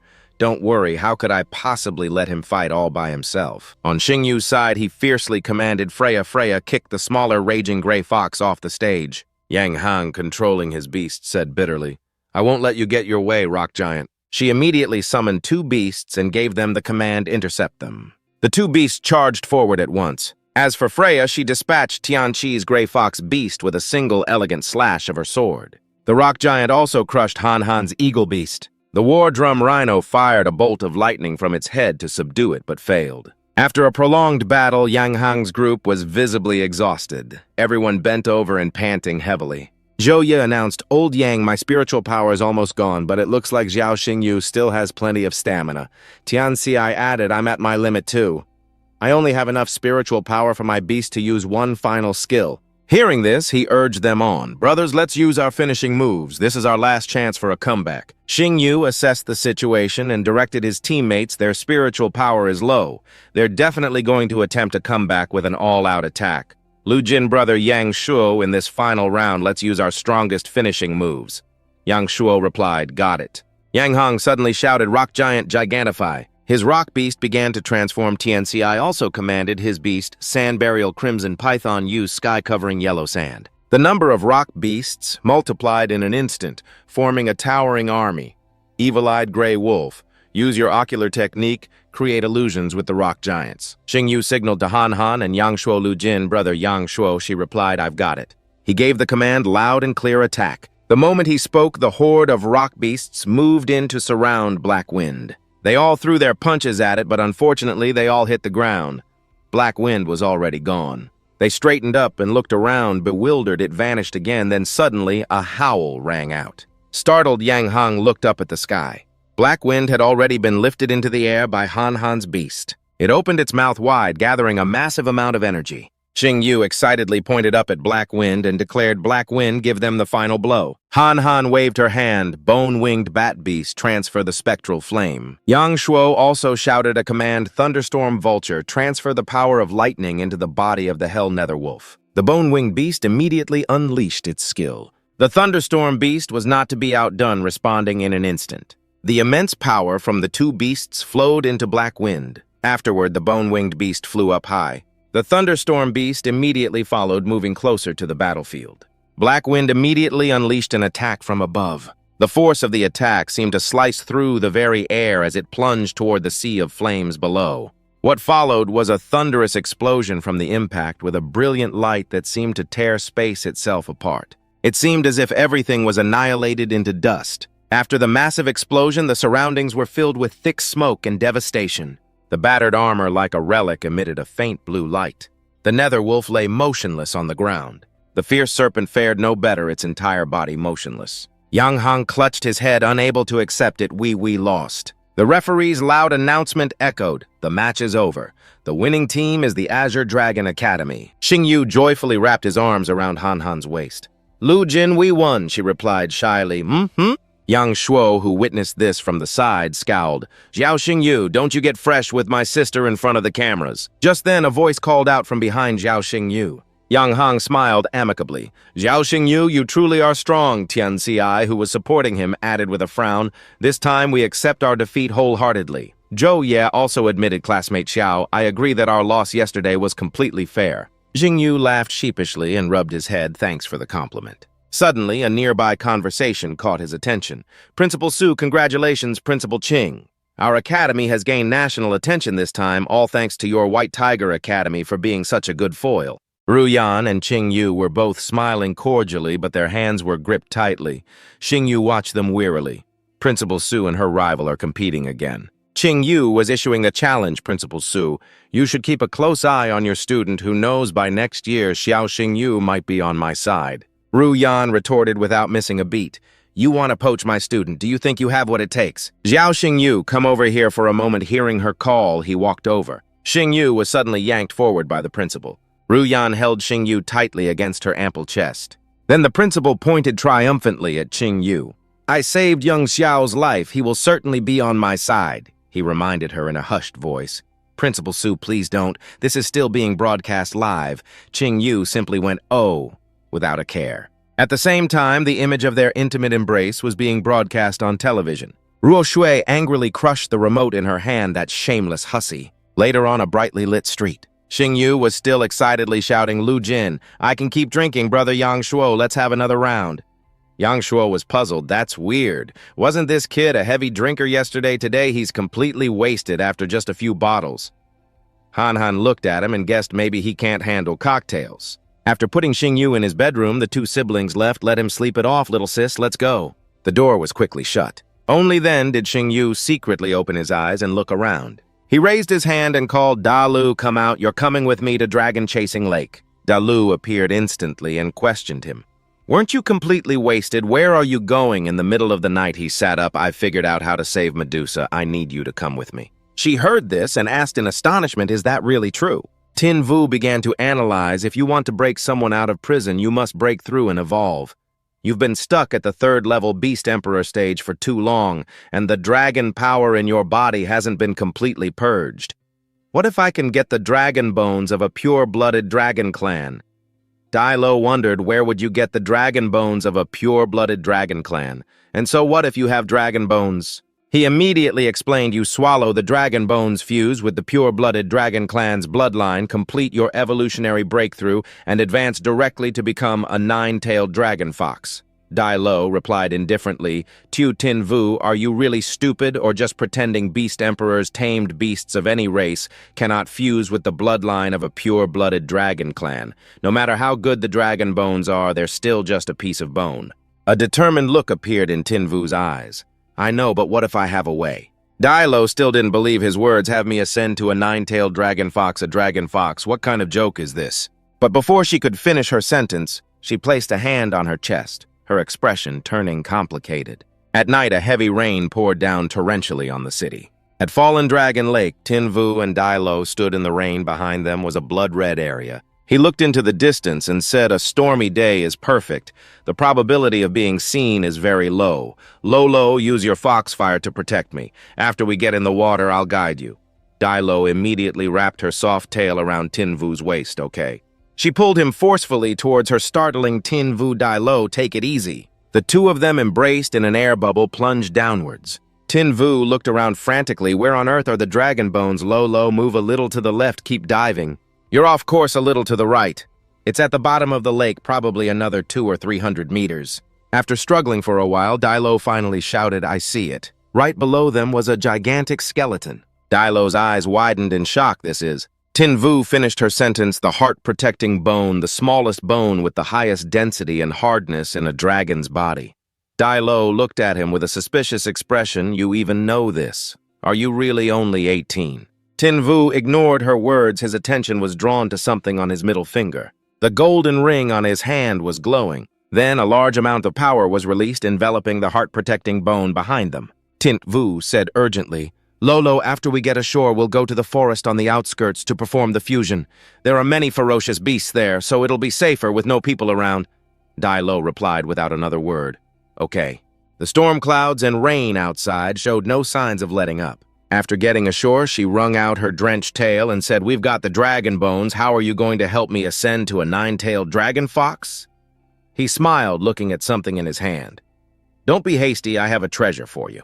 Dilo looked at the object curiously. "What kind of treasure is this? Is it real or fake? Where did you get it?" The blood-red, teardrop-shaped stone looked like a precious crystal. Tinvu tossed her a pill and said, "Who's the Beastmaster here anyway? Mind your own business. Oh, right, here's a heart-protecting pill for you, too. This can increase your chances of success."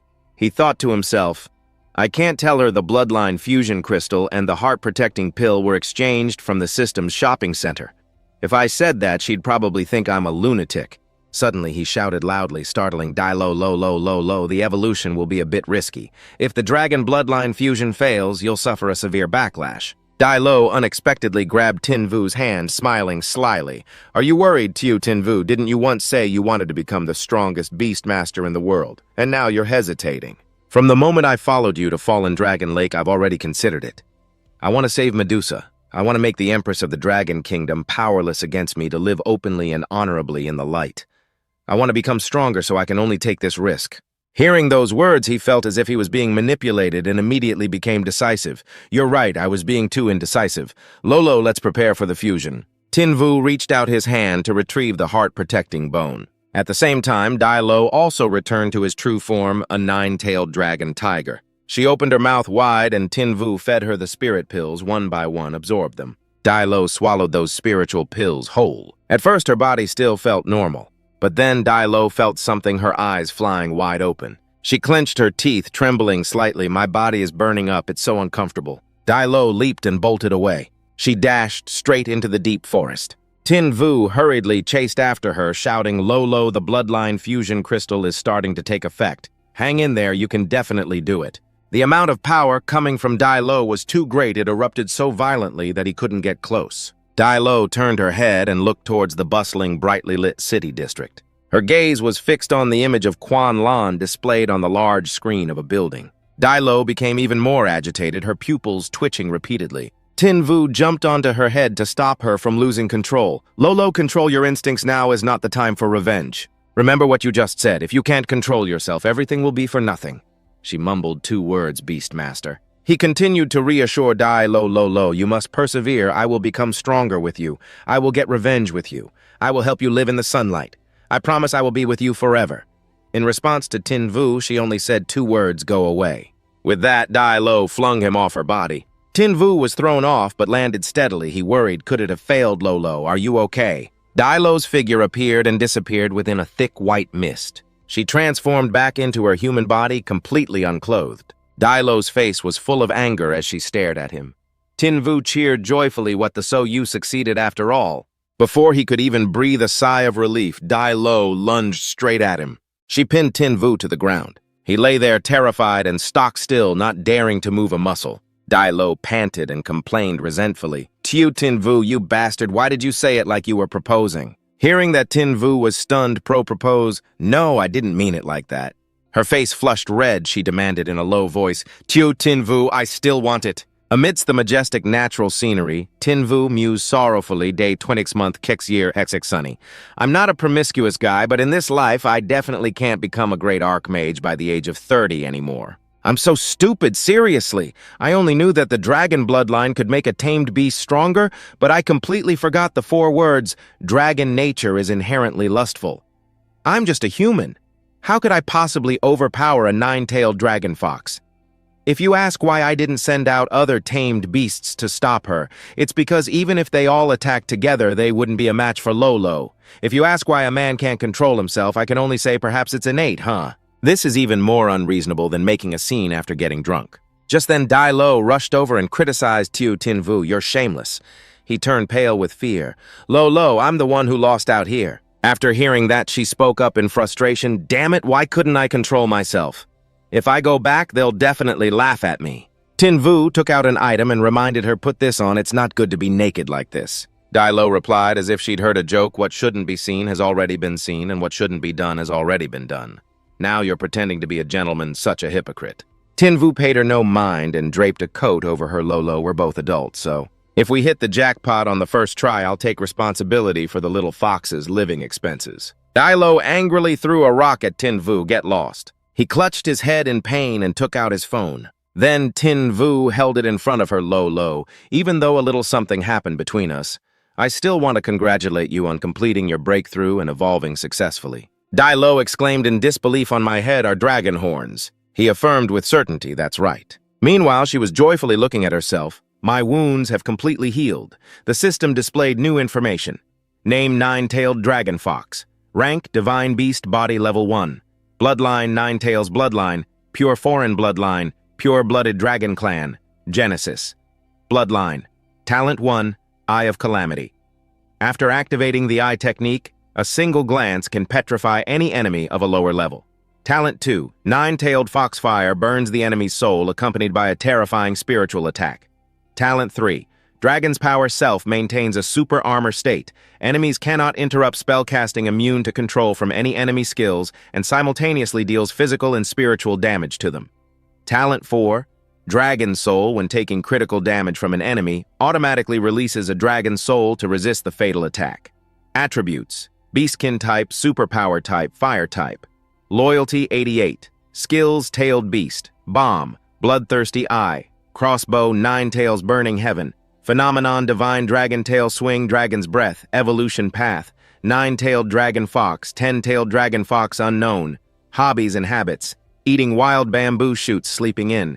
After reading, Tin Vu gave a thumbs up and praised Lolo. You're the first beast in the world to fuse with pure-blooded dragon clan blood. You're so lucky, Lolo exclaimed in confusion, pregnancy mood swings. Tin Vu, if you say one more nonsensical thing, I'll fight you to the death. In the deserted hotel lobby. Inside the room, Tin Vu sat and analyzed. The prison is too heavily guarded if we want to rescue her.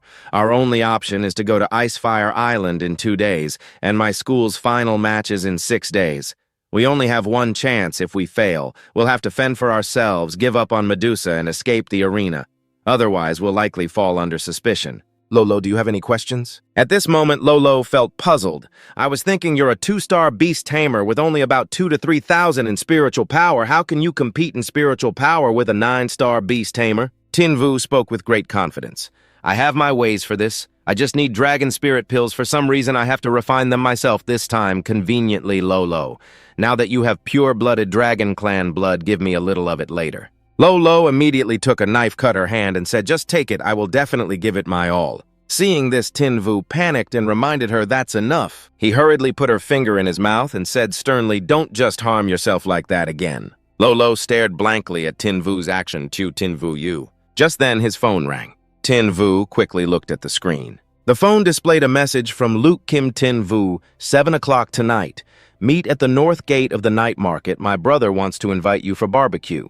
Duong Sok called out from within the crowd. Tin Vu over here. Seeing him, Tin Vu couldn't help but be surprised. Brother Duong Sok, you two are so early. Hearing that, Duong Sok sighed and explained, it's because my little sister insisted. Ham, who was nearby, complained, you're so late. Tin Vu quickly admitted his fault. Sorry. I played games too intensely last night, so I slept in a bit this morning. Oh right, Luke Kim, can you do me a favor? She asked curiously. What is it? He explained his problem. I need some special medicinal ingredients. They're a bit expensive and I can't afford them, so Ham immediately cut Tin Vu off. Okay, I'll help you. Seeing this, he happily hugged her. Luke Kim, you're such a true friend, I could kiss you. Duong Sok couldn't help but mutter in annoyance. Tin Vu, I'm still here, you know. At this moment, Ham spoke up cheerfully. Brother Tin Vu and I are going to buy the ingredients first. He suddenly remembered, I almost forgot I have something to do tonight, so I won't be going for barbecue anymore. Tin Vu, I have something to tell you. Duong Sok warned resentfully, when I'm not here and you're with my sister, watch your boundaries. I might overlook some clumsy hands or accidental touching, but if you dare rent a room with her, don't blame this brother for turning on you. Tin Vu confidently asserted, I don't have those desires at the moment. Then Duong Sok waved goodbye. I'm leaving first, little sister, and Tin Vu have fun. Ham didn't forget to remind him, brother, don't come back to the hotel too late. At the place selling medicinal ingredients, Ham said, all of this is a gift for you. He was overjoyed and thanked her. Luke Kim, you've spent so much this time. To repay you, I'll research a line of medicine suited to your beast's characteristics to help you increase their power. After hearing this, she smiled. All right, I'll be looking forward to it then. Just then, Ham suddenly said, "Tinvu, do you feel?" Tinvu suddenly felt confused and asked, "Feel what?" He stared at her face and thought, does Luke Kim want me to praise how she's dressed up today? I might as well play dumb and tease her a bit, so he said innocently, "I don't feel anything at all." Ham stared blankly as Tinvu turned away. Is that so? Did he really not notice? A moment later, the two of them walked down a small alley. Ham was a little worried, as if she could feel eyes watching her. Then she let out a piercing scream. Tinvu, who was walking ahead, turned back in alarm. "Luke Kim, what's wrong?" In the dead of night, a black cat jumped down from somewhere. Tinvu anxiously called out to Ham Luke. Kim, startled by the cat, she plopped onto the ground, but still reassured him, "I'm fine, the cat just startled me." Tinvu rushed over, bent down, and asked with concern, "Did you sprain your ankle? You're so careless." Ham ignored his concern and replied lightly, "I've sprained my ankle 20-something times since I was a kid. I'm used to it." Immediately after, Tinvu turned his back, knelt down, and gestured for her, saying, "Luke Kim, the ground is already slippery. Don't walk anymore. I'll carry you back." Ham quickly waved her hands to refuse. "No, there's no need. I can walk by myself." The mischievous black cat sat watching the two of them, leisurely licking its fur. What's there to argue about? Hurry up and get on. Even though Ham refused repeatedly, Tinvu insisted on carrying her on his back. Her soft curves unintentionally pressed against his back, making things feel a bit tight. Suddenly, Ham called out to Tinvu, Tinvu." His face showed a hint of embarrassment as he asked what's wrong. She looked up at the sky and said, "I think it's starting to rain." Seeing that, Tinvu hurriedly carried her and ran back to the hotel, cursing under his breath. "It's pouring now!" Ham said in surprise. Tinvu, "Are you an ostrich? You run so fast," he replied without a care. "Stupid question. If I don't run fast, we'll both get soaked to the bone." Returning to the hotel. In the room, Tinvu sighed in relief while drying his hair and lamented finally back at the hotel. After drying his hair, he turned to look at Ham with a worried expression. Tinvu threw the towel over her head and asked enthusiastically, "Luke Kim, your dress is soaked dry. Yourself off. Do you need me to help you change?" She immediately refused. "No need, I can do it myself," but he still offered to help her. "Then let me rub your ankle for you." Ham frantically and hurriedly said lewd. But before she could finish her sentence, Tinvu had already bent down to massage her foot. He gently asked Ham, "Luke Kim, the first time you injured your ankle, it must have been related to a demonic beast." Right hearing this, she was surprised. "How did you know?" Tinvu replied. "I'm a doctor after all. If I can heal beasts, I can heal people too." Ham slowly recalled the past and recounted it happened when I was 5 years old when I went out to sea with my father. Back then, we encountered a tsunami. The Navy's ship was attacked by countless water-type demonic beasts. I carelessly fell into the sea and was almost buried in the mouth of a black gold iron-armored shark. My father saved me, but he lost an arm because of it. Compared to what my father sacrificed, just spraining my ankle is nothing. Seeing Ham's innocent and self-blaming look, a sense of unease suddenly arose in Tinvu's heart. What a cruel twist of fate. In one day I have to go to the naval headquarters for a prison break and have an armed conflict with General Mo Dung. I wonder if this action will affect Luke Kim. At this point, Tinvu stood up to leave the room, not forgetting to turn back and advise Ham Luke Kim, "Try to limit your walking for the next few days. It'll heal completely before the finals. I'm leaving now." Just as she was about to reply, she suddenly reached out and pulled him close. Tinvu, curious, turned his head and asked, "Is there something else, Ham?" Ham shyly asked him to help her to the bathroom. "My leg is inconvenient. Can you help me to the bathroom?" Tinvu immediately agreed, "Sure." Ham took off her clothes and turned on the rushing water in the bathroom. She fully enjoyed the private, refreshing moments after a long, tiring day of fighting. Outside, the rain continued to pour down relentlessly. A while later, Ham stepped out of the bathroom, still wondering in her mind, was I being too obvious? While lost in a jumble of thoughts, a familiar voice rang out, "Little sister, is your leg feeling better?" Ham was startled to see Duong Sok sitting on the bed. She stammered a greeting, "Brother." He gently swirled the glass of wine and said, Tinvu told me to come. He had something to do, so he went back first. Duong Sok couldn't help but advise, "Your brother knows you like him, but you're being too reckless. You need to use a better approach. Treat these feelings with more care." "Do you understand?" Ham shyly lowered her head and replied, "I understand." Meanwhile, on Tinvu's side, he had just summoned Lo, "Come out and help me refine some medicine." She frowned and wondered, "Why aren't you staying with that girl?" He immediately clarified, "It's to help you no more talk. I need you to be in charge of controlling the flame. We need to refine at least 2 complete dragon spirit pills. That way, our chances of saving Medusa will be a little higher."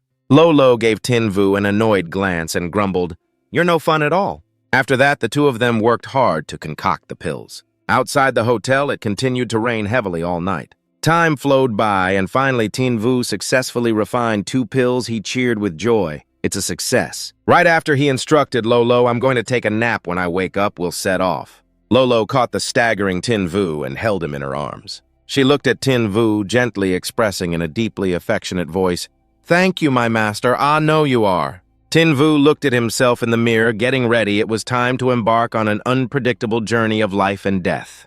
Lolo stood beside him, extremely worried and trying to stop him.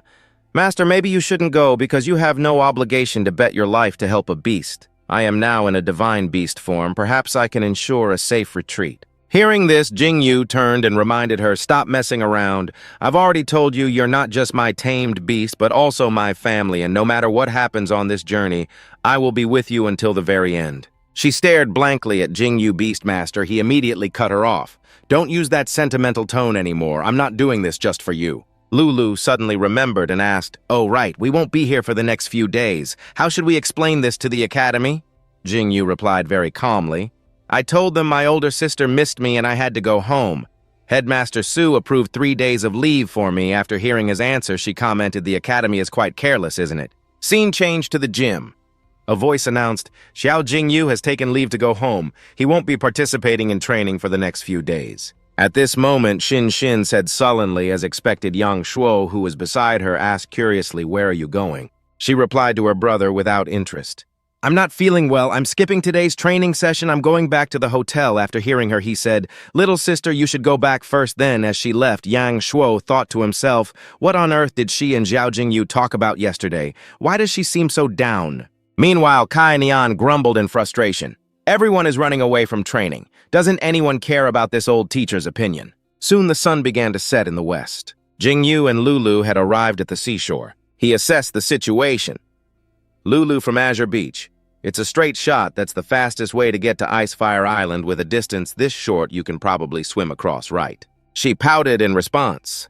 "I'm a fox, not a shark. I'll get uncomfortable if I'm soaked in water for too long," he asked bluntly, confused. "So what do you suggest we do then?" Dailo unleashed his technique at once.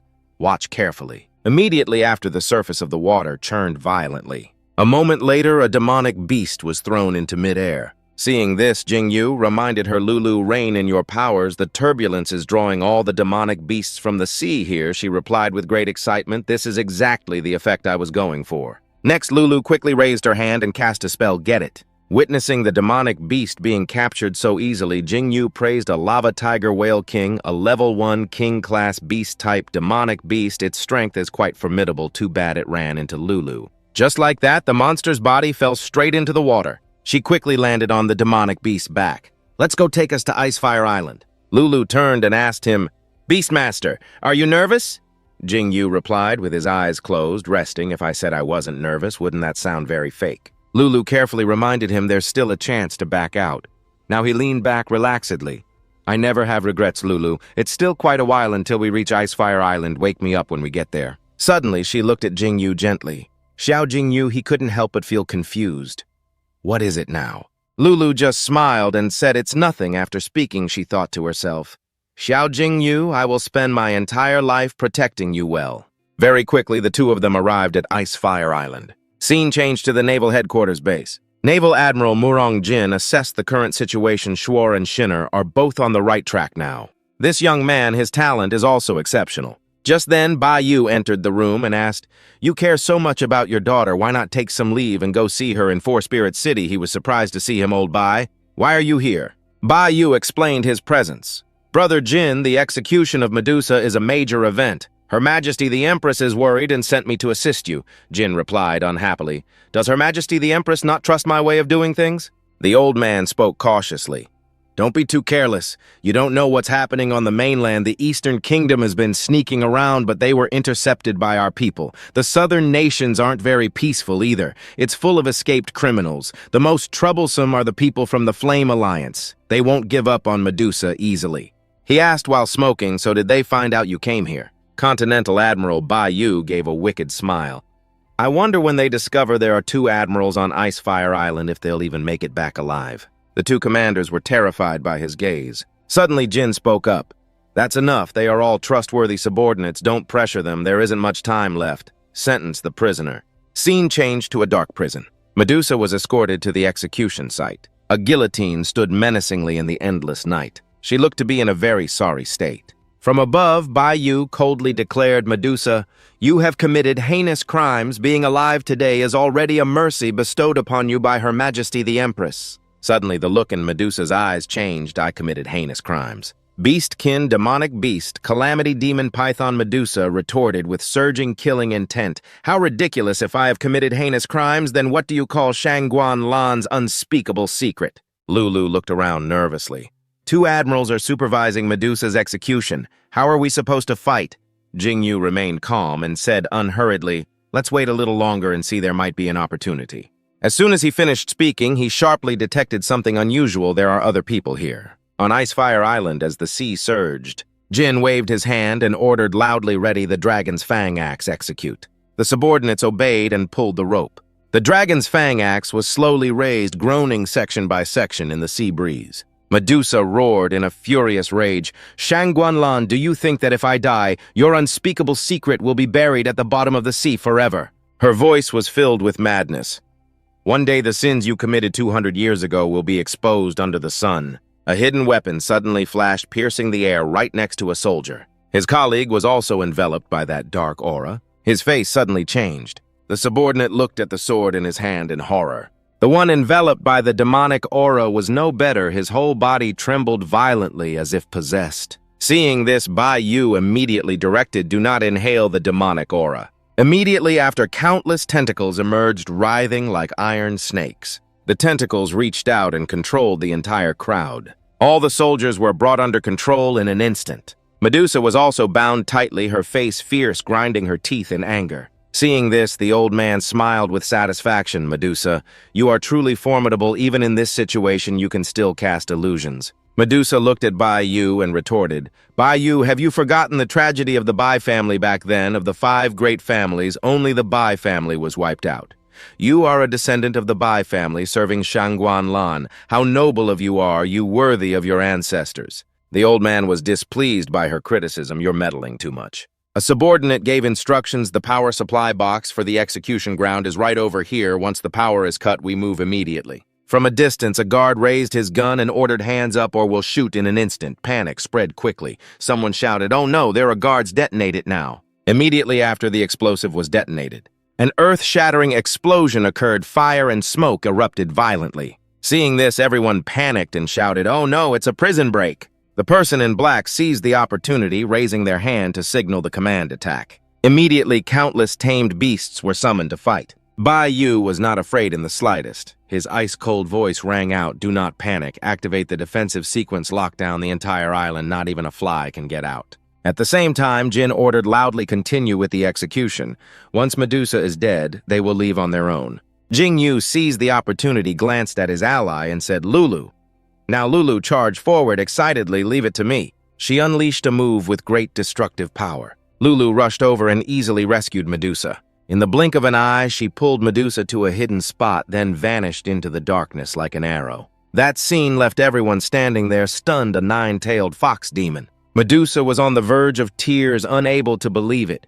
"Why are you?" Jingyu glanced over and told Medusa with a serious face, "Don't say anything, we'll talk after we get out of here." Jin was furious, his eyes flashing with killing intent as he unleashed his martial technique. 9-tailed fox demon, your wanted posters are all over the Dragon Kingdom. I didn't expect you to have the nerve to deliver yourself to my doorstep. That's fine too, I will send you all to your graves. A figure suddenly appeared in the middle of the night, exuding immense pressure. Icefire Island shook violently.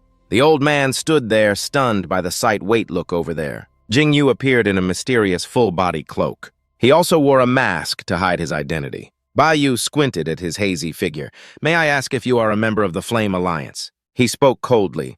"You are not worthy of knowing my identity. I only came to take this little snake away. Those who stand in my way shall die." As soon as the words were spoken, he immediately tensed up. She saw this and praised him. "This kid has some acting skills."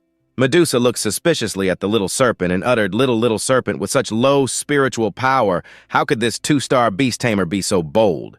The surrounding men in black couldn't help but be curious. Who is this person? Is he on our side? Just ignore him. Let's go and help first. He calmly continued to smoke Man in Black, whether you are from the Flame Alliance or not. For daring to barge into the customs headquarters, you will be killed without mercy.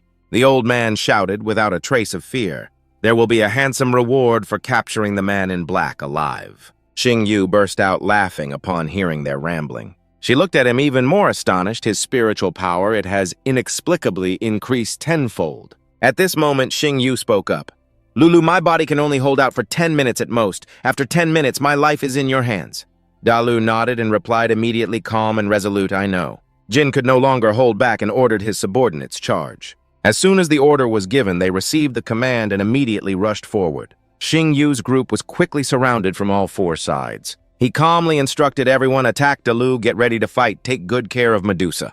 Dalu responded immediately, her aura exploding as she unleashed a martial skill that created immense pressure. A colossal wave of energy surged through the air. The powerful attack spread out in all directions. It forced the subordinates to retreat, screaming in agony. The tamed beasts couldn't escape, either their bodies trembling as they collapsed one by one. The men in black staggered, many foaming at the mouth. One of them shouted in panic, Kameda-san, why are we being attacked too? Another one cursed through gritted teeth, you idiot. This proves that person is truly from the Flame Alliance. Jin was so furious, he gritted his teeth, his eyes blazing with fury. This fox, it seems to have broken through and evolved. Baiyu quickly recognized that technique. Dragon scales, dragon horns, dragon claws, and even dragon pupils are the power of dragons that disappeared 200 years ago. He didn't want to let her escape. His face grew grim, his voice a low but firm growl. Old Bai, this individual is an extremely dangerous figure. They cannot be allowed to leave Icefire Isle. The old man suddenly clenched his fist in excitement, his voice full of arrogance.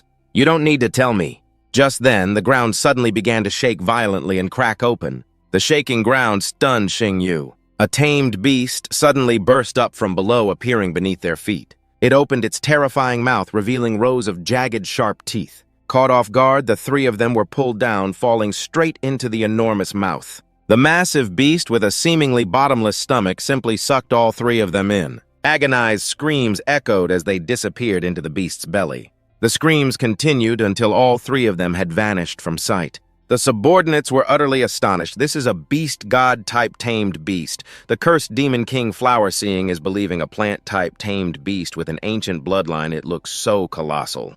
General Baiyu is truly worthy of his title as the master of plant-type beasts. He dealt with the intruders with a single move. At that moment, he vigilantly scanned his surroundings. Xing Yu struggled to his feet, his voice filled with confusion.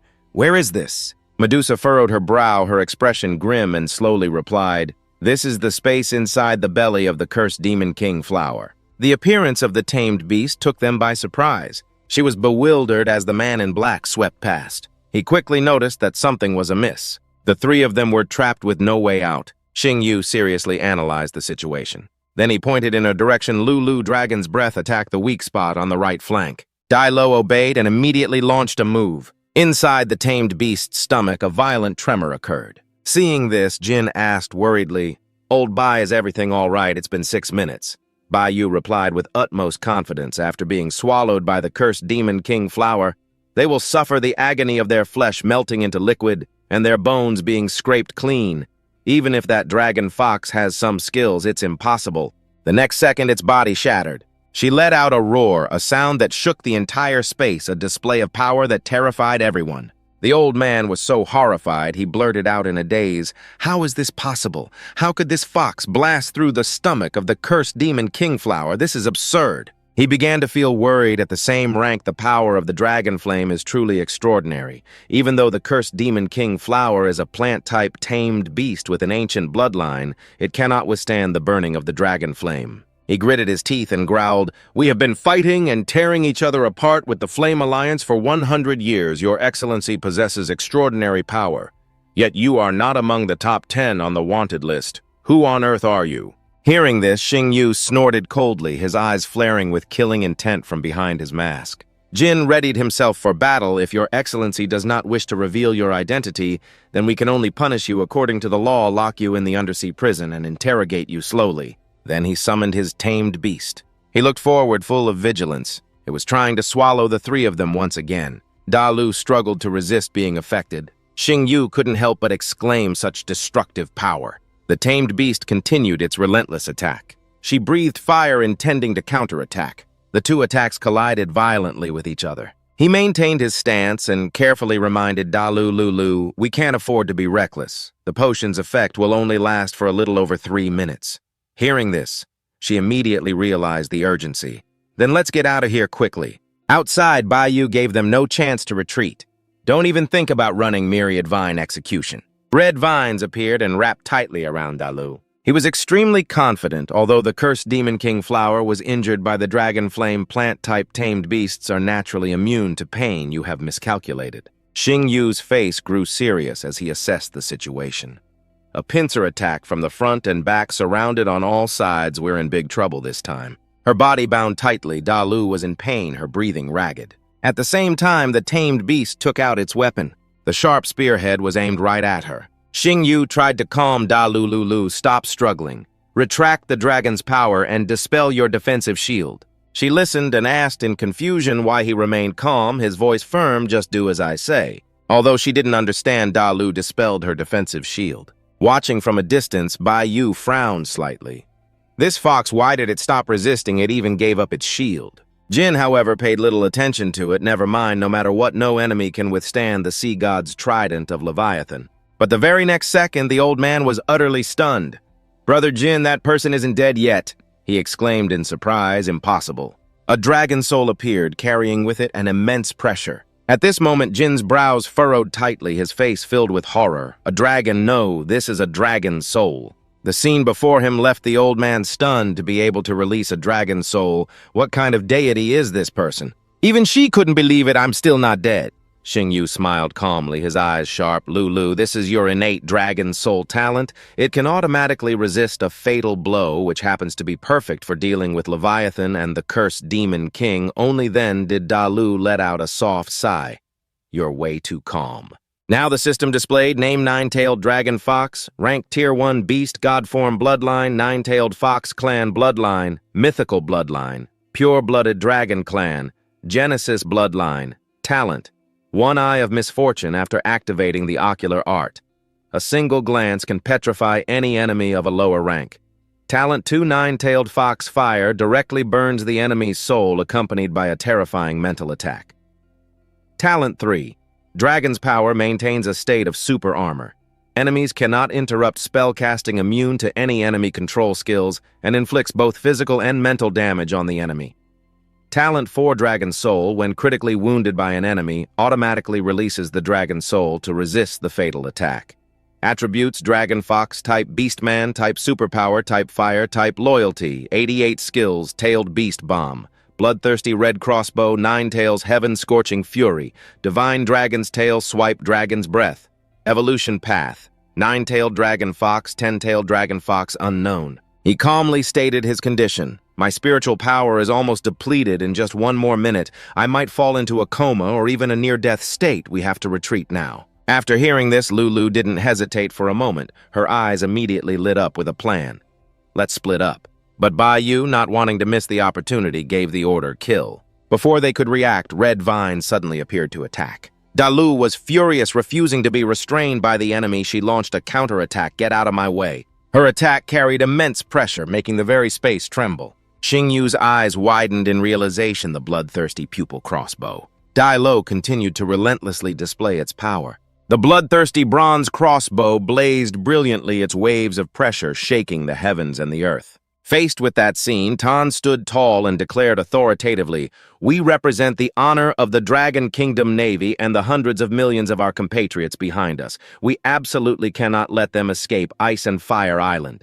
Leviathan continue using the sea god's trident." The tamed beast obeyed, channeling its power to prepare its attack. A sharp spearhead instantly formed, carrying a terrifying pressure. It hurtled forward with immense power. Not to be outdone, she launched her own attack. The two powerful attacks collided with each other. In an instant, space itself cracked and a world-shaking roar echoed. The aftershock of their explosion made the heavens and earth tremble violently. Xing Yu was thrown far away, screaming loudly amidst the thick smoke and dust. The dense smoke took a long time to dissipate. A desolate scene was revealed after the explosion. Tan couldn't help but frown in anger. they've escaped. But right after, he sighed in relief. So this is the power of the dragon soul, we couldn't hold them back. He didn't want to let them off the hook, a murderous intent flashing in his eyes. This is the Navy headquarters, not a place they can come and go as they please. Just then, an attack came crashing down. All Navy personnel on my command searched the entire sea region. A subordinate hurriedly reported, "Bad news, General, we've been ambushed by the Southern Islands Alliance." Tan was horrified, unable to believe his ears. What he continued to report the situation, "General, our ship number 1 is taking on water." Their words came through the radio. "General, rest assured the enemy is no match for us." "General, the turbine on ship number 7 is destroyed. General, our ship number 3 is under attack. You don't need to worry too much." "General, our flagship is damaged." The final shout was like thunder in his ears. Tan roared into the radio. "Abandon the search for that black-cloaked person, Leviathan. Immediately head to the sea region for reinforcements." While the situation was chaotic, Dalu looked around anxiously. Master, where are you?" Dalu screamed in panic. Master. At that moment, Xing Yu was sinking into the cold depths of the sea. "The side effects of the dragon spirit pill are too strong. I have no strength at all. Lolo, I'm so sleepy, so cold." Just then, Medusa appeared near him. She lifted Xing Yu out of the water. Medusa looked at him intently and said, "A mere human, yet you have the potential to fight against 2 9-star beastmasters. That's truly impressive," but she stuck out her tongue, wanting to devour Xing Yu. "Sorry." A frantic voice echoed in the night. "Hang on, you can't fall asleep. I must recover as soon as possible." With difficulty, Xing Yu slowly opened his eyes. Before him was Dalu's tear-streaked face. Her worry was obvious. "You're finally awake. I was so scared." Xing Yu was dazed for a moment. "Have we arrived? Why am I injured?" He looked around in confusion. "Where are we?" Dalu replied. "We're inside Medusa. No sea monster moves faster underwater than her." He felt guilty for making her worry. It seems it worked. "Dalu, I'll keep my promise this time. I'm sorry, I just..." Seeing him fading away, she grew more frantic. "Xing Yu, don't fall asleep." Meanwhile, Medusa was diving swiftly through the ocean waves. She assessed the current situation. "This kid is seriously injured and unconscious. The situation isn't optimistic. There's a deserted island ahead. Let's stop there." In the distance, the deserted island appeared in the night, picturesque, but also wild and dangerous. At this moment, Tan sighed in frustration. "In this battle, 2 great generals like us have been utterly disgraced." Bai Yu carefully reminded him, "We should be thinking about how we're going to face the wrath of Her Majesty the Empress." Just then, the night sky suddenly lit up as bright as day. Guanlan appeared within that light, her figure majestic, her aura unparalleled. He and the old man looked up at the sky, startled. Tan's face turned pale, his legs trembling slightly. "Your Majesty the Empress." She stood amidst the brilliant light and asked coldly, "Where is Medusa?" Trembling Tan bowed his head and hurriedly explained, "Your Majesty the Empress, I have failed your trust. Medusa was stolen by a villain. Bai Yu, standing beside him, tried to justify we were also ambushed by another force. Otherwise, he definitely wouldn't have escaped." But Guanlan paid no heed. "I don't need to know the details. Just tell me who took Medusa." His face ashen, he reported in a hoarse voice, "The person wore a black cloak and a demon mask. The 9-tailed fox Dalu is his tamed beast. We know nothing else." She didn't believe it and roared in anger. "Ridiculous. What do you mean you know nothing? 2 great generals who can't even defend their own naval headquarters." Tan immediately knelt to accept his fault. This subordinate accepts full responsibility and is ready for punishment. Meanwhile, Bai Yu awkwardly recounted, "Your Majesty the Empress, they possess the power of a dragon. The 9-tailed demon fox has a dragon's soul." A glint appeared in Guanlan's eyes as she seriously considered the information. The power of a dragon. Could it be? No, that's absolutely impossible. After a moment of contemplation, she commanded coldly, "Tell me which direction the black-cloaked person went. I will punish you 2 for your incompetence when I return." Tan immediately replied, "Southeast." Then Guanlan directed her tamed beast to set off. He watched her departing figure thoughtfully. Even the Empress herself has to take action. It seems the Dragon Kingdom is about to face a great upheaval. The rainy night was pitch black with raindrops pattering down onto the surface of the sea. Medusa's group took temporary shelter in a small cave. She looked at Dalu sadly. "I didn't expect you to have gone through so much." She confirmed it was true. "That's right. Without my master, I would just be a seriously injured fox waiting to die." Medusa raised an eyebrow suspiciously. "Speaking of which, isn't your relationship with him a little too good?" The unconscious Xing Yu suddenly mumbled, "Water." Startled, Dalu quickly turned around, a flustered look in her fox eyes. "I'll give you some." Medusa carefully reminded her, "Hey, there's no fresh water on this deserted island." But she said nothing more, silently taking a knife and cutting her finger. Dalu then dripped her blood into Xingyu's mouth. Medusa watched this scene in astonishment, unable to believe she was willing to sacrifice her own precious blood for a human. A blurry image appeared before his eyes. After a moment, Xingyu could see clearly and whispered, "What happened this is?" At this moment, he thought in utter surprise, Shang Guanlan. Xingyu screamed in panic as Guanlan reached out her hand. Just then, he woke up and sat up. Seeing this, she said happily, "Xiao Xingyu, you're finally awake. You slept for a whole morning. You scared me to death." Xingyu raised a hand to his head and asked, "Where are we?" She supported him and explained, "This is a deserted island near the Demon Beast Strait. It's not under the jurisdiction of the Dragon Kingdom Navy. It's very far, so don't worry." Meanwhile, Xingyu thought gloomily, "My head is so dizzy. Strange, what was I just dreaming about?" He licked his lips slightly, the strong metallic taste still lingering on his tongue. The smell of dragon blood. "Did you feed me your blood?" Dalu bit her lip and admitted awkwardly, "You were severely dehydrated after falling unconscious. This is a deserted island with no fresh water, so I could only use this method." Xingyu spoke with deep gratitude. "Lolo, you've done me a huge favor." At the same time, the system announced affection level increased. Affection level 99. Medusa looked at the two of them and asked, "How long are you two going to be so lovey-dovey?" He stared at her in surprise. A crown. Medusa finally noticed the crown on her head. Then she smiled and handed some water to Xingyu. Right now, Medusa looked extremely charming. Seeing this, his face immediately turned red. She stood up and said politely, "You don't have to thank me. I'm the one who should be thanking you. Thank you for saving my life." She turned and continued to explain, "This is the highest gratitude ritual of the Divine Python clan. Sister Sa, don't be so formal." Xingyu said humbly after listening, "It was nothing, really." Medusa said with great determination, "Mr. Xiao We of the Divine Python clan always repay our debts, especially a life-saving one. Just tell me what you need me to do, anything at all." He suddenly became excited and said, "Anything at all. It's simple, I want you." Tin Vu arrogantly pointed directly at Medusa and commanded, "I want you," but she just coldly shook her head. "I know what you want, but I refuse." Her words left him stunned and unable to react. Tin Vu's face froze, completely stiff as a board. Medusa spoke up to break the silence. "I can do anything for you, but I just can't sign a blood pact with you, so I'm sorry." He frowned and asked sadly why. She slowly replied, "Because beastmen will never be slaves." Tin Vu still wouldn't give up and tried to persuade her, "What if I provide food and shelter?" Medusa replied without hesitation, "That won't work either." Witnessing this scene, Dai Lo unconsciously recalled the past. "I was also forced back then, reluctantly signing the blood pact with Tin Vu, but considering the results, it turned out quite well." As for him, he was so disappointed he gave a bitter laugh, then suddenly coughed up blood to everyone's horror. She became flustered and stammered. "No, Tin Vu continued his act, his voice tragically feigned. "I thought risking my life for you could melt your icy heart, but I was wrong. You are a heartless, cold-blooded giant serpent."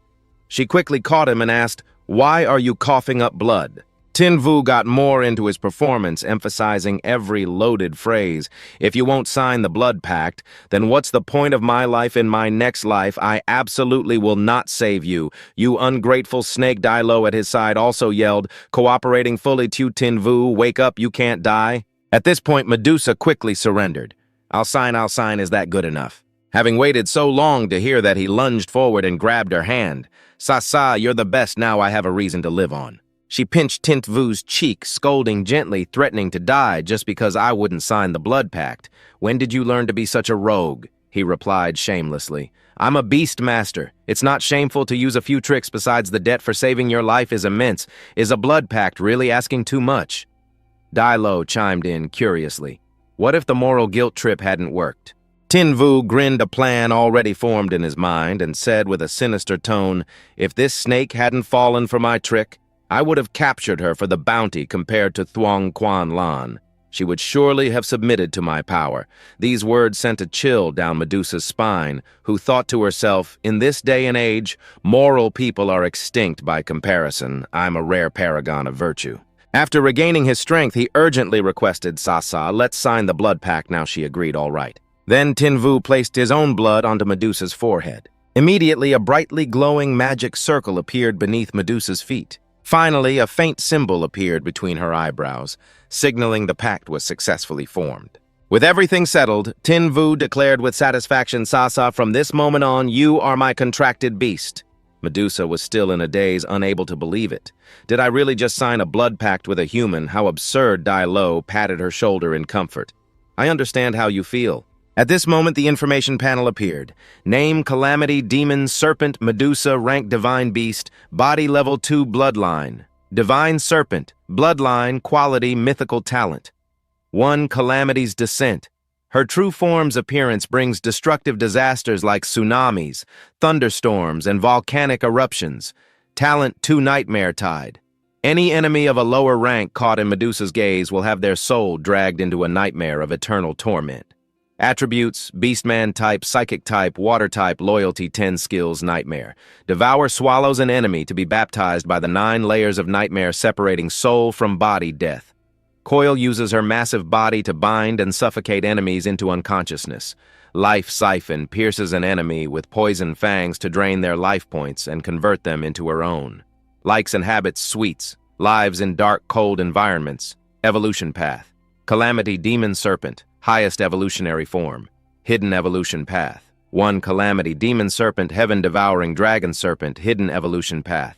2. Calamity Demon Serpent, serpent of the mortal world whose body can encircle the earth.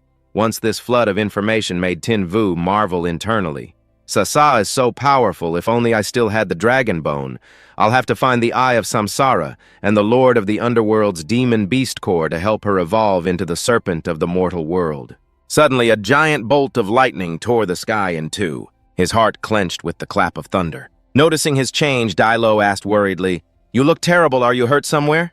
Tin Vu hesitated. Lo, I have a sudden bad feeling we should be safe now, but my heart is..." He suddenly froze and thought, wait a second.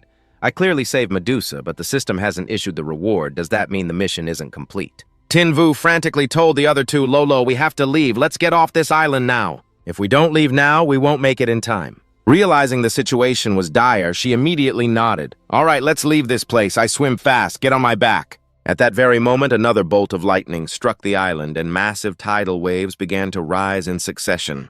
The ground shattered into pieces and was flung into the air. Luckily, the three of them escaped the island. She looked back in shock and observed the deserted island has been completely flattened. He warned cautiously, look up. Just then, Thuong Quan Lan appeared majestically within a ring of fire surrounded by lightning and churning clouds that tore through the sky. She spoke black robes, a demon mask. It seems I've found the right person. Dai Lo recognized her opponent, the seven-colored sacred Keelan. Damn it, it's her. She followed us all the way here. I fear there's no escape. Chaotic thoughts raced through Tin Vu's mind. The strongest master above a 10-star beast master, a beast emperor. Why her? My spiritual power is exhausted. I have no dragon spirit pills left, and my beasts can't use any combat skills. What in the world am I going to do? Medusa immediately stepped in front of him and created a protective shield. Master, don't worry. Just leave everything to me.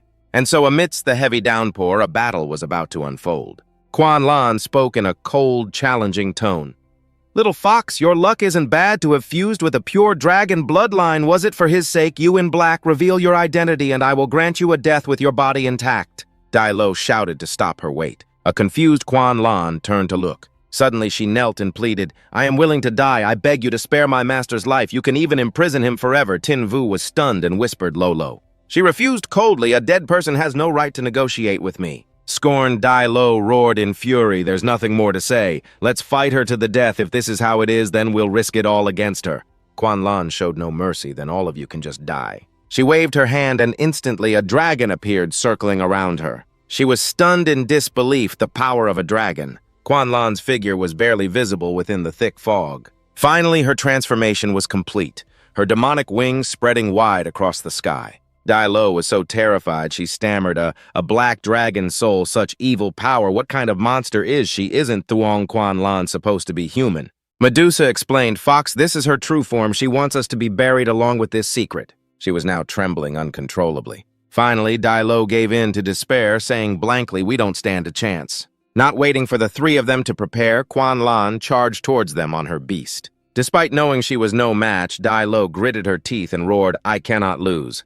She then transformed into a red fox glaring at the woman with murderous eyes. Dai Lo single-handedly blocked all of Quan Lan's attacks. The force of the attack was so strong it made her spit out mouthfuls of blood in agony. Dai Lo used her own body to shield him. One of her legs was cut in half. Her ear was also chopped off. Then Dai Lo's entire body was hacked into 100 pieces. Tin Vu screamed in horror, Lo. Dai Lo weakly transformed back into her human form as she was flung into the sea. He anxiously tried to save her, Lo. Lo, are you all right? Are you badly hurt? Don't scare me like this. The great Tao was saved, it said with difficulty, Master. Master, why did we have to meet so late? If only we could have spent a few more days together. I have so many regrets. If only I hadn't involved you in all this. Tin Vu sobbed emotionally. No, Lo, I don't regret a single thing. I did it of my own free will. She used the last bit of her strength to raise her hand to his face. Then Dai Lo placed a kiss on Tin Vu's cheek as tears streamed down her own. Dai Lo struggled to speak her final words. Please forgive me for going on ahead of you.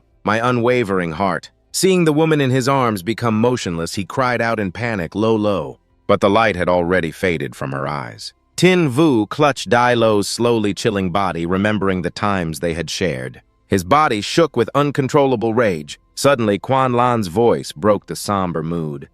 It's time for you to depart as well, after which an immense amount of energy began to gather around her. Quan Lan summoned a magical vortex. This time it was Medusa's turn to fight, Master. Before I die, I will do my utmost to protect you, Dalu, and I will go on ahead and wait for you, but he immediately stopped her. No. She didn't understand and asked what.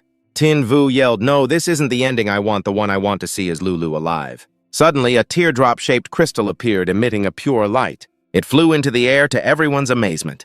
Teardrops flew up one by one and merged into the crystal. At this moment, the situation seemed to change as wisps of white smoke created a sense of both majesty and menace. Quan Lan was also surprised by this sight, the dragon's tear. Time seemed to reverse from 7:10 back to 7:05. Then from 7 o'clock back to 6:40. Then it rewound all the way back to 4:45. The wounds on Dalu's body also began to heal. Everything was returning to its original state. Her attack was also reversed. Time rewound to the moment before she rushed forward to sacrifice herself. Dalu was restored to her original state. The rocks shattered during the battle also became whole again. It was as if nothing had ever happened. Suddenly she called out, Zhao Tin Vu. Zhao Tin Vu, what are you thinking about? Hearing her, Tin Vu joyfully replied, it worked. The Grand Avenue suddenly blushed. At that moment, Tin Vu pounced on her and kissed her repeatedly. Bewildered, she could only say, Zhao Tin Vu, you. Medusa stood beside them, blushing. What are you two doing? He let go of Dalu and urged Lulu no time to explain. We have to run now. Sasa swim towards the Demon Beast Strait, where the scents are chaotic. The more chaotic, the better. She immediately took the order okay. Not long after, a blast of power shot out of nowhere, destroying the ground. Quan Lan observed from above. Their aura vanishes here, and just ahead is the Demon Beast Strait. They sure are fast runners. She stood there looking towards the distant island. Man in black, the day we meet again will be the day I grind your bones to dust, in another more peaceful place. Only now could the three of them relax a little. No one's chasing us. Now Tin Vu was still afraid. If she can chase us in the Magic Canyon, then we can't escape. Dalu wondered, how did you predict that Shangguan Lan would hunt us down? Tin Vu turned to Dalu and confessed, Lulu. I can't lose you, that sharp pain in my heart. I don't want to feel it a second time. She blushed and stammered. What nonsense are you talking about seeing this? Medusa frowned. Are you confessing your love to a fox spirit? He didn't explain, but took out the crystal. This is the dragon's tear. I activated it by accident. Place your hands on it, and you'll probably understand what happened. After hearing this, the other two looked at the crystal in disbelief. Seeing Dalu's teary eyes, Tin Vu teased Lulu. Why are you crying? Were you moved by me? I'm not. It's just dust in my eye. Suddenly, a mechanical voice rang out, Congratulations, host, for successfully rescuing Medusa, issuing mission rewards. 1 dragon egg plus 10,000 points rewards have been granted. Host, please check and receive them. Tin Vu got excited. The rewards are here. That means we're really safe this time. He turned to Medusa and asked, Sasa, I heard from Lulu that you know the secret of the great dragon-slaying war from 200 years ago. You can tell us now, is Shangguan Lan human? Or, she sighed, interrupting the dragon-slaying maiden who eventually became the evil dragon in the Great Dragon-Slaying War. 200 years ago, 90% of the Dragon Kingdom's masters took part.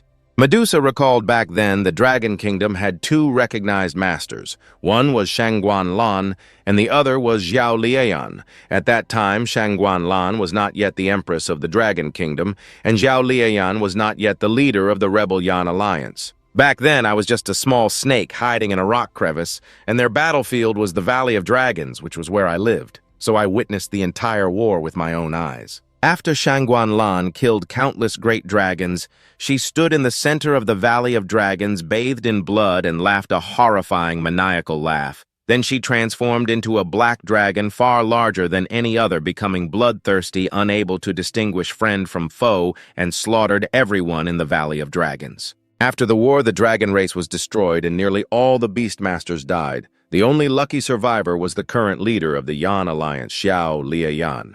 I escaped because I was far away, but Shangguan Lan still wanted to kill me. Even though I wasn't involved hearing this, Tin Vu understood. No wonder Xiao Liayan betrayed the Dragon Kingdom, formed the Yan Alliance, and stood against Shangguan Lan. He rested his chin in his hand, thinking, why did Shangguan Lan become an evil dragon? Was it her constitution or the sheer number of them? How many great dragons did Xiao Liayan kill? After all, Medusa wasn't directly involved. To find out more, I'd have to ask Quan Lan herself. No, it can't be a 2-star Beastmaster from the Azure Dragon Academy. He's the leader of the rebel Yan Alliance. They're completely unrelated if there really is a connection to him. Then what will my sister and I do? Medusa asked cautiously. Master, now that you know Shangguan Lan's true identity, what are your plans? Tin Vu replied with a faint smile. What plans could I have? Act as a champion of justice and expose her crimes from 200 years ago? Don't be ridiculous. Why would I pick a fight with a monster? Dalu looked at him uneasily, but after this, Shangguan Lan will be watching you. She won't let this go. Tin Vu was still very calm. Shangguan Lan is watching the man in black. What has that got to do with me? Xiao Tin Vu. Hearing this, Dalu was still confused. Isn't the man in black Xiao Tin Vu? He could only give a helpless smile. All right, silly girl, don't think about it anymore. We'll hide here for a while, then prepare to sneak back to Four Spirit City. At that moment, the dragon's tear in Tin Vu's hand suddenly began to glow. Then he clutched his head in a daze. Dalu panicked and called out Xiao Tin Vu. But Tin Vu had already passed out his mind, entering an illusory realm. Where am I? Why is it so dark? Tin Vu was stunned when a giant dragon appeared before his eyes. It attacked him with all its might. The black dragon. Why did she follow me all the way here? While trying to escape, Tin Vu was suddenly blocked by an object who put a mirror here. He looked at his reflection in the mirror and his pupils shrank. Tin Vu cried out in panic, dragon scales. Why do I have them too? Demonic wings also grew from his back. I don't want to become a man-eating monster. I don't want to... He screamed in agony, no. Dalu and Medusa surrounded Tin Vu to care for him. How is he? He's very weak and has a fever. He might be unconscious for a few days. The human body is so fragile. Dalu felt helpless. What do we do now? Medusa turned around. Her voice, playful beast milk, could strengthen his resistance and recovery. Dalu blushed furiously, completely embarrassed. Where are you looking? I don't have any beast milk. But in the end, she helplessly gave in. I know I'll get some right now. The three of them moved into a cave. Tin Vu suddenly woke up screaming, I'm not a monster. After realizing it was just a nightmare, he sighed in relief. A dream. Good thing it was just a dream. It scared me to death. Seeing him awake, Medusa was overjoyed. Master, you're awake, Sasa. Where are we? How long have I been asleep? She quickly replied, this is the demon beast straight. You've been asleep for 3 days. Tin Vu was shocked. I've been asleep for 3 days. Oh no, the supernova contest. He scrambled to get up from the time we left until I fell unconscious. It's already been 4 or 5 days. I have to get back to Four Spirit City quickly for the finals. Otherwise, the school will become suspicious. And if the Empress notices me, then I'm... Dalu came running over just then. You're awake. That's wonderful. Medusa immediately stopped him, Master. I know you're in a hurry, but don't rush for now. How can I not rush? What if I don't get back in time? Looking at the bottle in Dalu's hand, he asked, Lulu, what are you holding? Dalu answered shyly, it's demon beast milk for you to drink. Hearing this, he was horrified. No, I'm human. I only drink milk tea. Beast milk is too gamey. I can't drink it. Dalu said sternly, no, you can't refuse. You have to drink it all. Medusa beside him began to share her wisdom. Master, do you know what kept you alive for the 3 days you were unconscious? Beast milk can boost your immunity and help you survive. For that, the fox spirit has sacrificed a great deal. Tin Vu's expression became even more grave. Sa, you mean? He looked at the milk bottle in his hand and almost fell over. What the heck? Medusa continued to mutter, drink it, go on and drink it, that's milk.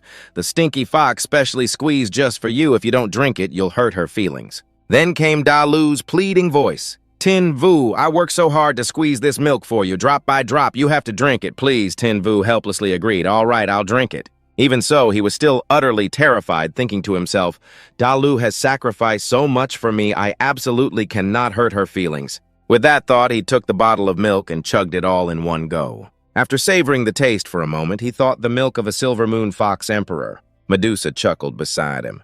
Ha ha, that gave you a fright, didn't it? That stinky fox isn't lactating yet. So of course she has to hunt some mother beasts daily. Hearing that, he was taken aback. Damn it, you scared the hell out of me. Dai Lo was the only one looking bewildered. What else did you think it was? Tin Vu sighed and looked at Medusa. Sasa, at your speed, how long will it take for us to return to the coast of the Dragon Kingdom? Medusa replied excitedly, half a day will be enough. He started planning. If we still have time, why don't you two go catch a magical beast? We can roast it for food.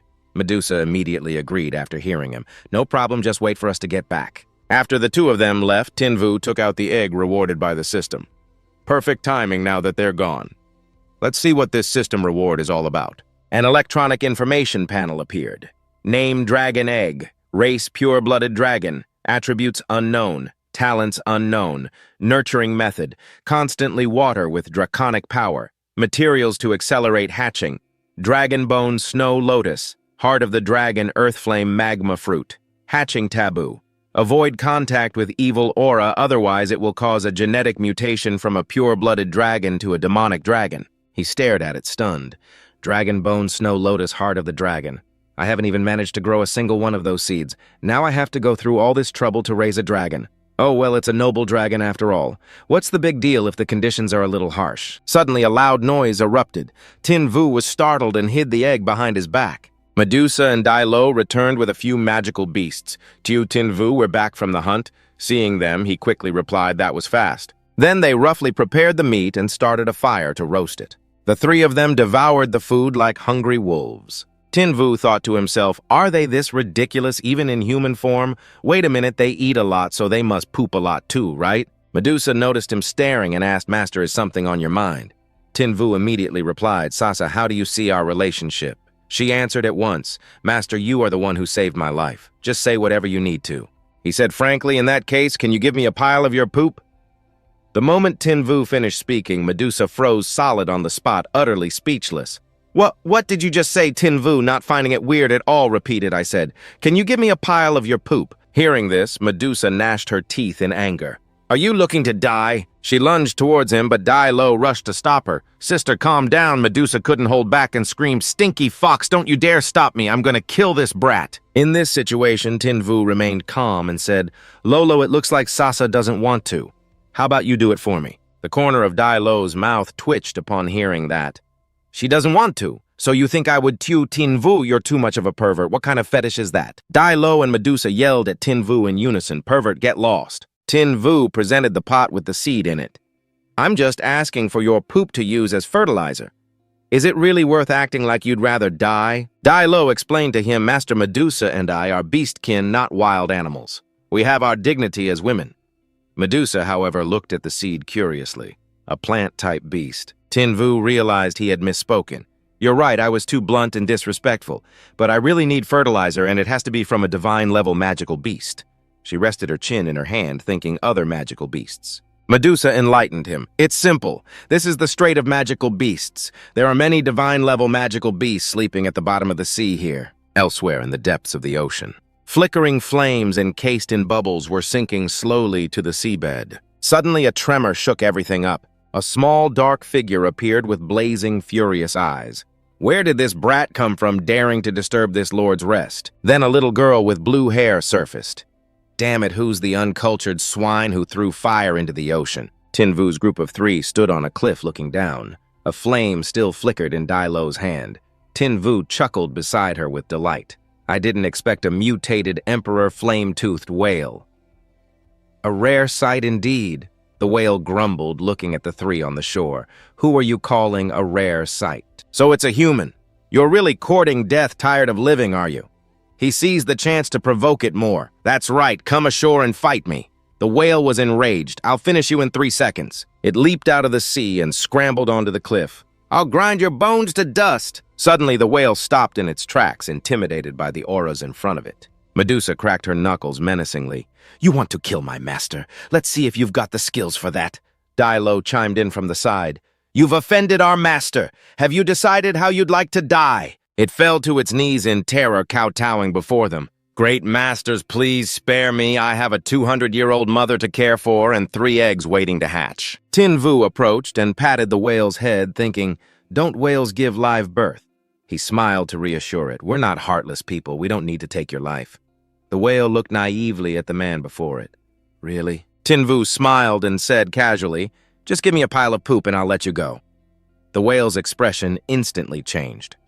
The whale spun around and smacked him with its tail. You damn pervert, Dilo and Medusa both cried out anxiously, Master. A long while later, the 3 continued on their journey. Tin Vu complained seriously. You 2 didn't even stop it. It was just for a few pounds of manure. Did it really have to hit me that hard? Dilo clutched her stomach, laughing. Serves you right. He comforted himself. Oh, well, at least I got the fertilizer. She sat on her mount, gazing into the distance. Master ahead lies the Kanglei mountain range. Beyond it is the city of 4 symbols. Tin Vu was overjoyed to hear this. Great, let's rest for a bit. I need to bathe in the river or this smell will make people suspicious.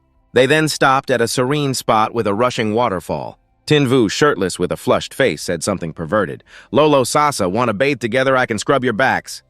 Plus, I even know a traditional massage for breast enhancement. Both angry and embarrassed, Dilo refused. We don't need that. Medusa, on the other hand, was completely unfazed and commented casually, to be young again. You can tell this kid is brimming with energy. He must be quite a handful. Getting even more flustered, she covered Medusa's mouth. Be quiet, watching them, Tin Vu teased. You 2 seem really close. I've heard the snake woman and the fox from Silver City are also quite the pair. Medusa snapped angrily at that. Get lost, I'm not into that Brokeback Mountain stuff. Tin Vu closed his eyes, a smirk playing on his lips, and asked, So you know them? Dilo vehemently denied it. I don't know any Mandy. Suddenly, a strange noise came from the forest, and he immediately became alert. From deep within the woods, a rabbit shot out. It landed right on Tin Vu's head, making him jump. What the heck? Dilo recognized it. An electric-eared rabbit. Immediately after, a large pack of wolves burst out from the forest. This pack of ferocious wolves were Thunderclap storm wolves. They surrounded Tin Vu's group, growling. He quickly realized it looks like they see me as competition for the electric-eared rabbit. Lolo Sasa, I'm leaving them to you 2. Hearing the order, Dilo and Medusa immediately assumed combat stances. Dilo wiped out the entire pack in a flash. Tin Vu exclaimed, Lolo, you're so ruthless you didn't give them a single chance to escape. She sneered, what, are you not satisfied that I saved you? He quickly denied it, no, not at all. Tin Vu let go of the rabbit in his hands. Go on, little rabbit. It's survival of the fittest out here. I won't be able to help you next time. Now scram. The rabbit seized the chance to leap away and vanished, but it dove right into the back of Tin Vu's pants, stunning him. Holy crap, don't crawl into my pants. Tin Vu tugged at his pants and scolded it. Get out now. Believe it or not, according to the law, my little brother down there has every right to sue you for trespassing. Dilo face-palmed helplessly. You're quoting the law to a rabbit. That's just bizarre. He pulled the rabbit out of his pants. You little brat, stop clinging to me, or I'll have to decide between braised rabbit head and spicy rabbit head for dinner. All right, I'll give you one chance. If we are destined to be together, I'll raise you. Tin Vu read the rabbit's information. Name electric-eared rabbit. Hidden information mutated electric-eared rabbit. Rank initial stage cannot be upgraded. Bloodline poor quality. Talents none. Attribute weak electricity can be used as a power bank. Skills none. Hidden combat. Skill rejuvenation resets teammates' skill cooldowns. Can be used up to 3 times in a row. Likes vegetables like carrots in stormy weather. He looked at it with great interest. Damn, a skill reset. You're a bona fide support god. I must be Fortune's favorite child. Lolo Sasa, I'm taking this rabbit with me. I want to make a contract with it to be my beast. Medusa advised, Master, are you crazy? Electric-eared rabbits can't evolve or break through. They're more useless than a swift-wind hound. However, Dilo deferred to Tin Vu. The Master has his reasons. We shouldn't stop him. These skyscrapers and modern roads mark the city of 4 symbols. At the outdoor stadium, a voice boomed from the loudspeakers.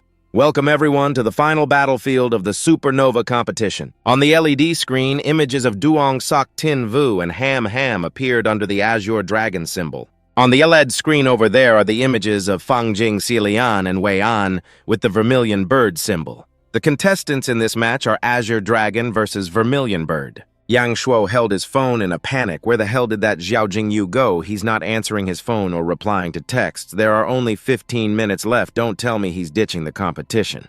Ham Ham was just as worried. Brother, let me try calling him again. He grew even more anxious. I've already called over 10 times, and the response is always the same. The subscriber is out of service range. Please try again later. She decided to call one last time. Hearing his sister Yang Shuo could only reply, okay. The mechanical voice on the other end chimed in again. Sorry, the subscriber you have called has an outstanding balance. He swiped his screen in frustration. Great, just great. At least he's in a service area now, isn't it? Just an unpaid bill. This young master will pay it for you. Just then, Jingyu burst through the door. Lu Jin, brother Yang Shuo, long time no see. I missed you two so much. Yang Shuo jumped and turned to scold him. Damn it, so you wouldn't show up until I topped up your phone. Give me my money back. The sound of a completed transaction rang out. Phone top up 100,000 yuan. He chewed Jingyu out. I topped up your phone for you this time. Don't you dare pull a disappearing act again. He meekly accepted the blame. It won't happen again. Ham Ham walked over and asked Jingyu, didn't you go back to Dragon Seal City to hang out with your sister? Why is it that whenever I called you these past few days, it always said you were out of service range hearing this? He scratched his head well about that. Oh, right, Lu Jin, I just realized you look really pretty today. She was successfully distracted by Jingyu, really. Yang Shuo's face darkened as he looked at the two of them. Little sis, this kid is obviously changing the subject. Don't be so blindly in love. The announcer's voice boomed. The competition will begin in 10 minutes. We invite the contestants from both sides to get ready and proceed to the arena for the opening ceremony. He rallied the team's spirits. Jingyu, little sis, it's time for us to go out there. Ham Ham suddenly turned away shyly. Brother, I'm going to the restroom for a bit. Jingyu waved her off. Go on, be quick. Inside the women's restroom, a woman appeared behind her as she was washing her face. Ham Ham, we meet again. Ham Ham looked at the person in front of her in surprise. Zillion, what are you doing here? Zillion provoked her smugly. Ham Ham, I bet you didn't expect me to be in the competition, did you? She asked in disbelief. Are you replacing Lu Linner? She smirked. She got sick and injured. Is there a problem with me taking her place? Ham Ham, even though we were childhood friends, I won't go easy on you in the arena. Ham Ham just said oh and turned to leave. Before leaving, she left Zillion with one sentence, is that so? Then we'll see each other in the ring. She looked smugly at Ham Ham's retreating back in this competition. I will definitely make you lose all face in front of everyone. As soon as Zillion returned to the room, Wei An informed her, Zillion, it's time for us to go out. She walked over her eyes, crinkling into a smile as she replied, brother, I'm ready. Then the two of them held hands. They walked out to the arena side by side. Yang Shu started to hype up the atmosphere, dear ladies and gentlemen of the audience. This is the final match of the Supernova competition. The team entering from the left is the representative of the Vermilion Bird Academy. After his introduction, Xie Lian, Fang Jing, and Wei An stepped out and greeted good morning, everyone. The people in the stands cheered wildly. Oh my God, it's Zillion, it's really Zillion. The rumor that Lu Linner was unwell is true, my darling Zillion. If I could marry her, I'd be willing to have 20 kids with her. Wei An's waist isn't a waist, it's a life-taking blade. On the other side, Yang Shuo looked at his opponents with fiery determination while feeding some quality intel to his teammates Jingyu, the Z siblings. Dialogue obscured. A 10-star beast tamer, a key official to Her Majesty, the Empress, the Grand Marshal of the Dragon Kingdom. Hearing this, Ham Ham added, yeah, I heard that Wei An also has a chance to become the future husband of the Dragon Kingdom's Princess Shangguan Qian. Jingyu furiously declared the princess's fiancé. I'm gonna beat him down. Yang Shu continued with the introduction of the main character's team. The team entering from the right is the representative of the Azure Dragon Academy. Yang Shuo led the way with resilience. It's our time to enter the arena. Jingyu followed, sharing his sentiment right. Then McYang also introduced the judge for this match is Her Majesty, the Empress of the Dragon Kingdom. Zhong, standing beside Guan Lan, looked down at the main character's team. Your Majesty, this young lad, if I remember correctly, his name is Yao Jingyu, isn't it? She spoke in a sarcastic tone. Military Advisor C. Soon he'll be facing your prized child. Aren't you curious who will win? He gave a wry smile and immediately refuted it, quickly changing the subject. Winning or losing depends on the kid's abilities. What can I decide? By the way, Your Majesty, have you still not found out the identity of the person in black? Guan Lan answered frankly, the Imperial Soul Society has mobilized all the Silver Priests to secretly investigate all 9-star and 10-star beast tamers. There are no results yet.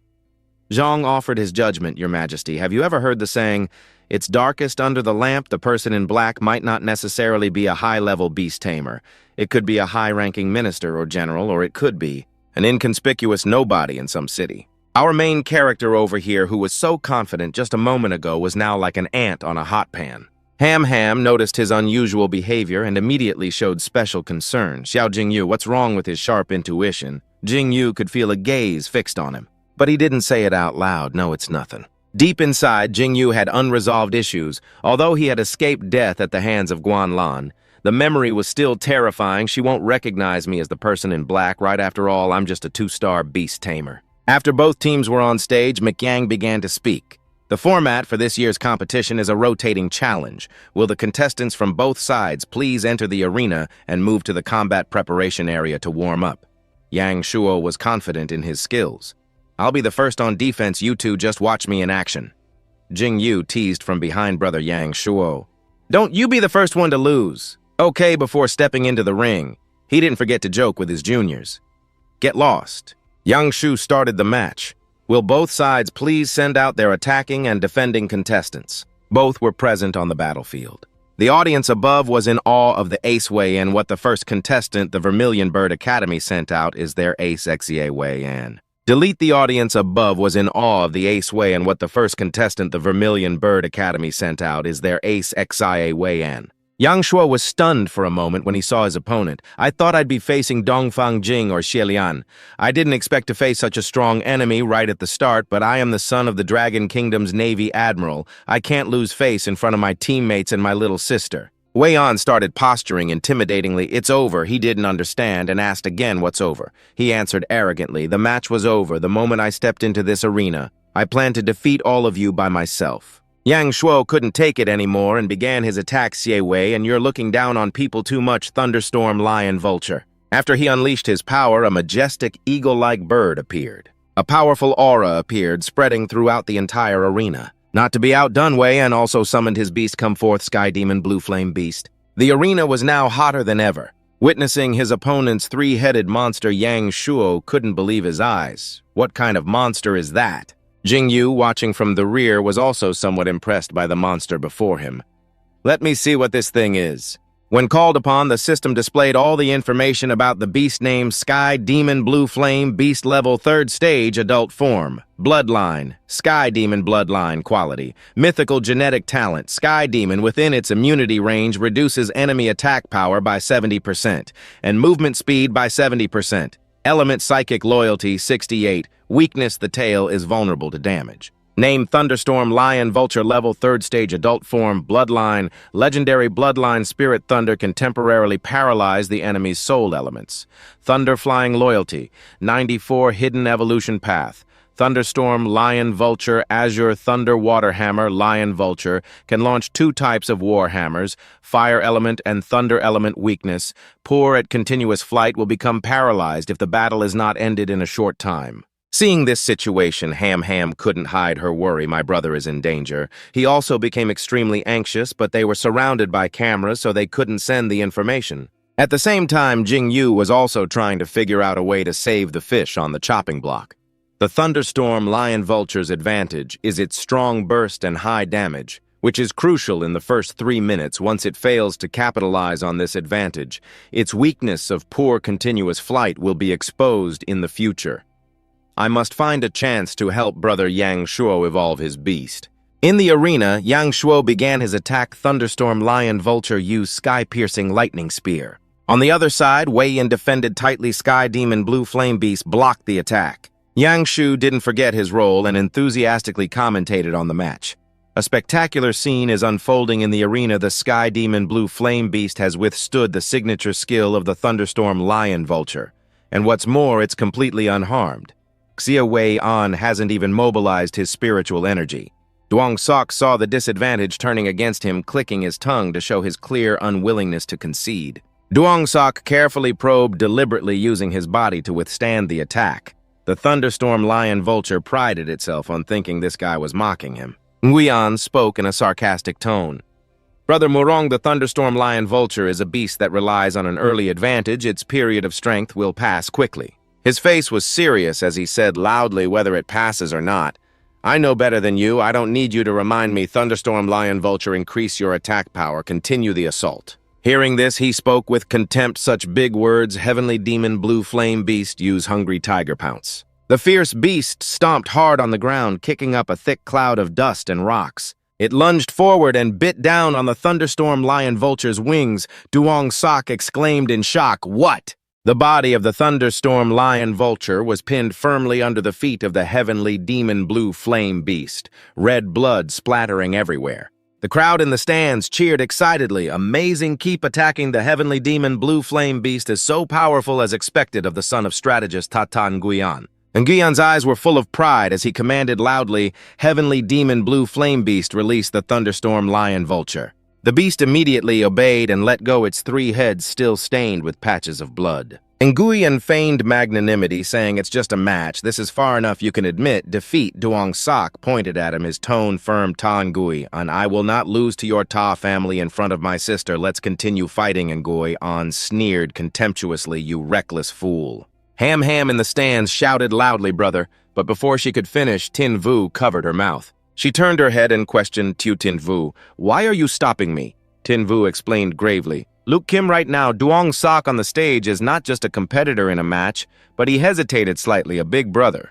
Duong Sok silently considered the thunderstorm. Lion Vulture's wings are severely injured. Using a skill will require even more spiritual power in front of my sister. I can't lose to the Ta family. I have to take a gamble. Come out, Raging Steel Giant Ape. A huge gorilla appeared with the Thunderstorm Lion Vulture spreading its wings right above it. Duong Sok stretched his hand forward and shouted loudly, "Raging Steel Giant Ape, use Steel Giant Club." The Raging Steel Giant Ape immediately extended one arm, pushing hard against the ground to launch itself up. He quickly commanded Thunderstorm Lion Vulture, Power of Thunder. Purple lightning bolts appeared around the Thunderstorm Lion Vulture.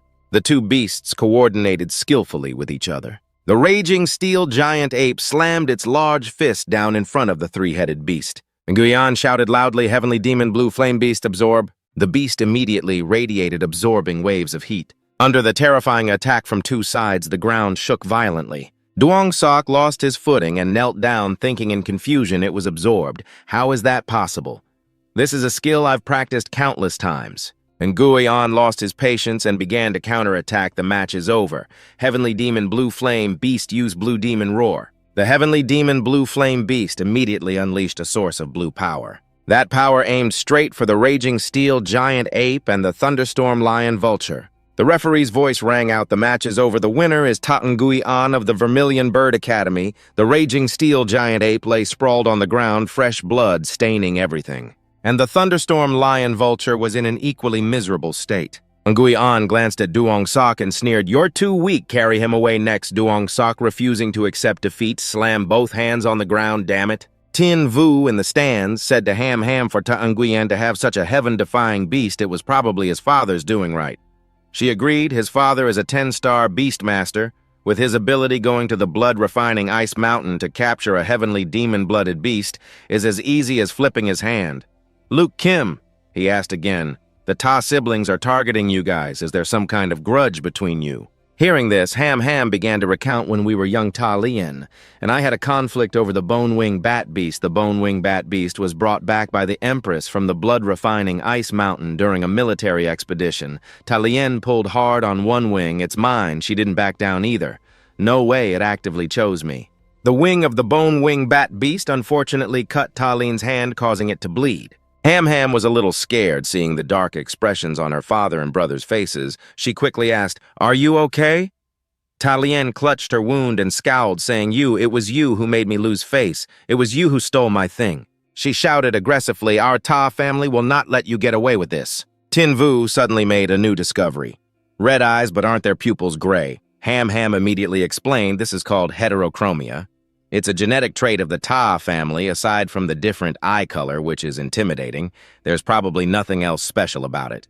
He didn't hesitate at all to use his Fire Eye Golden Gaze ability. Detailed information about Nguyen immediately appeared. Eye of Judgment. Beast Eye allows one to clearly see the enemy's movements, predict their attack moves and angles, and can implicitly intimidate the opponent. Tin Vu couldn't help but be wary.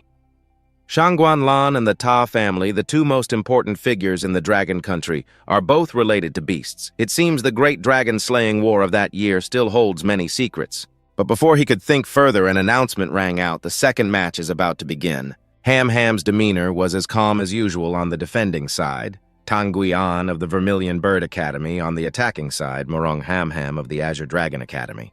Lien was extremely confident about the match's outcome. Brother, teach her a lesson, don't hold back, cripple her beast right in front of her, and Guian also put on a show boasting a few words, I am a gentleman. As for fighting, I will do my best. Morong Ham, if you forfeit the match now, there's still time, otherwise you'll lose even more miserably than your brother. Her tone was not inferior to anyone's I will defeat you. The gunpowder-filled atmosphere made the MC extremely excited, dear ladies and gentlemen of the audience.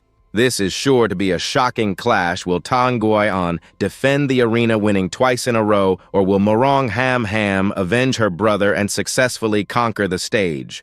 Ham takes the initiative to gain the upper hand, Bone-Wing Bat Beast. The skull spewed fierce fire, raining acid down below. Due to the terrain difference, the opponent was immediately suppressed. Guian quickly commanded as the situation became unstable, get out of the way. Fortunately, before being completely surrounded, the three-headed beast narrowly escaped death. Even the commentator was surprised by this turn of events. What this time the heavenly demon blue flame beast didn't resist at all but chose to evade. Could it be that it's afraid of the bone-winged bat beast's flames? Trung also had a new perspective on them.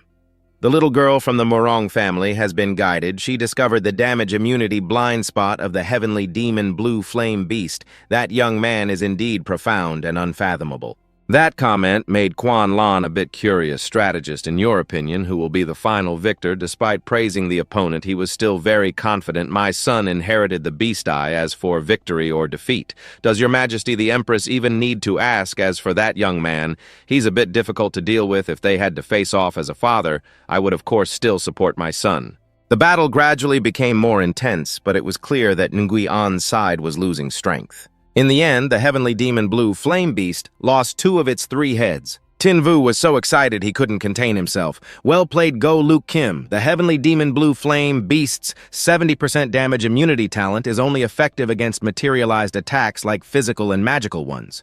The spirit flame seems like a fire magic, but it also includes a spiritual attack which the heavenly demon blue flame beast cannot be immune to. Ham immediately pressed her advantage, Bone-Wing Bat Beast, Spirit Arrow Rain. The person and beast coordinated, perfectly scattering fireballs across the battlefield, causing the opponent to be unable to dodge and take the full force of the attack. Nguyen finally let his anger take over. Heavenly Demon Blue Flame Beast Blood-Colored Vortex. Heavenly Demon Blue Flame Beast reflect damage. His continuous attacks came like a raging storm. Ham immediately signaled a retreat to think of a countermeasure. The Heavenly Demon Blue Flame Beast's ability is too tricky. There's still 1 tiger head left. I don't know what ability it has. Before she could even react, Nguyen's side delivered the verdict.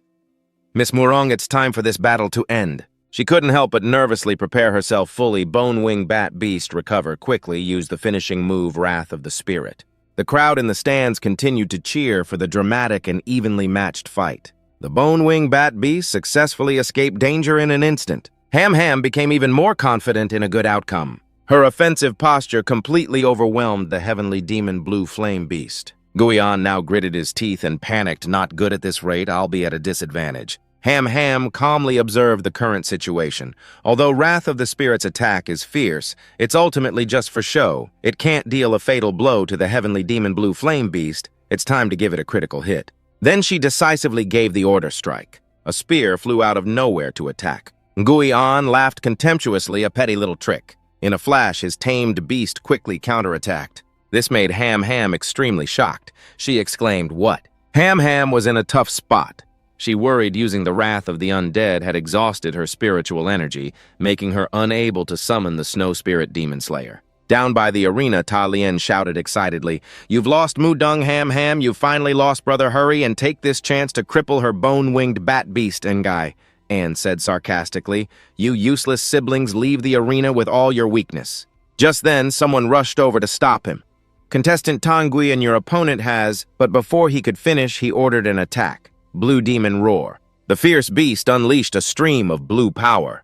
Ham Ham was horrified to see her tamed beast blocking the attack to shield her bone-winged bat beast move. At the critical moment, Hak Fong appeared just in time. The fierce beast launched a powerful blow, but luckily Hak Fong blocked the fierce beast's attack. Tin Vu also appeared at this moment to protect Ham Ham. Seeing him, Nguyen was both surprised and annoyed. I can't believe this guy's tamed beast could so easily block my blue demon roar. Tin Vu angrily questioned him. Tan Ngui, and what is the meaning of this? According to the competition rules, if a contestant's spiritual energy is depleted, they lose. Why did you ignore the referee and insist on attacking? The audience also felt it was unfair Tan Nguyen is so despicable if that blow had hit the bone-winged bat beast. It would have been crippled for life. But Nguyen showed no remorse for his actions. He tried to make an excuse. Wait, how would I know if she still had spiritual energy? The referee didn't blow the whistle. In the stands, Trung calmly passed judgment. As a referee, he couldn't even determine victory between contestants, almost causing a grave error. Guards dragged this corrupt referee away and ban him from officiating for life. Seeing this, Tin Vu couldn't help but size up the man's character, directly blaming the referee. This old man, Ta Trung, is truly shameless. But the Empress didn't object, so it seems she has no intention of getting involved. The referee was dragged away by security, desperately pleading, Lord Ta, no, I'm sorry, I was wrong. Afterwards, Duong Huck announced the results. It seems there was some friction between the contestants, but no matter. The second match has concluded. The winner is the arena defender Tan Ngui An, who will now face the arena challenger Tayu Tin Vu. Ham Ham grabbed Tin Vu's arm, warning him I should have won, but there's something unusual about Tan Ngui and he saw through my intentions. Tin Vu replied, I know, just leave the rest to me. From a distance, Ta Lin glared at the two of them, seething with jealousy inside. If it weren't for Tin Vu, my brother would have crippled that bone-winged bat beast. The strongest opponent, huh? Against my brother, you'll just end up losing and begging for mercy on your knees. On Nguyen's side, he was informed by an organizer, according to the competition rules, if a contestant defeats two opponents consecutively, they will receive one spirit recovery pill. Without a second word, Nguyen snatched the pill. I didn't need you to tell me. Duong Huck continued to announce, dear members of the audience, after losing the Mu Dung siblings back-to-back, the Azure Dragon Academy is left with only Tin Vu. On the other hand, the Vermilion Bird Academy still has all three of its contestants. Will Tan Nguyen maintain his winning streak, or can Tin Vu turn the tide of this battle? Nguyen said triumphantly. Tin Vu, if you surrender now, your tamed beast can be spared some pain otherwise. Before he finished speaking, his face suddenly went pale. Tin Vu's eyes locked onto Nguyen, radiating an intense killing intent. He was terrified inside. What a horrifying gaze. He declared fiercely, right now I'm going to make your sister watch with her own eyes just how pathetic her brother is in this arena, and after that I'll cripple her tamed beast. Ham Ham stared pensively at the grotesque beast before her with great concern.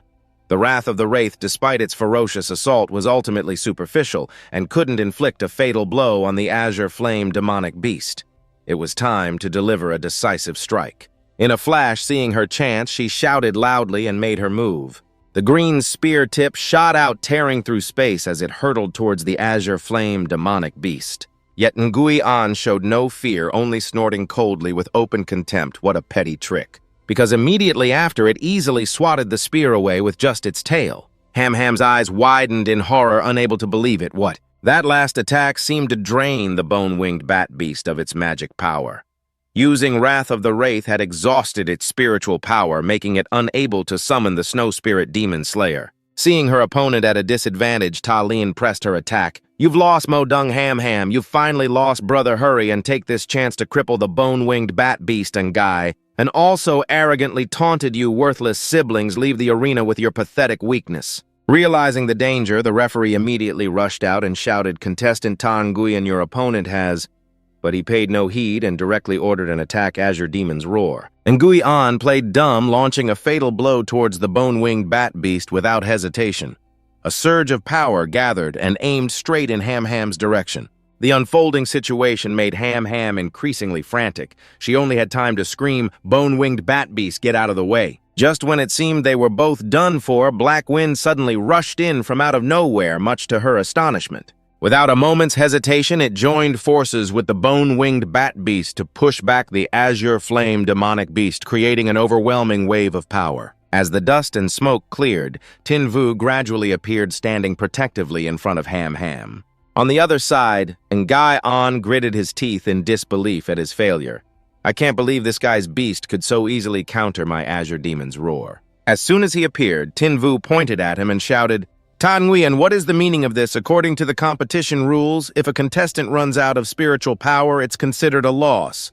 Why did you ignore the referee and insist on attacking?" The crowd immediately erupted in curses. That's right, Tan Nguyen is too despicable.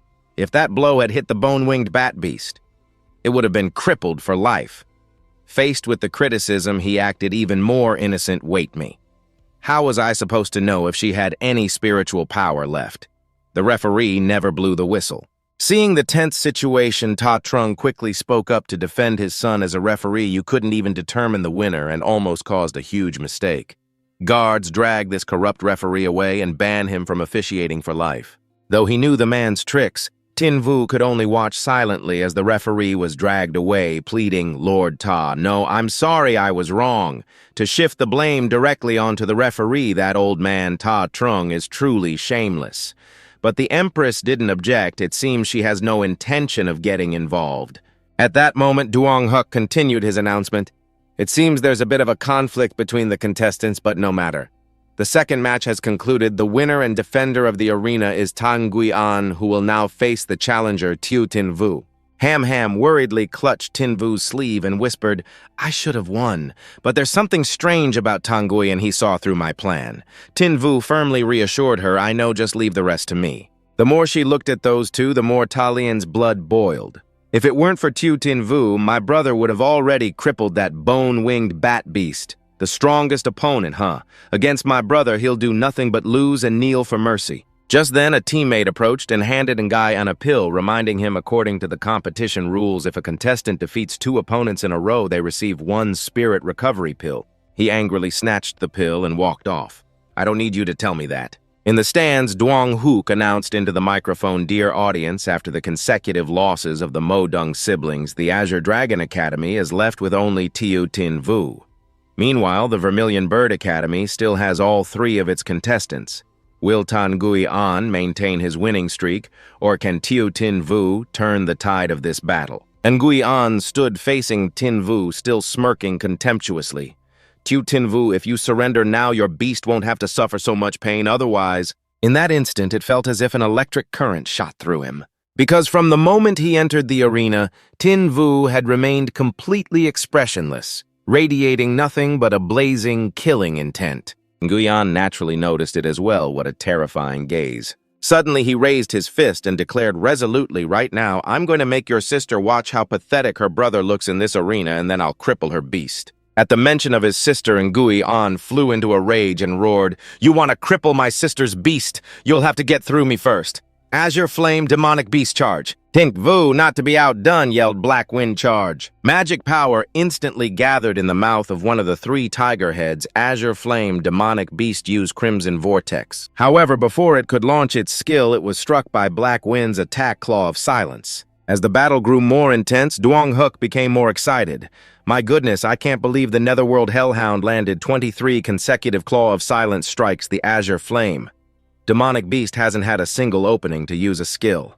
The disadvantageous situation made Nguyen anxious. "Azure Flame Demonic Beast, stop trying to fight back and retreat now." But Tin Vu gave it no opportunity to escape. "In your dreams, Black Wind, use Hell's Roar." The words had barely left his mouth when chains shot out from Black Wind's body, binding the Azure Flame Demonic Beast tightly. It didn't stop there. In the next instant, it soared into the sky, dragging its opponent with it. Immediately after, Black Wind used all its might to stomp down hard on the Azure Flame Demonic Beast. Its entire body was sent plummeting straight downwards. The impact created a shockwave that sent everything nearby flying. At this point, the Azure Flame Demonic Beast lay motionless in the middle of the arena, covered in wounds. Witnessing his beast's defeat with his own eyes, Nguyen gritted his teeth in fury. Tiu Tin Vu. Ta Trung, on the contrary, seemed rather intrigued. How strange, why has his strength and aura changed so much compared to just a few days ago? Suddenly, the Azure Flame Demonic Beast leaped to its feet, a massive amount of magic power gathering in its mouth. No more holding back. Azure Flame Demonic Beast, use Heavenly Flame's punishment. It's no longer in its previous form, and its attack is much more decisive. It's here, the Azure Flame. Demonic Beast is finally getting serious. Heavenly Flame's punishment. An attack this strong leaves the Netherworld Hellhound with no escape route. Once it's out of bounds, it's an automatic loss. Tin Vu shouted the command, Blackwind Shadow Sneak. Blackwind understood, its body slowly melting into the ground, its killing intent still radiating relentlessly. The overeager Azure Flame demonic beast was now focused solely on delivering the finishing blow. Naturally, it had no idea that Blackwind was already right behind it. The moment was ripe, and Blackwind instantly lunged forward and bit the Azure Flame demonic beast's tail. Nguyen gloated triumphantly. "Tu Tin Vu, you took the bait. This match is over." Tin Vu just sneered, "Is that so?" Because immediately after that, Blackwind vanished into thin air. By the time Nguyen realized it in horror, it was too late. That's not the real one, it's a clone. The real Blackwind swooped down from above Blackwind Hell's roar. The immense surge of magic power instantly blasted the Azure Flame demonic beast away. Its entire body was flung far into the distance. Nguyen was enraged, his eyes suddenly glowing red. How could this be? I can't believe he predicted my prediction. His gloves instantly changed color as well. Tu Tin Vu. I'll admit you're an opponent worthy of me getting serious. Now I'm going to get serious for real. Nguyen finally got serious, pouring all his strength into the fight against Tin Vu Azure Flame. Demonic Beast, activate your second form. The Azure Flame demonic beast, which had been covered in wounds moments ago, now leaped back to its feet. Even more terrifyingly, 2 additional pairs of arms sprouted from its back. Even Duong Huk couldn't believe his eyes and shouted in astonishment, 3 heads and 6 arms. The Azure Flame demonic beast has transformed into a humanoid-type beast. The now 3-headed, 6-armed Azure Flame demonic beast looked incredibly bizarre. However, Tin Vu remained completely unfazed, a berserker humanoid form. So what I'm about to use my own to defeat you, because he was already in the process of resolutely summoning his own beast. Nguyen watched the scene before him, wondering in horror, a second beast. What is he planning to summon? As soon as the summoning was complete, a rabbit appeared on the spot. This sight made Duong Huk's jaw drop. He stared wide-eyed, completely speechless. The next person to show clear astonishment was Nguyen, his eyes wide with utter surprise. Duong Sok couldn't hide his shock, either, his entire body recoiling a step. Even Ham was just as stunned, her eyes wide with a mixture of curiosity and alarm. Only Ta Lien wore a smug smile, as if the outcome was already a foregone conclusion. Quan Lan frowned, her inquisitive gaze fixed on the arena, an electric-eared rabbit. Suddenly, Wei An burst into maniacal laughter. "Xiao Jingyu, I wasted my time considering you an equal opponent. I never thought you were such an idiot, using a low bloodline, attributeless beast like an electric-eared rabbit as your ultimate move." As he spoke, he sneered mockingly, "What a useless mess, Xiao Jingyu. You are not worthy of being a beast tamer, heavenly demon blue flame beast, waters of the 6 harmonies." Suddenly, the hands of the heavenly demon blue flame beast ignited with brilliant blue flames. It swung its arms continuously, sending a barrage of punches straight at He Feng. Jingyu did not hesitate, shouting at the rabbit support He Feng. A current of electricity immediately wrapped around He Feng's aura, emitting a brilliant light. All of a sudden, from the sky, a burst of magical power erupted from the rabbit's body and shot down onto He Feng, causing the entire space to tremble violently. Wei An, perhaps out of unease, shouted, "It's useless. The Phase 2 absorption ability of my heavenly demon blue flame beast is 3 times stronger than before. Your Hellfire Lotus can't hurt me." Jingyu sneered mockingly, "1 lotus might not solve it, but what about 2 or 3? Hearing this, Wei An smirked. 3 lotuses, what are you rambling about? The Hellfire Lotus is the Hell Netherwolf's ultimate finishing move. It has a minimum cooldown. Before he could finish speaking, 3 Hellfire Lotuses appeared in an instant. Wei An was terrified, instinctively taking a few steps back, with his eyes wide in horror. How is this possible? Heavenly Demon Blue Flame Beast used Crimson Vortex now. Jingyu held the rabbit firmly in his hands, smiling triumphantly with a cold voice. Too late. The giant blazing red lotuses immediately shot like fireballs toward the blue flame beast. Amidst Wei An's helpless screams, I can't lose, heavenly demon blue flame beast, you must block it."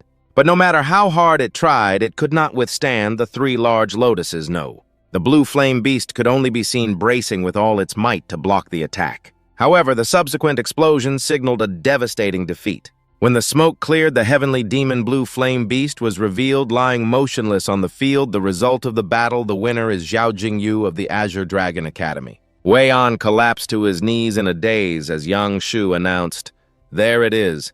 This is Xiao Jingyu's masterpiece that made him a legend in one battle, the Hellfire Lotus triple kill. He muttered to himself in disbelief. A triple Hellfire Lotus. How is that possible? Could this be the reason he signed a contract with the electric-eared rabbit? Jingyu sneered and explained not triple the power, but 3 resets of the ultimate move's cast count. And I can still only cast 1 Hellfire Lotus. Despite his rage, Wei An could only helplessly admit defeat 4 Hellfire Lotuses. I never thought this was your true ace, Xiao Jingyu. Just you wait. Yang Shuo, standing on the side, cheered excitedly. That was awesome, Xiao Jingyu. Did you see that? Did everyone see that? That's my brother right there. President Lei said sternly to Zilian.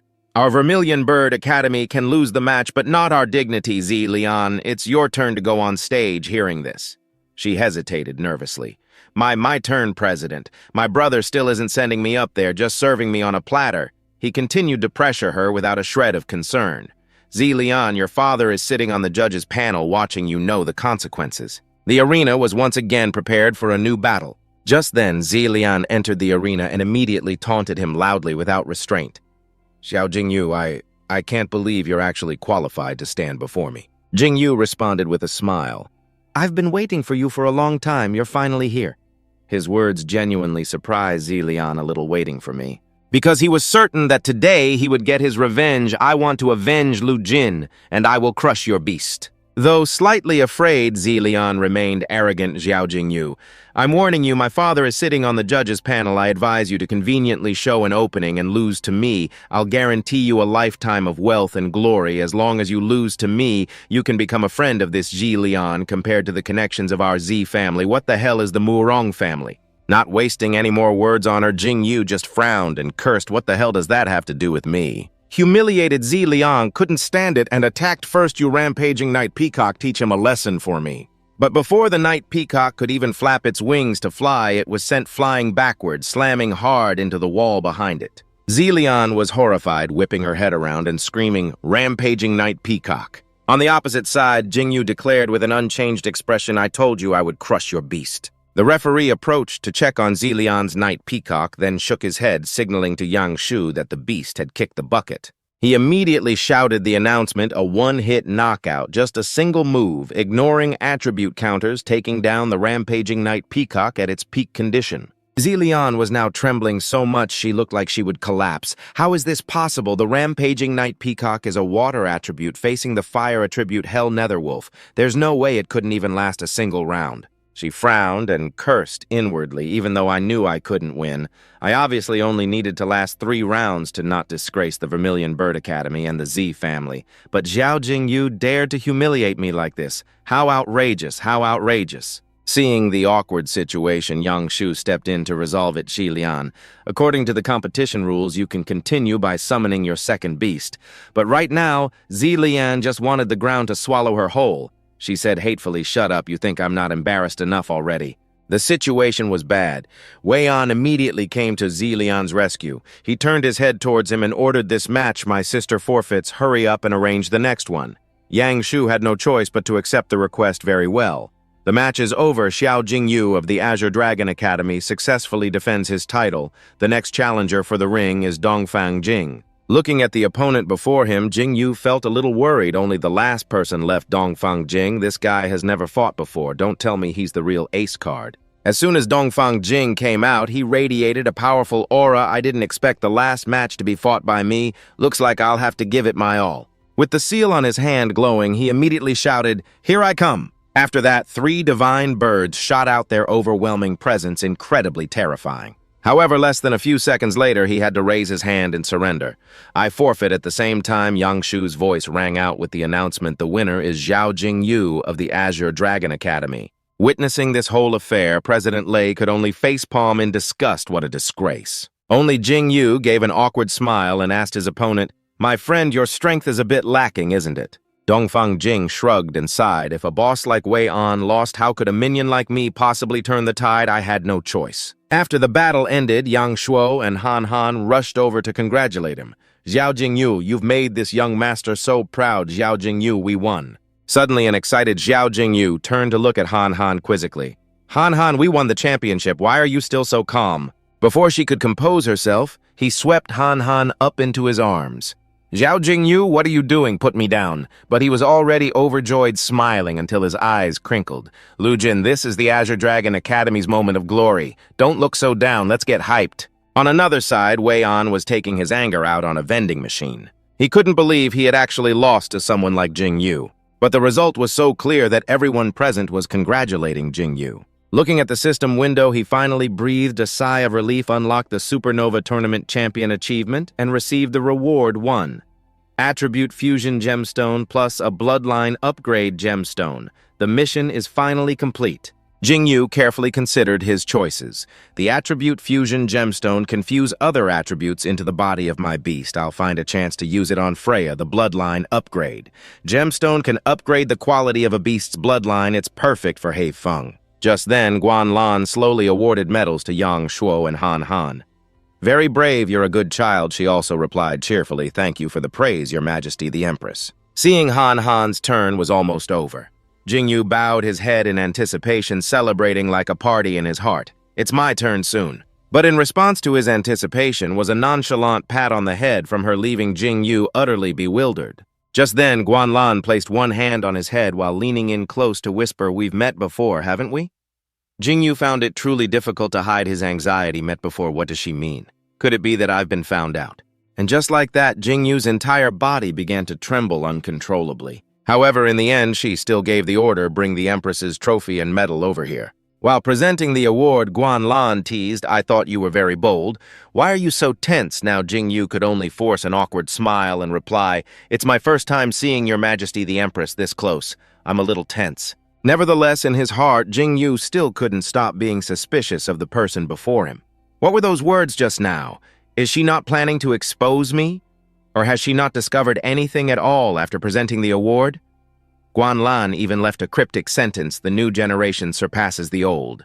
I have high hopes for you. Unable to control his mind, an image of her with pitch-black eyes appeared, making him frown worriedly and wonder, am I really safe now? From that day on, Xiao Jingyu became much more famous. Master Xiao, I am a talent scout from the 2 new guild, ranked 30th. Let's add each other on WeChat. The guilds flocked around him. I'm from the Ice Soul Guild. I wonder if Mr. Tu is interested in our guild. Hey, handsome, 2/3 of our Sword Dance Guild's members are beauties. Even our guild master is an elegant and commanding woman. But in response, Tin Vu just waved his hand. I'm not interested. Besides, I'm already a special hire pharmacist for another guild. Looking at the crowd blocking the door made him a bit annoyed as he sighed. Being famous brings a lot of trouble. Seeing Tin Vu's attitude, Duong Sok walking beside him couldn't help but wonder, those are all top 50 guilds in the country. Why did you refuse? He then honestly told the truth. Tan Yen Nien and her aunt from the Azure Sky Guild treat me very well. I really don't want to betray them. At this, he also remembered Tan Yen Nien aunt, but was immediately cut off by Tin Vu. What are you thinking to me? They are like family. Just then, Nu Yen and Kai Nian, who had been waiting for the two in the room for a long time, raised their hands and waved as soon as they saw them come on. Kids, let's go drink to our heart's content. The old man next to them heard this and had to remind her, Dean, you personally wrote the school rules during the competition period. Students are not allowed to drink alcohol. Forget all that. The dean put her hands on her hips and ordered, what nonsense rules? Change them, go back to school and tell the disciplinary office to delete this regulation. Kai Nian was completely helpless. Yes, you are the dean, whatever you say goes. Saying that, Nu Yen put an arm around Tin Vu's shoulder and excitedly suggested, Tin Vu, you're the great hero who won the championship, don't be reserved. I can see you have something on your mind. You're under a lot of pressure. Tell me, I'll help you relieve it. Hearing these words made him blush with embarrassment. You even noticed that. Since the dean is so kind, Tin Vu will accept. However, in front of everyone, he casually made a request. Let me see your legs. Yet Nu Yen actually started dragging Tin Vu away, leaving him to cry for help. You come over here with me. Teacher Tran, save me, Luke Kim. Everyone present just ignored him. You can just wait for your doom, even Ham. Ham showed disgust and shouted, pervert. All that was heard next was the sound of a door slamming shut, along with Tin Vu's terrified scream, help. Behind the door, Nu Yen pinned Tin Vu with both hands and smirked, you little brat, you really have some nerve? His expression now showed a hint of regret for his words. Dean, I really am under a lot of pressure. Just consider it my last joke before I die. But it seemed Nu Yen had actually accepted this request. Without any hesitation, she lifted the hem of her dress, revealing her fair white legs. Before he could compose himself, the dean set a condition. This is your reward if you pass the 4-star Beast Tamer assessment. Before the end of this semester, you can do more than just look, and if within 10 years you become a 9-star Beast Tamer, Tin Vu, who was still flustered, now felt even more awkward. Just as the situation was getting tense, a handmaiden suddenly spoke up, startling them both. I hope you two will refrain from flirting in this room. Then she respectfully invited him, Mr. Tu.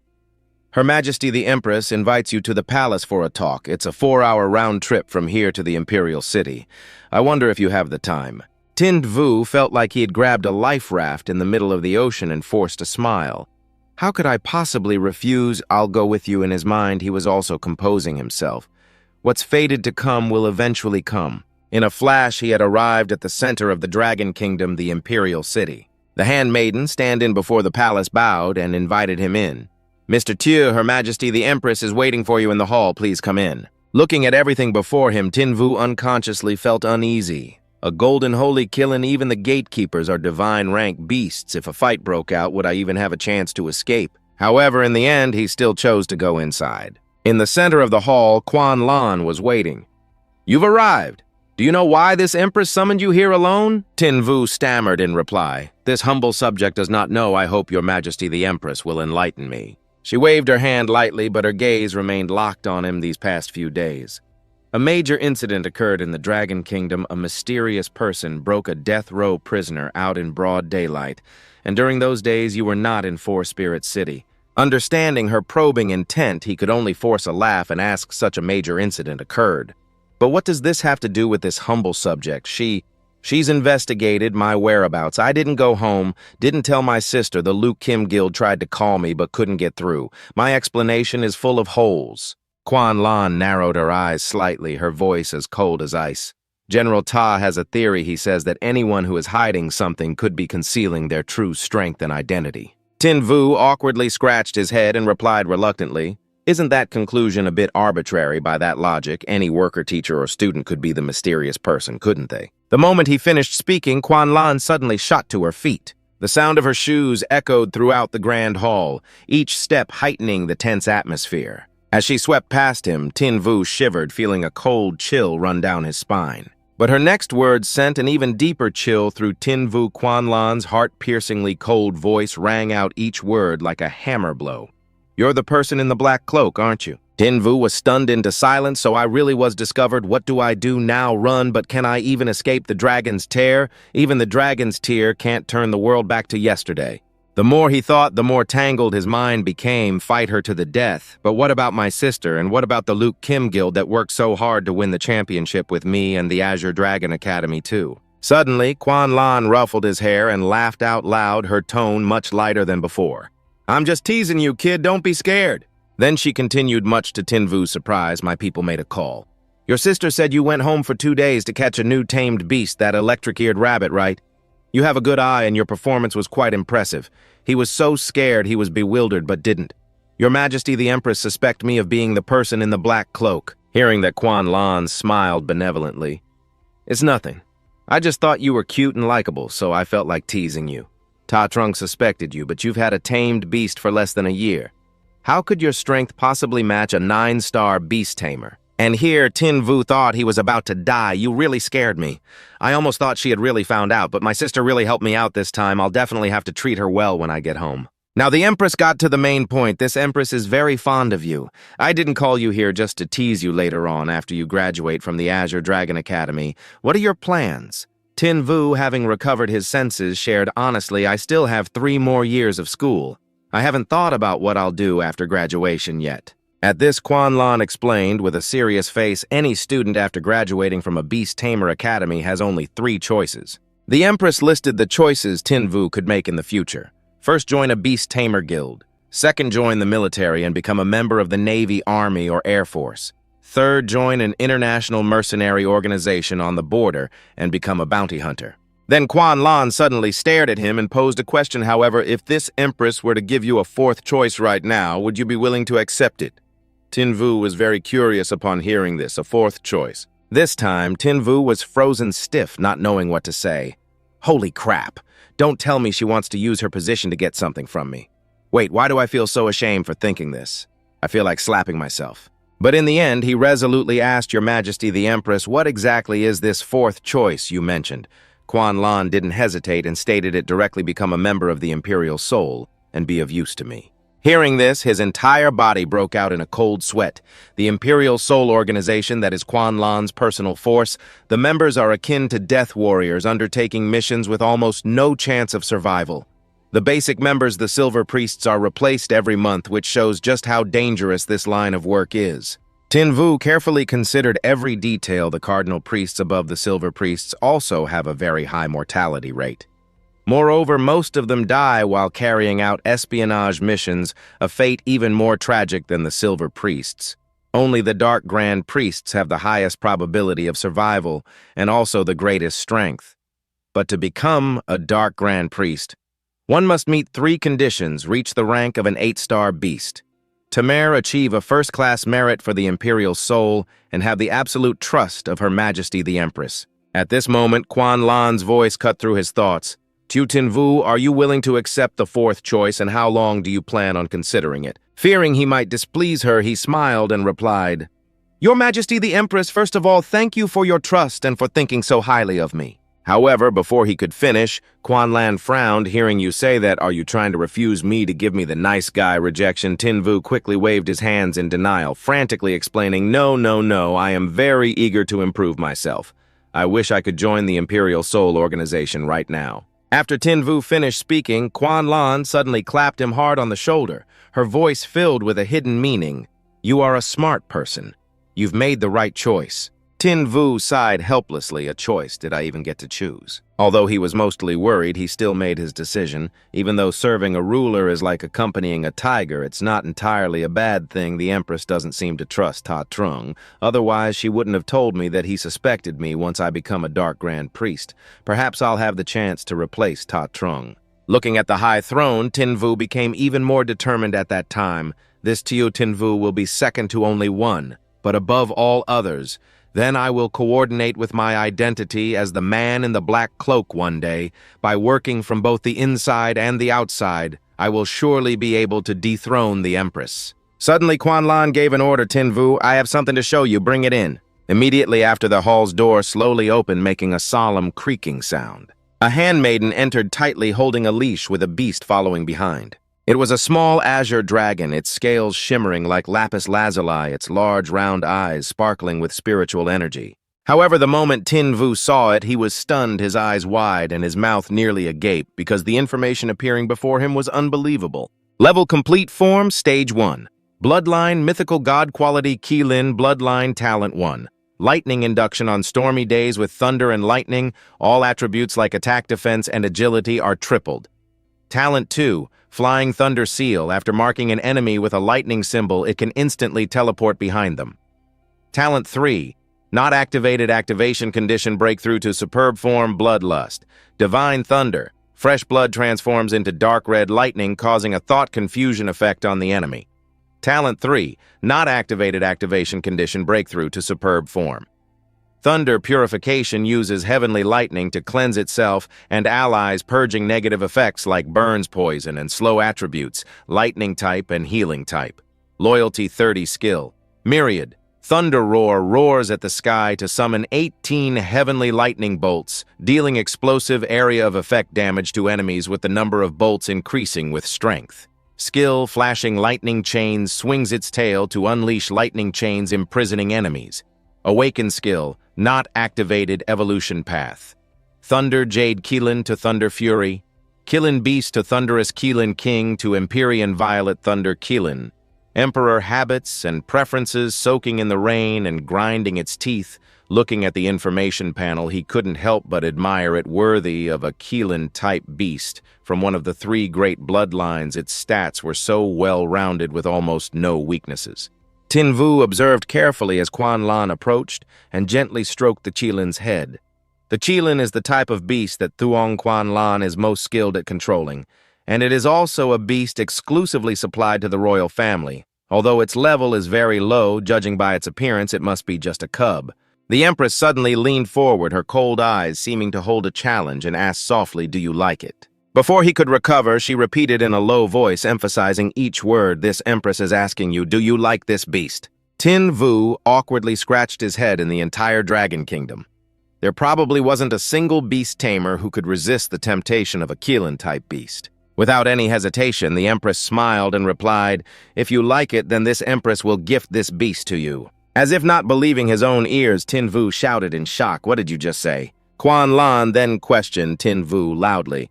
"You hearing this?" He could only scratch his head and reply awkwardly, "I was too nervous, it was a slip of the tongue, Your Majesty." Deep in his eyes was Tin Vu's indescribable confusion. Qilin-type beasts are used by the royal family, but the only ones with the surname Thuong Quan are Thuong Quan Lan and her daughter Thuong Quan Thien. To give me a Thunderjade Qilin, she must hold me in very high regard. But she wasn't that generous. Just then, Quan Lan made a proposal. "Tiu Tin Vu, this beast won't be a free gift. You need to fulfill one condition in next month's Supernova trial. You must accept an S-rank mission and complete it at that moment." He realized the catch behind the incredible gift. The mission is extremely difficult. No wonder. The Supernova trial is for contestants who participated in the competition held 1 month after it ends. The trial difficulty is divided into 4 levels in increasing order, C, B, A, and S. Most contestants choose B-rank difficulty, while those confident in their abilities choose A rank. Tin Vu glanced at Quan Lan as he recalled the details he had previously asked the headmaster in the last Supernova trial. Only 8 contestants chose S-rank difficulty, but 6 of them failed, and only 2 barely passed. It seems the Empress wants to test my potential to see if I can meet the conditions to be a candidate for the Emperor Soul organization. Thinking this, he no longer hesitated and placed a hand on his chest in submission. This humble servant will certainly fulfill his duty and guarantee the completion of the S-rank mission. Your Majesty, please see if I am qualified to join the Emperor Soul organization. Seeing Tin Vu accept the offer, she gave a mysterious smile and said, "You are indeed very smart. You should know that Ta Trung wants to put Ta Ngui An into the Emperor Soul, but I have not yet agreed." After speaking, Quan Lan turned to leave. "It is late. You may go now." Tin Vu readily complied. This humble servant takes his leave. Leaning back on her throne, the Empress stared thoughtfully into space, her heart filled with excitement. What a promising young man. Why couldn't I resist teasing him then? But in the next second, her brows suddenly furrowed as if she had seen something. Some time passed, and then the sound of a rattle drum suddenly echoed through the room. Quan Lan held a drum in her hand, shaking it vigorously to attract the attention of the baby in the cradle. Returning to the present, it was a modern scene with sunlight shining on skyscrapers. After a long day of verbal sparring with Quan Lan, an exhausted Tin Vu returned to his dear bed. But there to meet him were Medusa and Dailololo Sasa. "Why are you two so serious? You're making the atmosphere too tense. Can't you smile a little?" Not letting him say another word, Dailo stepped forward to shut him up. "You idiot, don't you know that being close to a ruler is like being close to a tiger?" Tin Vu, unrepentant, insisted on explaining, "I know, but let me ask you, my dear Lolo, in that situation, would I have survived if I hadn't agreed?" She refused to listen and irritably insisted, "I know, but..." After Dai Lo came Medusa. Though her tone was softer, she still reproached Tin Vu Master. "I can understand your circumstances at the time. Agreeing with Thuong Quan Lan was a necessary temporary measure, but I must remind you that the entry-level members of the Emperor Soul Organization are Silver Priests, and their mortality rate is over 90%. Seeing them both so worried, he was grateful, but needed to make them understand, Lolo Sasa, sometimes the only way out is hidden within a dead end. Do you two remember Thuong Quan Lan's final words as soon as he spoke? Dai Lo seemed to understand and asked, "You mean the Empress rejected Ta Trung's request to let Ta Nguyen join the Emperor's Soul?" Medusa didn't find this very persuasive. Thuong Quan Lan is naturally suspicious. She doesn't fully trust Ta Trung. Dai Lo strongly agreed with her. That's right, the Ta family's power is growing. It's probably getting beyond Thuong Quan Lan's control. After hearing them reason it out, Tin Vu snapped his fingers gleefully. Exactly, that's the escape from this dead end. I, Tiu Tin Vu, have no power or influence, a commoner with a background cleaner than a blank slate, as a member of the Emperor's Soul. I will surely be devoted to the Empress, and I can't form factions, so the Empress needs me to counterbalance the Ta family. Thinking of the moment he would kick her off the throne, Tin Vu became even more determined. So as long as I continue this act, I can earn Thuong Quan Lan's trust until she completely lets her guard down with me. Then, when I am strong enough, I can backstab her and kick her from her throne. The mere thought was enough to make him grin from ear to ear, and he continued to fantasize by then it might not be impossible for the Dragon Kingdom to take the name Tu. Hearing this, Dailo couldn't help but worry for him. You are playing with fire, but he firmly declared, no, I am just playing with human hearts. This overconfident attitude from Tin Vu made Dailo feel uneasy. He thought she was worried about something serious, but who knew it was this? So if you become the emperor of the Dragon Kingdom, will you have many women around you hearing this?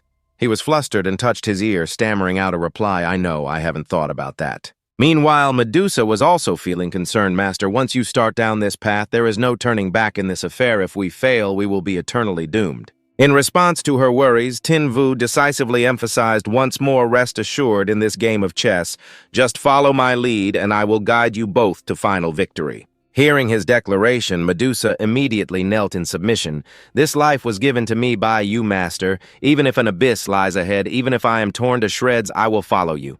Dailo was a bit surprised to see her act this way, this snake. Since when did she learn how to suck up like that? As soon as she spoke, Tin Vu turned to her with a meaningful gaze. Sasa has made her position clear, Lolo. What about you? What could she say to that? Dailo just closed her eyes and agreed. All right, do what you think is best. I will always be behind you. At this point, Tin Vu finally received the support of Dailo and Medusa, which made him so excited he laughed until he couldn't open his eyes. Scene changed to an airplane in the sky. Tin Vu, with a backpack on his shoulders and pulling a heavy suitcase, quickly walked through the airport in high spirits. I can finally go home. Just then, Kai Nian appeared in front of them. Have you packed everything? Tin Vu asked curiously. Teacher Tran, why are we the only ones on this plane? He explained with a joyful expression. The headmaster was so happy that he chartered the entire plane this morning.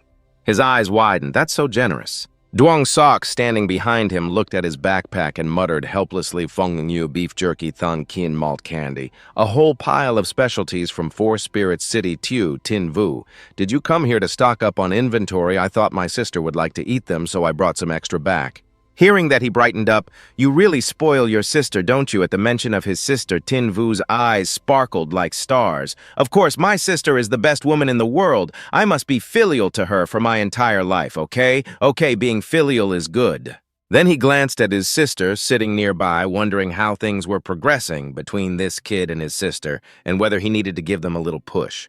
The plane took off, its giant body soaring into the deep blue sky. Everything was perfectly normal until the passenger cabin suddenly began to shake violently. Everyone panicked. Teacher Tran, what's happening? I don't know either. There was a strange faint smell in the air, but only Tin Vu, the calmest one, noticed it. Teacher Tran, why is there a faint smell of alcohol on the plane? Kai Nian panicked. A smell of alcohol. We're doomed. It turned out Nu Yen was dead drunk and had knocked the pilot unconscious. How strange. Why is there a man in the bathroom, and why are there so many buttons? The group outside desperately banged on the door, but to no avail. Headmaster, that's not the bathroom, it's the cockpit. Come out of there now. On top of that, the headmaster even started messing with the controls. What is this steering wheel? The plane tumbled through the sky, sending the passenger cabin into complete chaos. And yet they all managed to land safely while the headmaster was led away by the men in blue. I'm so dizzy, Hidden Dragon City, we finally landed. I almost died young. Other students from the academy were already waiting, and they cheered upon seeing Tin Vu Tu. Tin Vu is awesome. You are the pride of our academy, martial god. We've been waiting for you for so long. Welcome, the one-of-a-kind genius of Hidden Dragon City, Tu Tin Vu. Sin Hu and Tong Ho pushed to the front, their expressions full of admiration. Tu Tin Vu, to be roommates with a great master like you in this life is truly a blessing from my past lives in this lifetime. I only look up to Father Vu from now on. I'll charge into battle with Father Vu. Faced with their enthusiasm, he just said indifferently, who are you guys hearing this? One of them became extremely annoyed and shouted loudly, that's going too far. We haven't seen each other for a short while, and you've already forgotten all about us. Just kidding, why so serious? He smirked mockingly. Go Sin Hu Tong Ho. You two are my adopted sons. How could I forget hearing that the two of them fumed and roared? If you call us that nonsense again, I'll smash your head in, you bastard. Who's your son? But Tin Vu couldn't be bothered to care. He calmly took a notebook out of his backpack. He held the notebook out in front of them. I've prepared some training plans and arranged coaching based on your beast-taming characteristics to help you increase your strength. Sin Hu. and Tong Ho changed their tune in a flash, almost kneeling down to worship him. Adoptive father, oh Father Vu, I really can't live without you. Behind them, the Duong Sok brothers were still peeking out, so Tin Vu turned back and called, "You two stop hiding back there, they're looking forward to seeing you too," but he politely smiled and refused. "No, you're the main star of our school, we won't steal your spotlight." So Tin Vu put his arms around their shoulders and pulled them both forward. How could I let that happen, despite Duong Sok blushing beet red and stammering to Tin Vu, "Wait a minute." The reporters eagerly took pictures, the continuous clicking of camera shutters filling the air. Images of the three of them appeared on large screens everywhere. In another corner, a fist slammed straight into a wall. Wang Diem happened to see this scene and became so frustrated that he took his anger out on the wall. On the screen, Tin Vu was interacting intimately with Ham Ham. That scene was a thorn in his side. He gritted his teeth and growled out each syllable to Tin Vu. His previous failure made him extremely bitter. "If it weren't for you, my beast wouldn't have died. No, I can't accept this. If it weren't for you, why would I have been expelled? He blamed all the misfortunes of his life on him. If it weren't for you, why would my father have disappeared?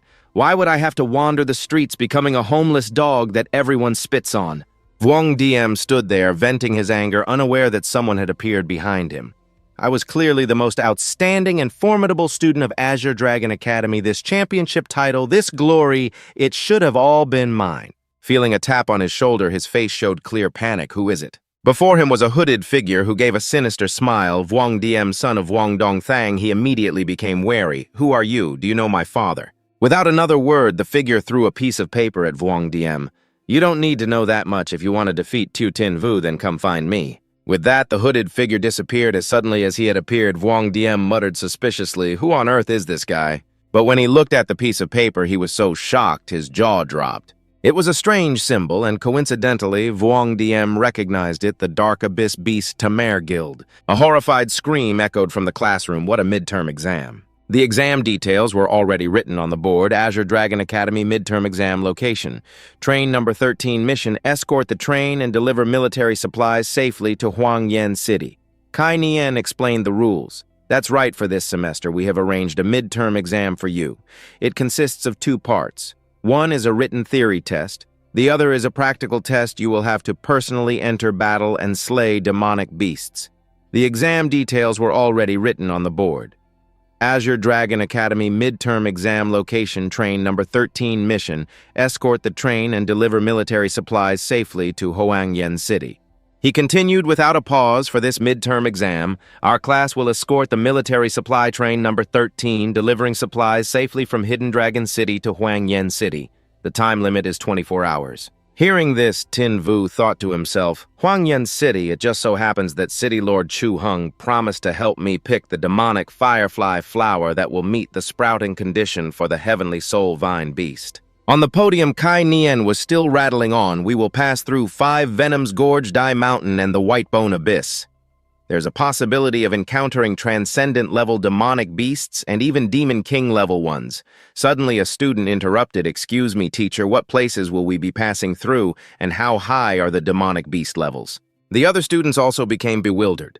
"This isn't a midterm exam, this is a suicide mission, Teacher Tran. I still want to live for another 2 years. I'm dropping out right now." Kai Nian spoke up to reassure them. "Everyone don't panic. The team in charge of escorting train number 13 is the Vast Sky Guild.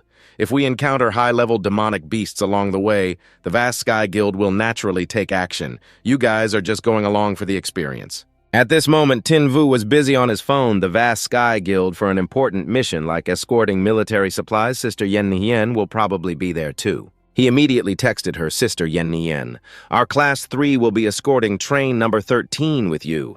Yen Hien replied right away and even enthusiastically invited Tin Vu to dinner. "That's great. We finally have a chance to fight side by side. Let's have dinner together tomorrow night." Suddenly, the teacher on the podium called out his full name, his face dark. "Tu Tin Vu." He was startled and put his phone away. "I was just replying to a message." The teacher's footsteps headed outside, his voice full of irritation. "Tu Tin Vu, come outside with me." As he was dragged outside, the gossiping onlookers snickered to themselves. Tu Tin Vu is about to get an earful. Once outside, Tin Vu scratched his head. "Teacher Tran, what's the matter? You're not going to punish me, are you?" After he said that, Kai Nian gave him a glare but helplessly told the truth. "Punish you? I'm afraid the headmaster would wring my neck." He took a stone out of his pocket. This is a complete demonic beast essence core from a blazing demonic lizard. It's a gift from the headmaster to help your netherworld hellwolf break through to the next level. His eyes lit up as he immediately took it. Teacher Tran, please help me thank the headmaster. As if suddenly remembering something, Kai Nian questioned him. That's right, the last time you asked for leave, I asked your sister, you didn't go home at all. Tin Vu gave a sheepish laugh, so you found out, teacher. He lectured his student seriously, no more tricks next time, go home to your sisters after class is over. He agreed immediately, though who knows if any of it actually registered in his head absolutely. Suddenly, Tin Vu sensed something, a jolt running down his spine. Almost immediately, he rushed to the window, the power of a dragon. Kai Nian followed him. What's wrong? It was raining, but the color of the sky was a bit strange. This draconic power is very pure, very sacred. It doesn't belong to Thuong Quan Lan in this world. Could there still be a pure-blooded dragon in existence? High in the sky, a dark shadow shot through the layers of clouds. It was indeed a dragon. It spread its wings wide, soaring through the air. It let out a resounding roar, and two figures faintly appeared on its head. Little Vu has grown to this level in less than half a year. One of them was the Supreme Commander of the Flame Alliance, Da Mi. She was leisurely sipping milk tea. Leader Little Vu is in the city below. How about we disguise ourselves and go see the kid? Next to her was Tin Vu's father, also the leader of the Flame Alliance, Lai Diem. His expression remained unchanged. Now is not the time to see him. Hearing that Da Mi stopped what she was doing. Leader, what kind of opportunity are you waiting for to meet him? His eyes flashed with trust and love for his son. His growth rate is very fast. I believe the day we reunite is not far off. Li Diem gave the command, and the dragon immediately blended into the sky. Let's go. On the ground, Tin Vu was still looking up at the sky as if searching for that dragon. Strange, I clearly felt the power of a dragon. Why is there not even a trace of its aura left? Whatever. As long as it's not Thuong Quan Lan, it's fine. When the school day ended, it was already dark at the apartment of Nuoc Tuye and her sisters. As soon as he entered the house, Tin Vu called out loudly, "Sisters, Man, I'm home." The man came running over, hugging his leg affectionately. "Big brother, you've been away from home for half a month. I missed you to death." Tin Vu's mood grew more and more cheerful as he patted the little girl's head. "I missed you too." The man chattered away. "You were so cool in the arena. When Man grows up, I'll definitely marry someone just like you." Tin Vu couldn't stop laughing and pinched his little sister's cheek. Man, you're still little. Besides, your big brother isn't interested in Lolis. I like mature women. What's so great about mature women anyway? Anything a mature woman has, Man has it too. Just then, Nuoc Tuye walked out of the bathroom. Man, hurry and let go of little Vu. He's still carrying a pile of luggage, sis. As soon as he saw his sister, Tin Vu tossed the backpack to one side. He rushed forward to hug Nuoc Tuye tightly. "Sis, I missed you so much." Nuoc Tuye gently patted her younger brother's back.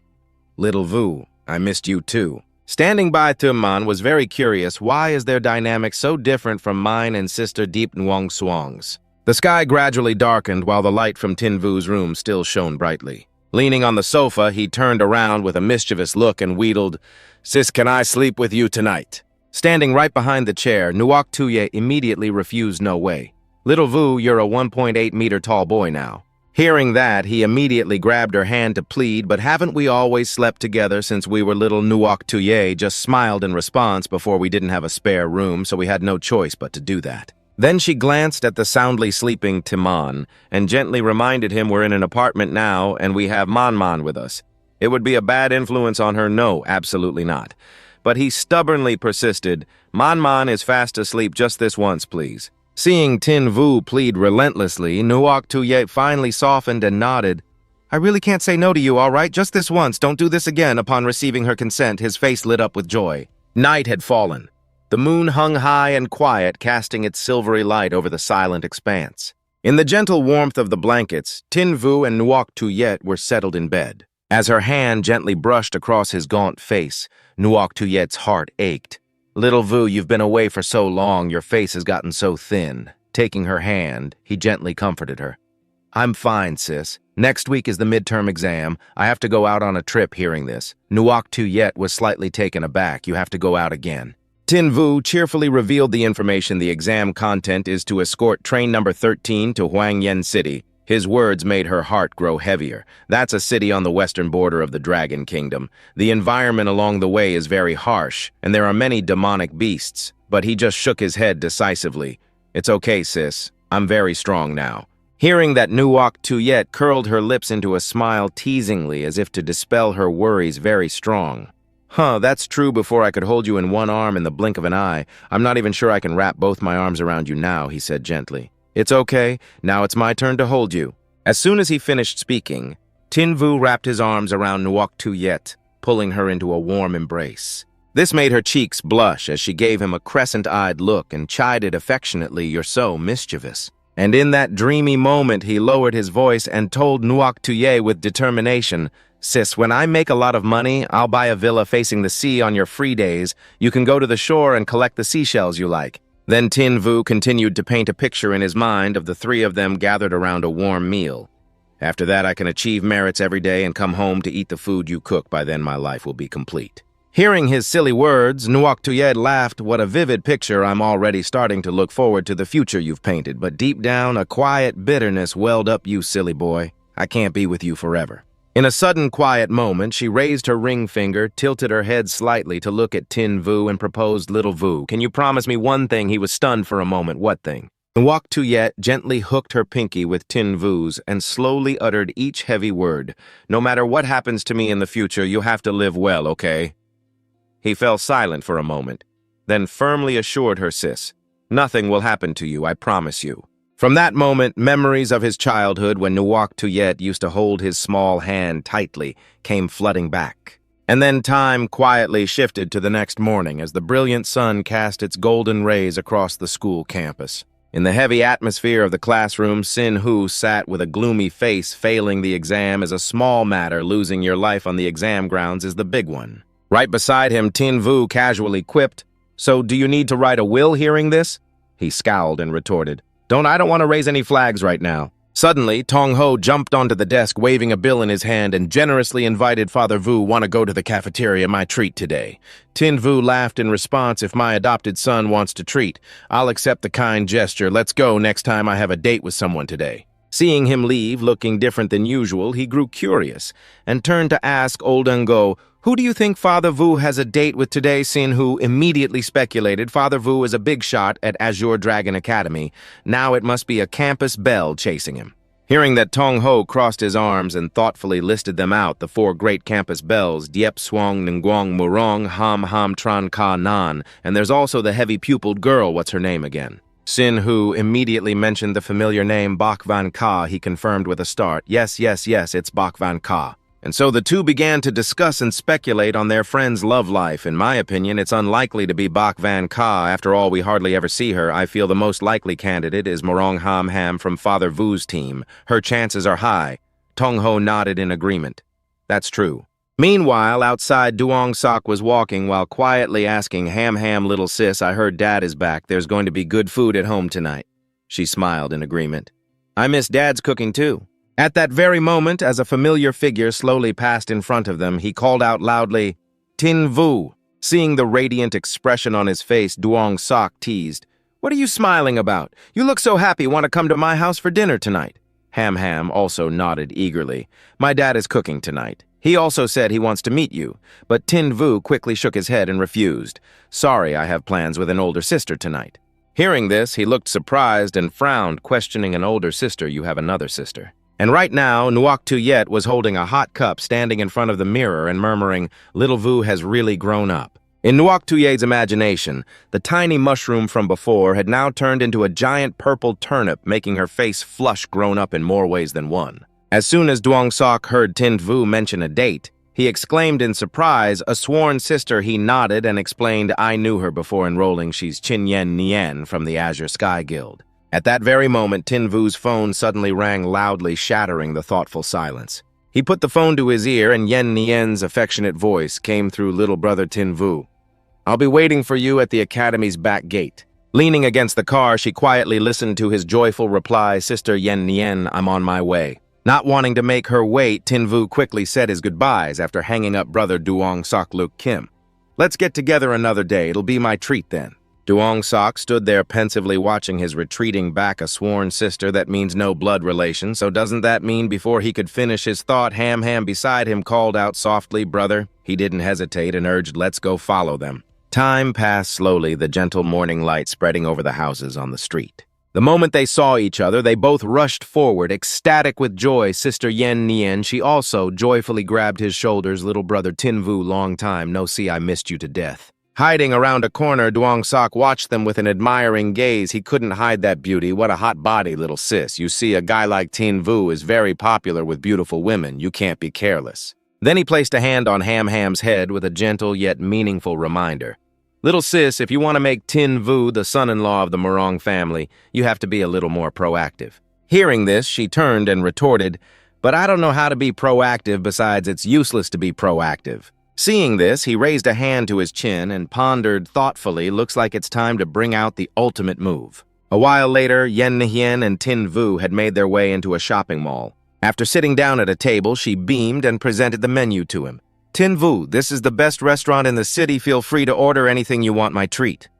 This made him a little flustered. Sister Yen Nien, that would be a bit too expensive. However, she just shook her head and dismissed his concern.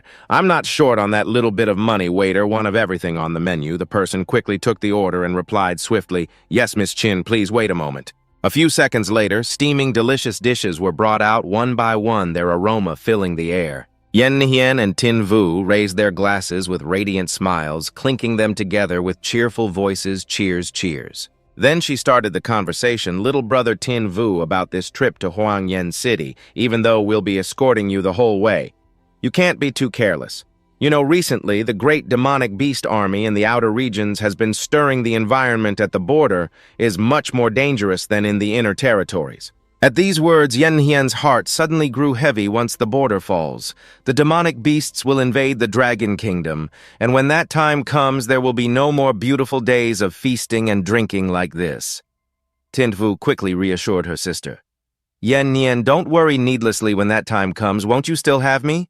She nodded. When that time comes, I'll be relying entirely on you. Suddenly, the sound of laughter and conversation from the table behind them caught his attention. Brother, have another drink. I can't drink anymore. The Heavenly Secret Pavilion's auction is about to start. I want to find some materials to upgrade my beast pet hearing. The conversation, Tin Vu was slightly surprised. Heavenly Secret Pavilion, the largest auction house in Hidden Dragon City. Noticing his interest, Yen Nien smiled and probed. You little rascal, are you also interested in the Heavenly Secret Pavilion's auction? Want to go? But Tin Vu refused. No thanks, just hearing the name Heavenly Secret Pavilion. I know it's not a place a poor wretch like me can go to. Yet she didn't hesitate at all, grabbing his hand and pulling him along. Come on, I'll take you to broaden your horizons. Tin Vu was momentarily confused.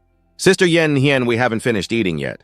She didn't care, we can just get it to go. Time drifted gently over the city, shimmering with lights, the night sky embracing a sparkling skyscraper. When Yen Hien raised the gold card in her hand, the man immediately bowed respectfully.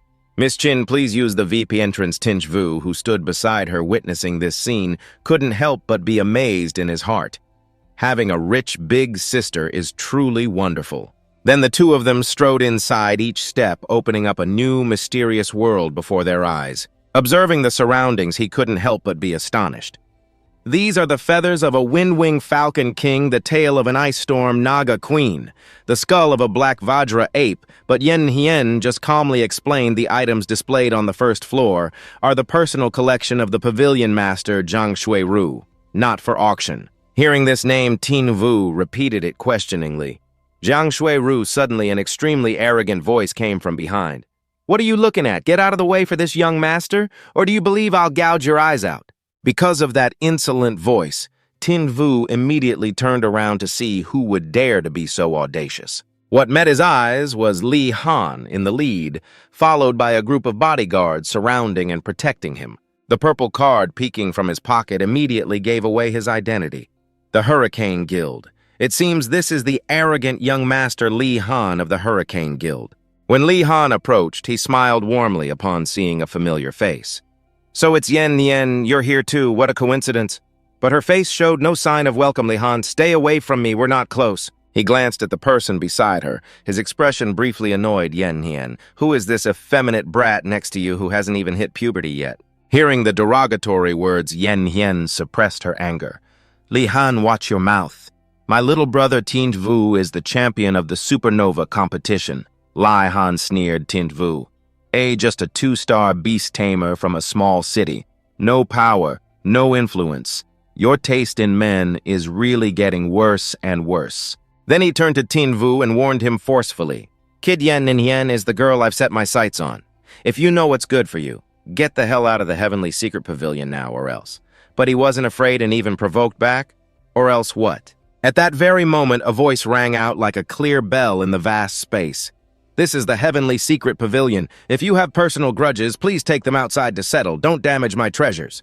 The surrounding crowd turned and was astonished. "Look, Proprietress Jiang is here." From the top of the stairs, a pair of slender fair legs slowly descended. Jeru, with her stunning beauty in a form-fitting outfit, appeared with a gentle smile. Her hand fanned herself as she asked in a soft voice, "I wonder if you gentlemen could give me some face." Upon seeing her beauty, Li Han was immediately so captivated he stammered, "Proprietress Jiang, I accidentally caused trouble on your territory. Please don't blame me, don't blame me."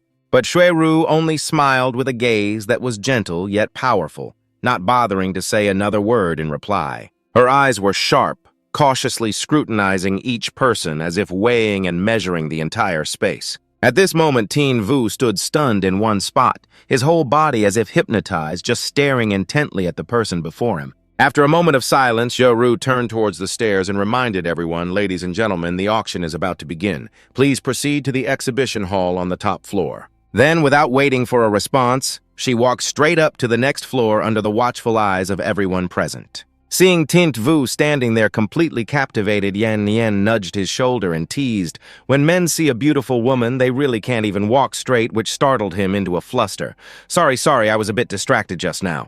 But what truly caught his attention was the creature perched on Xueru's neck. As she walked a snow-treading sable, a level 3 king-tier beast pet, she must be at least a 6-star beast tamer. Lost in thought, Tinch Vu suddenly heard Li Han's voice pull him back. "Kid, you just wait and see." He smirked and replied, "I'll gladly play along until the end." At that moment, Yen Yen came over and asked Tin Vu, "Do you have any idea how disgusting that Li Han guy is?" He nodded, "I know a little," and so she began to recount the story. It all started when our Firmament Guild and the Hurricane Guild were competing to be the #1 guild in this city. Yen Yen reeled off a series of facts without a moment's hesitation. The Hurricane Guild is tyrannical and arbitrary, holding the title of #1 guild year-round but harming the interests of its clients. They'd kill a demonic beast worth a few $100,000 but charge a fee of 5 million gold coins within 1 month. 2 level 5 missions were declared failures, but they still collected the full fee. So more and more clients started choosing our Firmament Guild. Replacing the Hurricane Guild to become the #1 guild is a foregone conclusion. As they walked, she emphasized the key points. However, the Hurricane Guild came up with a scheme. They had this teddy bear in heat constantly pestering me, wanting to make me his 8th wife, even repeatedly plotting to harm me, trying to tarnish my reputation. Hearing Yen Hien's words, a simmering anger flared up in Tint Vu. "I can't believe this Li Han is so despicable. If I get the chance, I will definitely teach him a lesson." As the two of them were striding down the corridor, a voice called out, "Mr. Xiao!" Upon turning around, Tinch Vu saw the Empress's handmaiden. He was startled with surprise. "It's you!" To maintain absolute secrecy, she invited him to move elsewhere. "I have something to discuss with you. Could you come over here for a moment?" This incident sparked a question in Tint Vu's mind. She's looking for me again?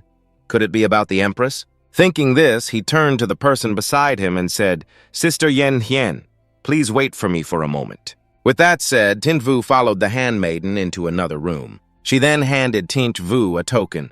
"You were in such a hurry back then, Her Majesty asked me to give this to you," he asked with curiosity. "This is," she said its name, "the Imperial Soul Token," and Tint Vu accepted it in astonishment, the Imperial Soul Token. Seeing Tin Vu's confusion about the item, she explained the token's true value. To see the Imperial Soul Token is to see the Empress herself. To meet a member of the Imperial Soul is to have never met them at all. Although you do not meet the standard, Her Majesty has decided to bestow upon you the Imperial Soul Token, symbolizing your status as an Imperial Soul. Hopefully, this token can clear all obstacles for you and protect you so you can live peacefully at the Academy. Hearing about its function, he felt very grateful. "Thank you, Miss Handmaiden, and thank you, Your Majesty the Empress, for taking the trouble to come all this way for me," she nodded. "It was on my way." Then she glanced towards the room that was filled with the fragrant scent of body wash. "I have to escort that great personage to the border." This made Tint Vu suddenly panic. "She's taken a bath. And you brought me in here, but the handmaiden was fearless and even emphasized, there's a screen, it's fine, that great personage won't blame you. Since there were no more issues, he quickly moved towards the door to leave, then I'll be on my way. As soon as she saw Tianvu, Yenhian asked worriedly, are you okay? He shrugged and urged her towards their original destination. What could possibly happen to me, Sister Yenhian? Let's hurry up and join the auction. Not letting Tianvu off the hook, she began to squint her eyes mischievously. You were in a room with a great beauty like that, and nothing happened really. He was speechless and replied quickly, I was only in there for 5 minutes. What could I possibly do? Seeing him surrounded by so many women, Yennian couldn't help but feel curious and probed Tianvu. Do you prefer someone like Zhang Shui-ru or the person from just now, or maybe someone like me? Yet he didn't fall for the trap and answered calmly, of course I like a heroic and brave woman among women like Sister Yennian. Receiving this answer, Yennian let him off. I'll give it to you, your EQ is high. You know how to please me, while Tianvu could only give a forced smile to get by. At the same time, in another room, Li Han angrily slammed his fist on a chair. Damn it, on what grounds does that kid get to stick so close to Yenhian? Seeing his master's rage, a subordinate leaned in and whispered a suggestion. Young Master Lai, how about after the auction ends, I'll send some men to drag that kid into an alley and teach him a lesson. But the suggestion only made him more irritated to teach that brat a lesson. I have to wait until after the auction. That's not my style. To soothe his temper, the man took out a piece of paper. Young Master Lai, take a look at this. He then introduced the face of Ruo Shui printed on it with a radiant smile. This is Xiao Tianvu's older sister. Looking at that stunning beauty, Li Han let out a wicked smile and praised her profusely. Truly, a great beauty.